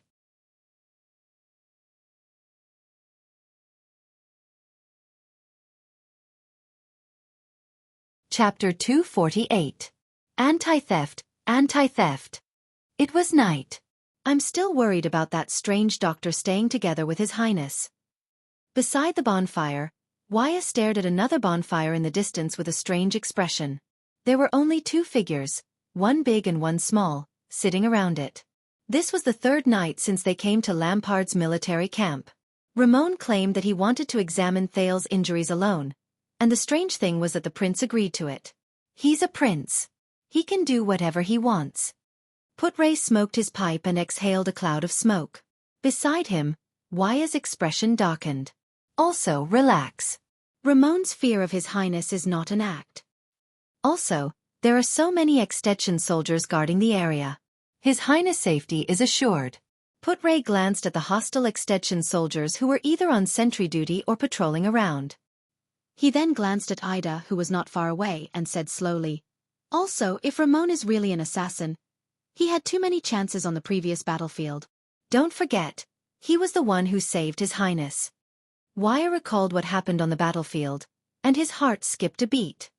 "Speaking of this, what happened to His Highness?" the young attendant said worriedly. "At that time, even his breathing was." Putre looked at Wuxia, who had a doubtful expression on his face, and narrowed his eyes slightly. "You've been brooding over this matter?" the thin vice diplomat asked with interest. "It's not just this." Wuxia furrowed his brows. As he recalled solemnly, he voiced the doubts in his heart. "His Highness' physique is very good. In fact, it's better than I expected. No matter how serious his injuries are, the time it takes for him to recover is calculated in days. But this is even more suspicious, isn't it? Also, the psionic ability that His Highness said he learned from the Black Prophet. I can't ignore it." Wuxia lowered his head and glanced at the single-edged sword beside his hand. "After all, that's the Secret Intelligence Department. Although His Highness, he's still just a child. It's not a good thing to be too close to the Secret Intelligence Department." Secret Intelligence Department. "Humph." Putre raised his head and exhaled a cloud of smoke at the moon in the sky with a complicated expression. "You think the Secret Intelligence Department is a scary place?" The vice diplomat did not look at Wuxia. Wuxia pursed his lips and nodded. "I've heard a lot of stories about that place. Some are ridiculous, some are bizarre, and some are unreasonable." The young attendant drew his sword, his voice filled with hesitation. But I have to admit, the mysteriousness of the kingdom's secret intelligence department and the reputation of the Black Prophet are frightening. I thought that with your age, you wouldn't have heard too much about the Black Prophet. Put Ray chuckled. After all, Murat has been in charge of the secret intelligence department for more than 30 years. I even suspect that when the young Adi II was crowned, Murat was already working in the secret intelligence department. Wuxia wiped his sword and shrugged. When I was training in the Tower of Eradication, I heard this joke. One incident happened to each of the 4 major intelligence agencies in the world. The Red Witch broke a teacup, the White High Priest burned an oil lamp, Lieutenant Qing wore an old robe, and the Black Prophet broke a pillowcase while sleeping. Guess, which incident had the most serious consequences? Put Ray took a puff of his tobacco and the corners of his lips curled up. The grey sword guards broke a scabbard. Wuxia and Put Ray chuckled together. Master Xiao isn't as heartless and terrifying as the rumors say. It's just that as the Tower Master of the Tower of Eradication, he's more level-headed and prudent. Wuxia revealed a nostalgic expression and nodded. Besides, other than his beard, there's no place on him that's grey. Wuxia, as an attendant, it's good to be concerned about the prince you serve, but, after the joke, Put Ray slowly became serious. He looked at Wuxia Casso with a threatening gaze. Do you want to hear a piece of advice? Wuxia raised his eyebrows and showed an expression that he was all ears. Every Jade Star prince is like a separate secret intelligence department. They all have a lot of secret treasuries, Put Ray said with a profound gaze. Just be concerned about what you should know, and that's enough. Wuxia frowned. Don't make life too difficult. Put Ray sighed. You have to know that the prince's lives alone are difficult enough. Especially when their surname is Jade Star. Put Ray said quietly. The figure of the past appeared in his mind. Wuxia stared at the crackling fire with a complicated expression. Sir Put Ray, I still remember what you said that day in the birch tree forest. Wuxia flipped his weapon over and said quietly. Were you once an attendant as well? Put Ray's pipe was no longer smoking. The vice diplomat spat out the cigarette holder and looked at Wuxia. The latter raised his eyes and asked him with a calm expression. Then, which prince did you serve back then? Put Ray's gaze, which was focused on the fire, paused for a moment.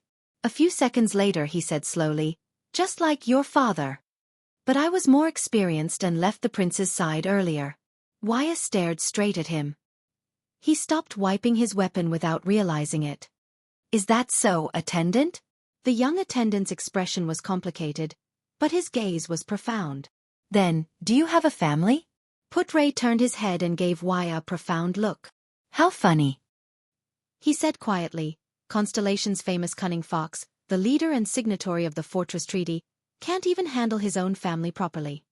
But his gaze immediately darkened. How much better can I be? Listen, Wuxia. The vice diplomat stroked the slowly cooling pipe in his hand. His tone was heavier than usual. Gilbert is a competent and outstanding attendant. He is orderly, meticulous, and loyal to his ideals and goals from the beginning to the end. He has his own principles. Wuxia gently tightened his grip on the tip of his sword. Even if sometimes, those principles are so callous? The young attendant said faintly. Callous. Put Ray snorted softly. Sometimes you have to make a choice, no matter how difficult it is.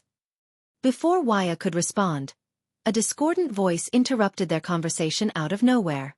Good evening, Constellation's 2 esteemed guests. Viscount Kentvita, the Archduke of Black Sand Region's subordinate and his most trusted advisor, walked over from afar. He was dressed in a thick military uniform unique to Northland. I hope I did not disturb you. Kentvita smiled and sat down opposite Put Ray, whose gaze was contemplative, and Wuxia, whose expression was unpleasant. You did indeed disturb us. Wuxia stared at Kentvita with an unfriendly gaze. He flicked the sword in his hand lightly, and a clear, crisp sound rang.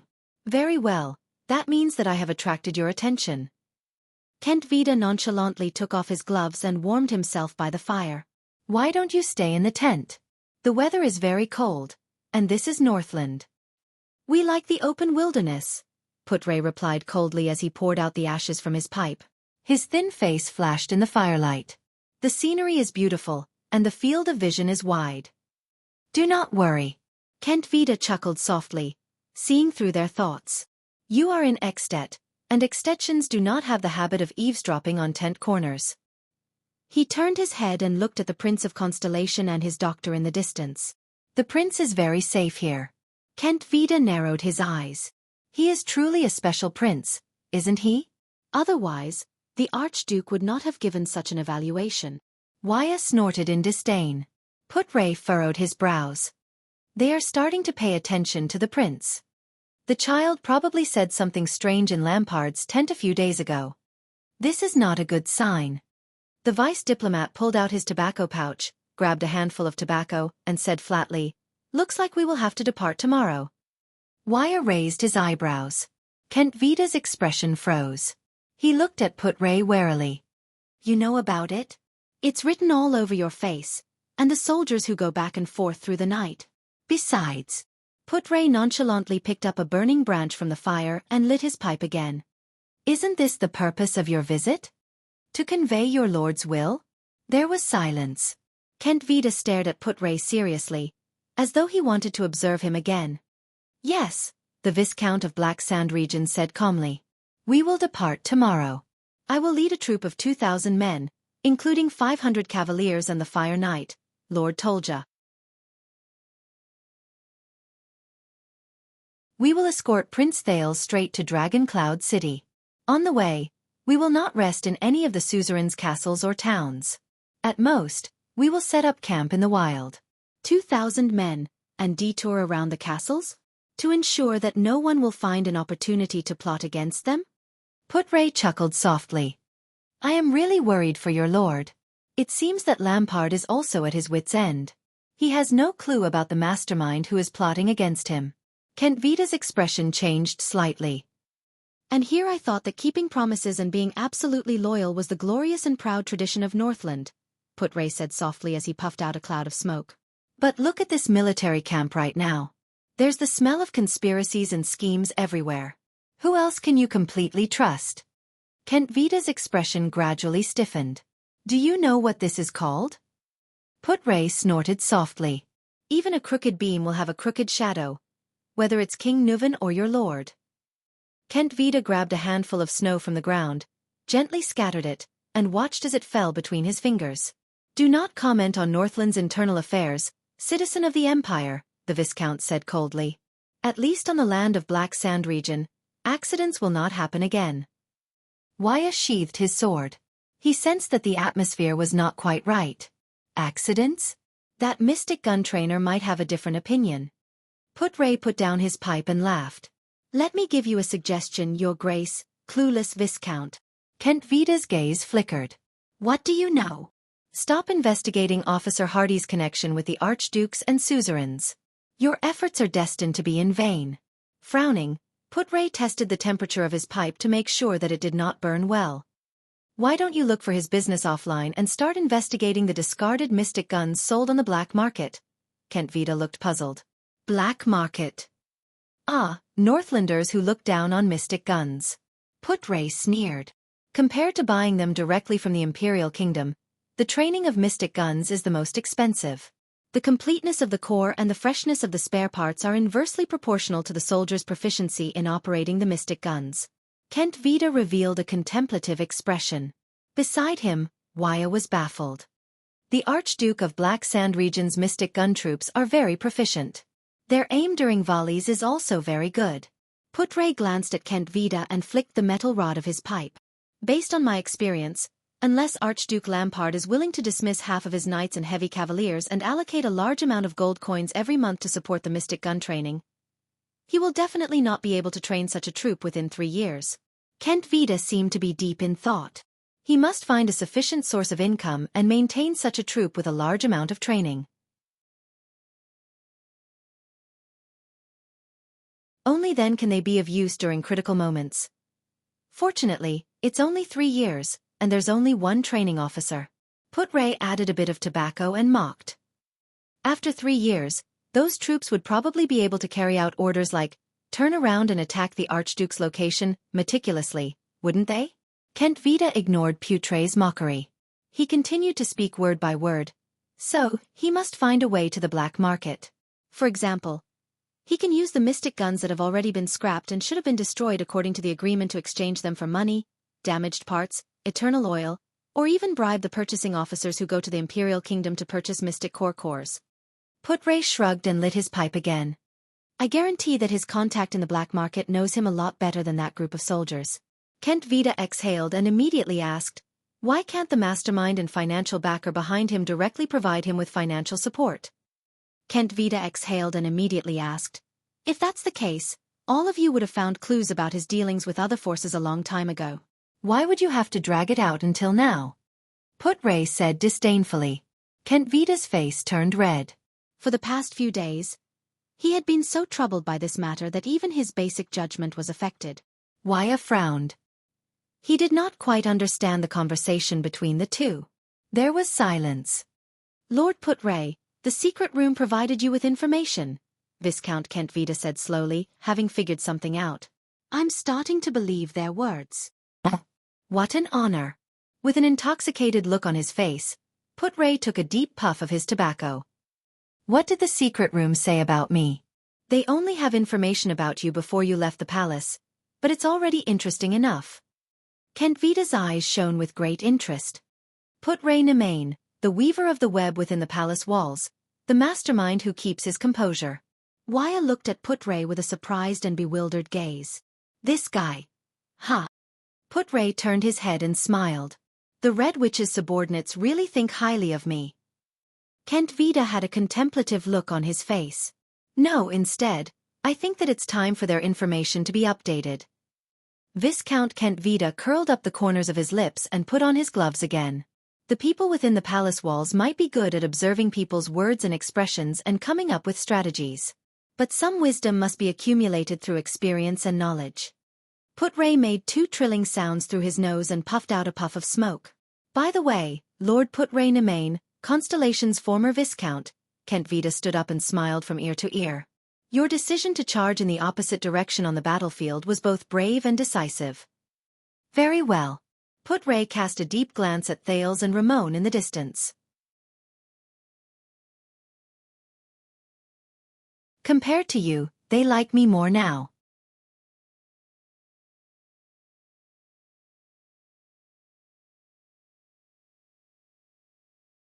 Chapter 249. Burglar. From the corner of his eyes, Serena shrieked and transformed into her terrifying true form. Where do you think you're going? Serena widened her black hole-like eyes. She spread her crimson bone wings, tore apart her cloak, and flapped them into the air. She roared hoarsely and rudely, "Mortal brat!" However, Ralph's gaze was firm. He stepped on the violent wind and pounced towards the Blood Clansman. He wanted to hold this monster back. This was the boy's plan. Thales flew towards a big tree on the left. It was the birch tree that was broken during the sisterly war just now. On the ground next to it was an unconscious figure. Serena's expression suddenly changed. She realized what Thales was about to do. However, in the next moment, the sound of wind whistled behind the patricide. Serena instinctively turned around and clawed. Asterisk clang. Asterisk there was a violent sound of metal clashing. It was not Ralph who attacked. Instead, it was a steel cable held in Ralph's hand. Serena, who was caught off guard, furrowed her brows. The steel cable that suddenly attacked her was tightly entangled around her arm. Ah! Serena screamed wildly. She was dragged backwards by the steel cable that was carried by the violent wind. She tore at the steel cable, but it was futile as sparks flew everywhere. On the other end of the steel cable, Ralph flew in the air with his teeth clenched. His legs were below his knees. 2 pieces of crude steel prosthetics were already missing. The steel cable was the equipment Ralph used to fix his 2 prosthetics. It was extremely tough. I will never let you pass. The phantom wind follower's gaze was firm. Thales landed on the snowy ground with his hands tied behind his back. He rolled forward twice in a disheveled manner. The fluctuation dissipated. A wave of exhaustion swept over him. His entire body was sore. Some of his joints even felt as if they were being torn apart. Thales vaguely understood that this was because his current physical fitness could not keep up with the balance he made with the help of the wind. However, he still struggled. With his hands behind his back, He squirmed and crawled to the front of that person. That was the key to his plan. Katerina Corleone. The Night Queen who was on her last breath. Asterisk thud. Asterisk the prince bumped into Katerina's pretty face. He knocked the latter out of her coma and woke her up slightly. He stared at Katerina's unfocused gaze and spat out 2 words. Bite me. Katerina, whose limbs were all severed and only her torso was left, was heavily injured and unable to continue. She lifted her head with difficulty and glanced at him with a puzzled expression. The transmigrator said coldly, "Suck blood." However, the Night Queen, who had lost her confidence, shook her head helplessly and bitterly. It's useless. My injuries are too severe. Hurry up and leave. Maybe we can escape. Katerina lowered her head as if she had resigned herself to her fate and closed her purple eyes. On the other side, Ralph was still using the tightrope to maintain a distance from Serena while struggling to deal with her. Thales scowled. This woman. A queen? At this moment, Ralph's pained groan came from afar. There was no time to waste. Thales made his decision. Didn't Serena say it? The boy, whose hands were tied behind his back, licked the tip of his tongue and furrowed his brows tightly. My blood. It's nutritious. The next moment, Thales closed his eyes, bit the tip of his tongue with his upper and lower teeth, and slammed his chin on the snow. He heard a small pft sound. Then, a wave of intense pain traveled from the tip of his tongue. Thales was in so much pain that tears came out.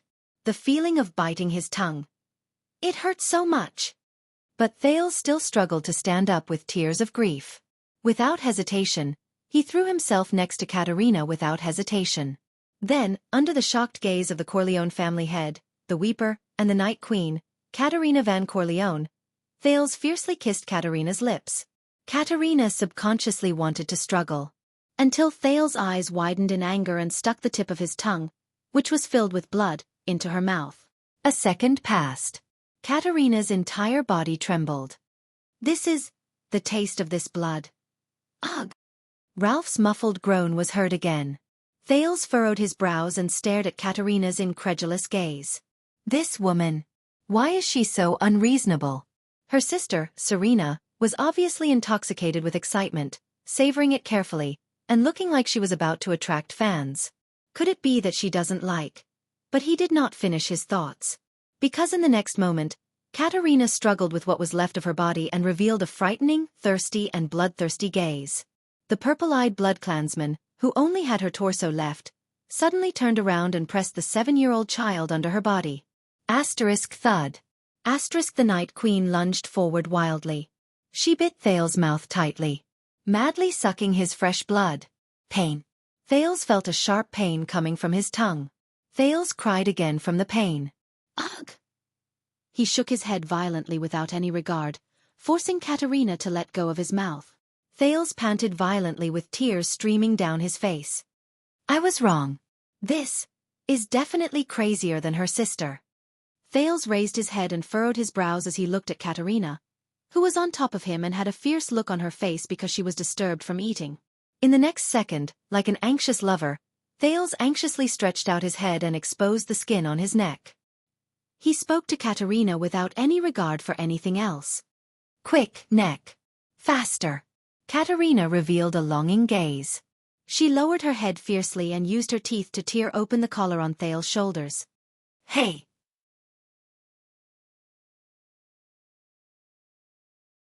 You! Before Thales could finish speaking, Katerina bared her fangs furiously and fiercely bit down on his neck. She started sucking his blood. Pain, the feeling of being sucked, dizziness, numbness, and pleasure all assaulted Thales' mind in an instant. With tears of pain, Thales looked pitifully at Katerina, who was ravaging his body. Powerlessly and bitterly, he finished his sentence. Can I be gentler? Amidst the strong wind, Serena grabbed onto a tree and finally steadied herself. Damned bug. I've played long enough. In the next second, she raised her head ferociously, grabbed the steel rope fiercely and pulled it. It was a tremendous force that had been strengthened by the true form. Ralph, who was at the end of his tether, was dragged along by the tremendous force on the steel rope.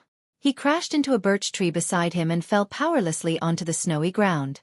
Ralph climbed up with great difficulty, but after losing his prosthetic leg, he could only lean against the birch tree weakly. Ralph used his psionic ability to breathe in a mouthful of cold air again. He stretched out his arms and flung out 2 hidden blades. He soared into the air again and faced Serena head-on. They fought at close quarters. However, Ralph was easily grabbed by Serena's claws in the blink of an eye. She struck his first hidden blade at a tricky angle. The strength in Ralph's sword disappeared. Asterisk clang.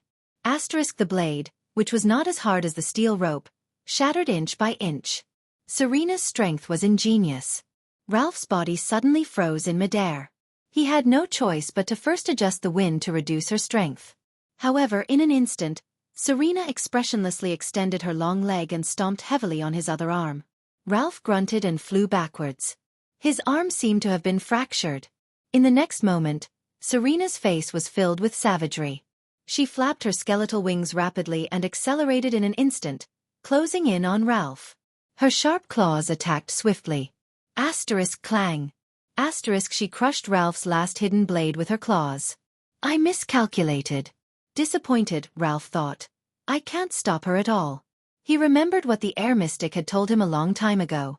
I have seen quite a number of supreme-class people. Their fighting styles are basically... Asta said slowly at that time. They can control their attacks freely, meticulously, perfectly, and without any hesitation. The battles between supreme-class people seem boring and simple, fast and monotonous. But this kind of terrifying control between the millimeters is far from what those brats of the same rank who waste their energy or strength recklessly can imagine.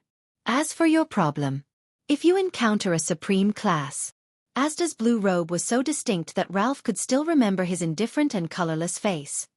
If you don't get close to them, you can use your psionic abilities to fight for a while. But Asda immediately raised his head and revealed a thoughtful expression. There is only one exception. If you encounter Black Sword, Ralph recalled that Asda smiled lightly at that time. Remember to write your will beforehand. Recalling the past, Ralph sighed in his heart. Damn it. As expected, the supreme class and the same rank are not on the same level. I can't even stop him for a few minutes. The phantom wind follower gently closed his eyes. It ends here. At least the debt is paid off. But in the next moment, the sound of violent wind and the sound of hands clashing could be heard. Until the last sound. Asterisk splat. Asterisk Ralph opened his eyes in surprise. Damn it! Serena covered her left shoulder and flapped her wings. She screamed and retreated madly. Until she was a few meters away. A few seconds later. The patricide raised his head and looked at the person opposite him with a hateful gaze. That pure white true form blood clansman. My dear sister. The cold and elegant Caterina Corleone stood coldly in front of her. Her limbs were complete and powerful. Her wings could expand and contract at will. Her purple eyes were cold and fierce. It was as if she had never been injured. In the queen's left arm was Thales, who was groaning and gasping for breath. Serena looked at her younger sister ferociously and resentfully and let out an indignant roar. The Night Queen took a step forward and casually threw Serena's bloody left arm, which she had just torn off, onto the snowy ground. Her expression immediately turned fierce. The second round. Tower of Eradication, Sharp Blade Valley, Underground Secret Chamber. Xiao stroked his long white beard and walked in slowly. He lit the everlasting lamp in the corner of the room. It was a strange circular room. There were no objects at all. There were only thick stone walls. The stone walls were full of scratches of various colors. Some were deep, some were shallow, and their lengths varied. It was as if they were scratched randomly. Xiao turned around and looked at the other side of the room. It was a curled-up figure, trembling continuously in the corner of the room. Xiao looked at that person for a while and sighed slowly. It's getting worse? The figure shuddered continuously and only said after a long while, It's devouring me. Xiao's expression was solemn. Devouring? You mean, it's corroding your body? The figure trembled and raised its head to laugh bitterly. More than that. This power, it's as if it's going to happen to me. It's alive, Xiao frowned. What's going on?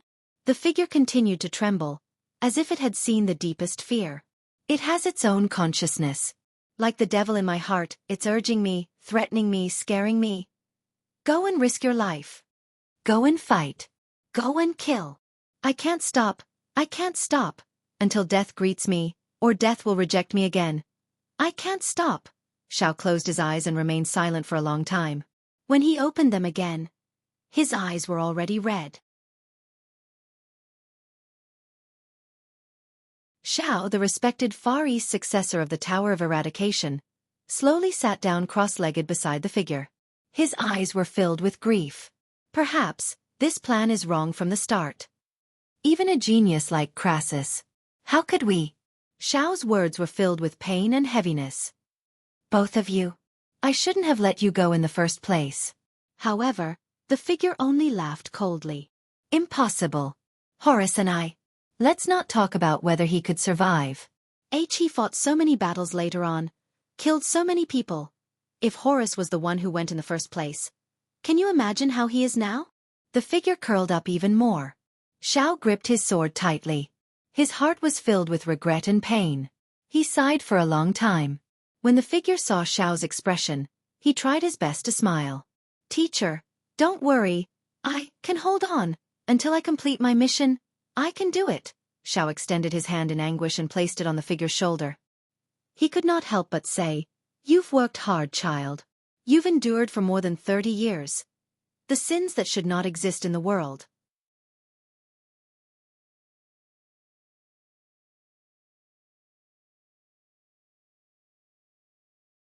Chapter 250. In the West Corridor of Heroic Spirit Palace. Damn it, I almost stabbed you too.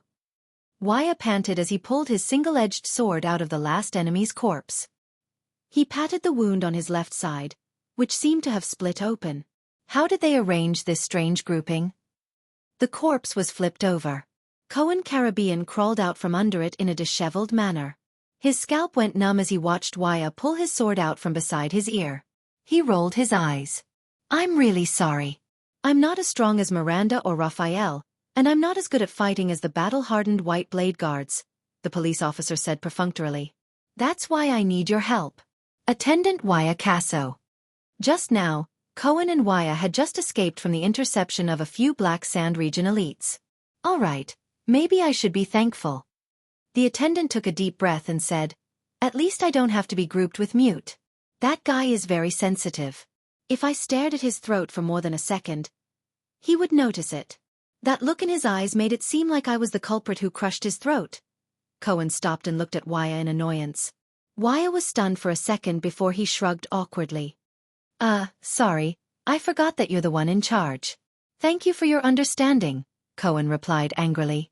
Wuxia looked at the 3 corpses in front of him and rubbed his shoulders. He sighed and said, My lord, you guessed right. They sent out small groups of elites to search separately. If His Highness was still with us, he would have probably been exposed by now. Then, he would have been dragged down by the endless harassment until he couldn't move an inch. Let's go quickly. Cohen panted as he listened to the faint sounds of fighting coming from the east. We're lucky this time. Their reinforcements received the signal, but they were misled by the other side. I don't know if it's the White Blade Guards or our people. They walked forward for about 10 seconds before they came to a fork in the road. Should we continue?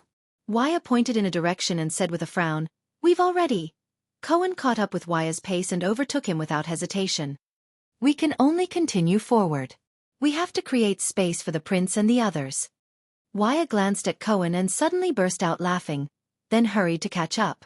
In the solemn atmosphere, the police officer rested his gaze on Happy's single-edged sword.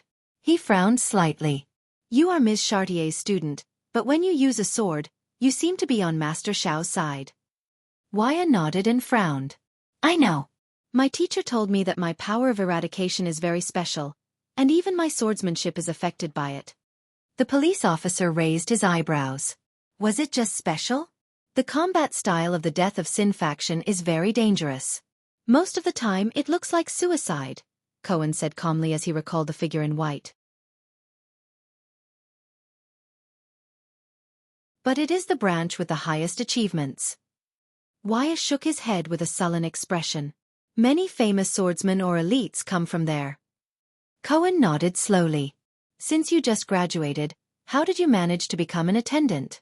Good family background or good swordsmanship?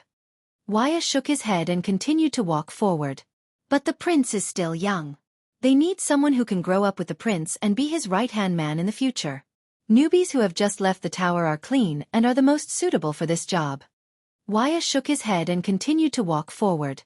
Otherwise, the Casso family is neither a local Redalian noble family with a long pedigree, nor is it a noble descendant of the empire like you Caribbean. For generations ago, we were just a small local squire. 100 years ago, we couldn't even be squires, let alone attendants. Cohen nodded in understanding.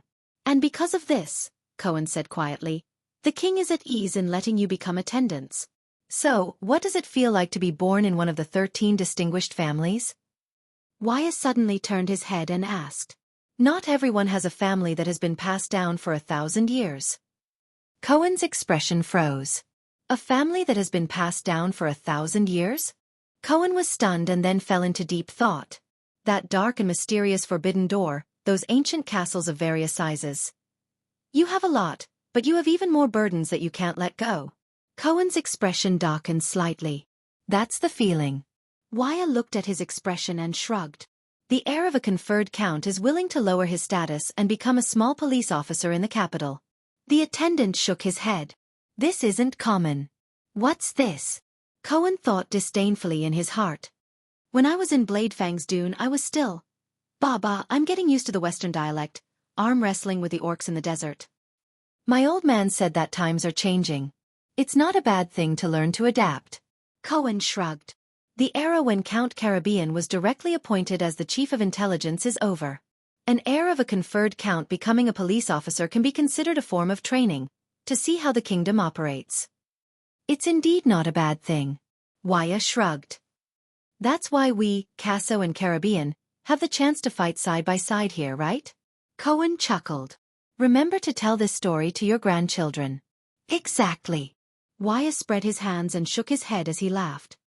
Your grandfather was once in Dragon Cloud City. He went on an adventure with the future conferred count of the kingdom, risking his life for the future supreme king. In the next moment, both of their expressions changed at the same time. Asterisk clang. Asterisk the two of them unsheathed their swords as quickly as they could. Their knees bent slightly, they widened their footsteps and looked nervously at the stairs opposite them. An armored figure appeared there. The Fire Knight, Tolja, slowly walked down the stairs step by step. He looked at them with a solemn expression. The police officer exhaled a long breath and lamented his luck. Waya narrowed his eyes, feeling anxious. Come on, big guy. I haven't forgotten that time in the prison cell. The police officer clenched his teeth and put on a sword stance. It's time to pay back the debt. In front of them, Tolja pressed his golden saber with an expressionless face. It's him again. Waya stared at Tolja nervously. He recalled the scene in the prison cell and said to Cohen solemnly, Are you sure you want to fight?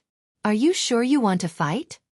If we escape now, we might still have a chance to shake him off. There's no other choice. Cohen frowned. We'll do our best. Waya took a deep breath and raised his single-edged sword. He shook his head. All right then. Tolja curled up the corner of his lips and walked towards them slowly like a small hill. You've sent almost all of your men. Tolja listened to the sounds of fighting in his ears.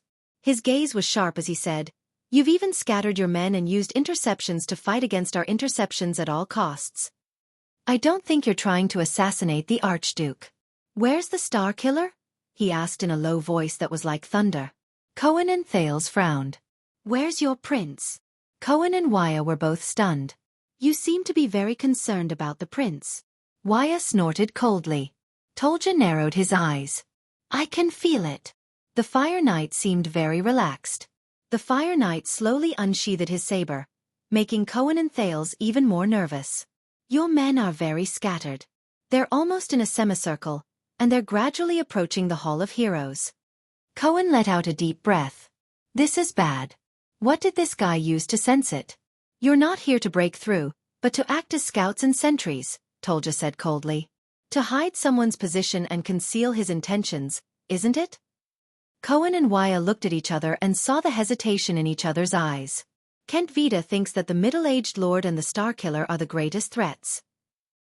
He waved his saber lightly.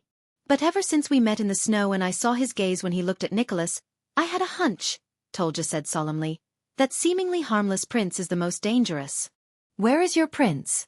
Tolja's expression changed and he continued to interrogate. What are you planning to do? Cohen and Thales did not say a word. They were just anxiously thinking about what to do next. But in the next moment, Tolja took a step forward and brandished his saber to attack. The tensed Wuxia felt a jolt in his heart. He immediately drew his single-edged sword and went straight for Tolja's face. Cohen's expression changed. No! The police officer shouted angrily. He grabbed Wuxia's left arm forcefully and pulled him back. Wuxia's single-edged sword and Tolja's golden saber clashed in the air. The temperature in the air rose sharply. Asterisk sizzle. Asterisk the strange sizzling sound rang again. Asterisk clang. Asterisk the clear sound of metal falling to the ground rang out. Wuxia was pulled back 5 whole steps by the police officer until he sat on the ground. But he had no time to worry about Cohen anymore. Wuxia stared at the single-edged sword in his hand in a daze. The front edge of the sword had been broken. The cut was smooth, and the blade was red and emitting a faint heat. It was as if it had been fused in an instant. The broken blade swayed continuously on the ground. Opposite them, Tolja snorted softly, as expected. He casually swung the golden saber in his hand, and strange sparks splashed in the air. Cohen and Wuxia watched as the Fire Knight raised his saber and stabbed it into the wall beside him without any resistance. He waved his arm slowly and the saber slashed across the wall. Sparks flew everywhere it went, and only charred marks were left. As the sizzling sound rang out, the air was filled with an unpleasant burnt smell. Ever since it lost its corresponding prey, the importance of this saber has been greatly reduced. Tolja pulled his saber out of the wall, as if he was pulling it out of water. He narrowed his eyes and looked at the 2 people on the ground. But it is still an effective weapon. Cohen supported Wuxia and stared in shock at the saber in Tolja's hand. That's... He remembered the old book he read in his family's ancient castle. Cohen remembered Tolja's nickname again. That's... This is just a warning. Tolja's expression was solemn. I respect your spirit so. I promise it will be over soon. How can it be? Wuxia muttered as he looked at the cut on his weapon. This is steel refined in the tower. He looked at Tolja's saber again, and was extremely shocked. What kind of weapon is that? It can actually cut through metal without any obstruction, without any effort? Cohen took a deep breath. A legendary anti-mystic equipment, Cohen answered solemnly, and stared at the golden saber used for horse battles. The Rising Sun Saber. It is said to be a blazing blade that can cut through everything. Cohen smelled the burnt smell in the air, felt the rising temperature, and gritted his teeth. It is also known as Hell's Breath. Wuxia was slightly stunned. Good knowledge. Tolja nodded approvingly and looked at his own weapon. The sharpest blade in the world. Has a temperature. The faces of the 2 from Constellation turned extremely ugly. What do we do now? Wuxia frowned. His saber. Yes. Cohen clenched his teeth. He watched as Tolja raised the Rising Sun saber and slowly approached him. The police officer shook his head solemnly and awkwardly, as if he was talking to himself. Faced with a weapon that can cut through almost all weapons and armor. What should we do? In another room in Heroic Spirit Palace.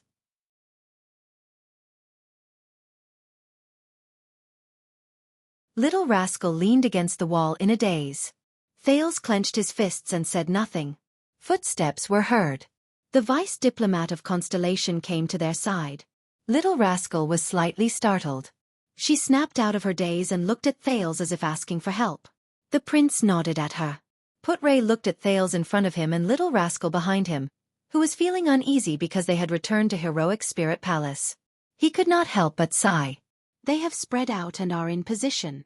Putray listened to the faint sounds of fighting around him and estimated the distance between them. Your Highness, it is time for you to make your move. Thales raised his head and looked at Putray calmly. Will they survive? He asked bitterly. Putray did not speak. He only stared at him in silence. A few seconds later, as you said, the vice diplomat sighed slightly, You know very well what the key to this chess game is. You have to place the strongest chess piece on the battlefield. If you win, Put-Ray said flatly, we will win. No matter the sacrifice. For a moment, Thales was actually speechless. He could only lower his head. Thales only felt a heavy weight in his heart. I'm sorry. This wasn't my plan. The atmosphere was very depressing. Little rascal pursed her lips at the side. She was troubled. I know, Your Highness. Put-Ray shook his head. His expression was as usual. I know. We had no choice but to break into the gatehouse. That was an accident. Being discovered, there was another accident. In the end, we had no choice but to do this. Put-Ray slowly crouched down. But one of the most fascinating things in life, the vice diplomat sighed softly, is that there are always accidents that interrupt the beautiful dreams we have planned. Put-Ray's gaze drifted away, as if he was reminiscing about the past. Accidents. I know.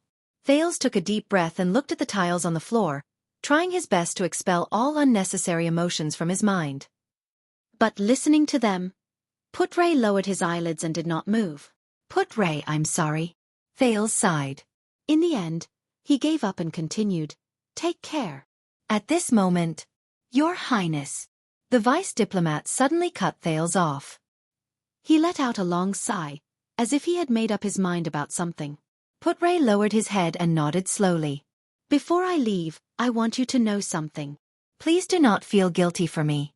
Thales frowned and looked at the vice diplomat. But Put-Ray's face was hidden in the darkness. He could not see it clearly.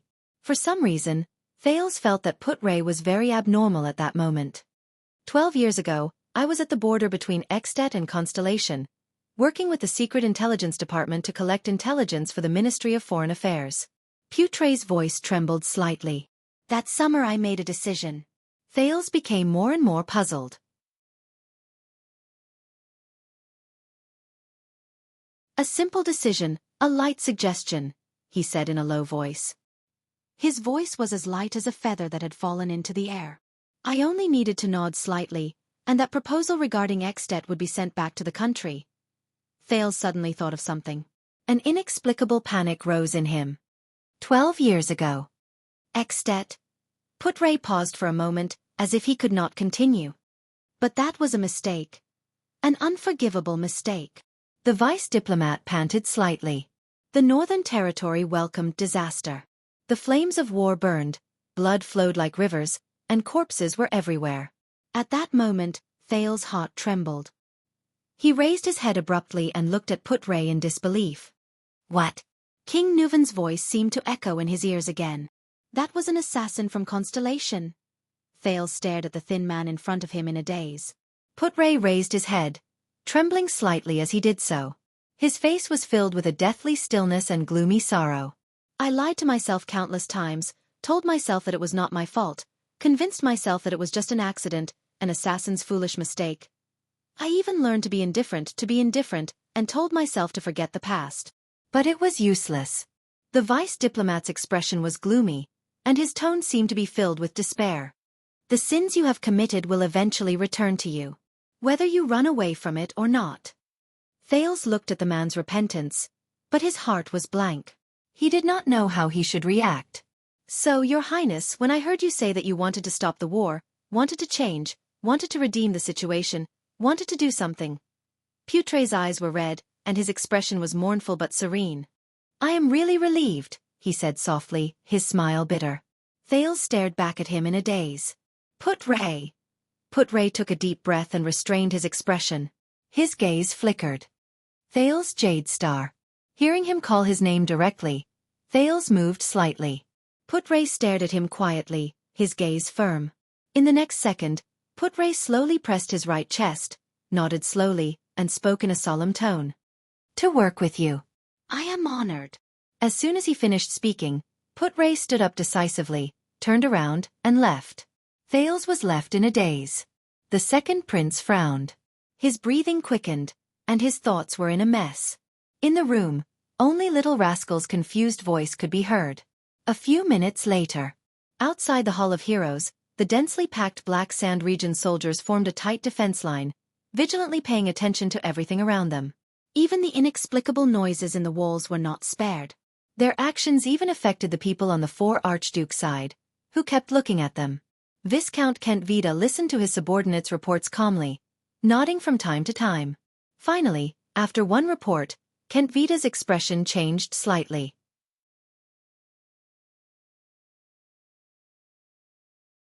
He hesitated for a second, then gestured to his deputy, turned around, and left resolutely. Accompanied by a team of soldiers, Kentvita walked through layers of tight defense lines, occasionally responding to his subordinates' salutes. Finally, he turned into a corridor. In this corridor, two teams of Black Sand Region soldiers escorted a captive to Kentvita. Kentvita frowned. Meeting under such circumstances, the Viscount of the City of Halting Light said flatly, "Should I be surprised? A lord who walked right into a trap?"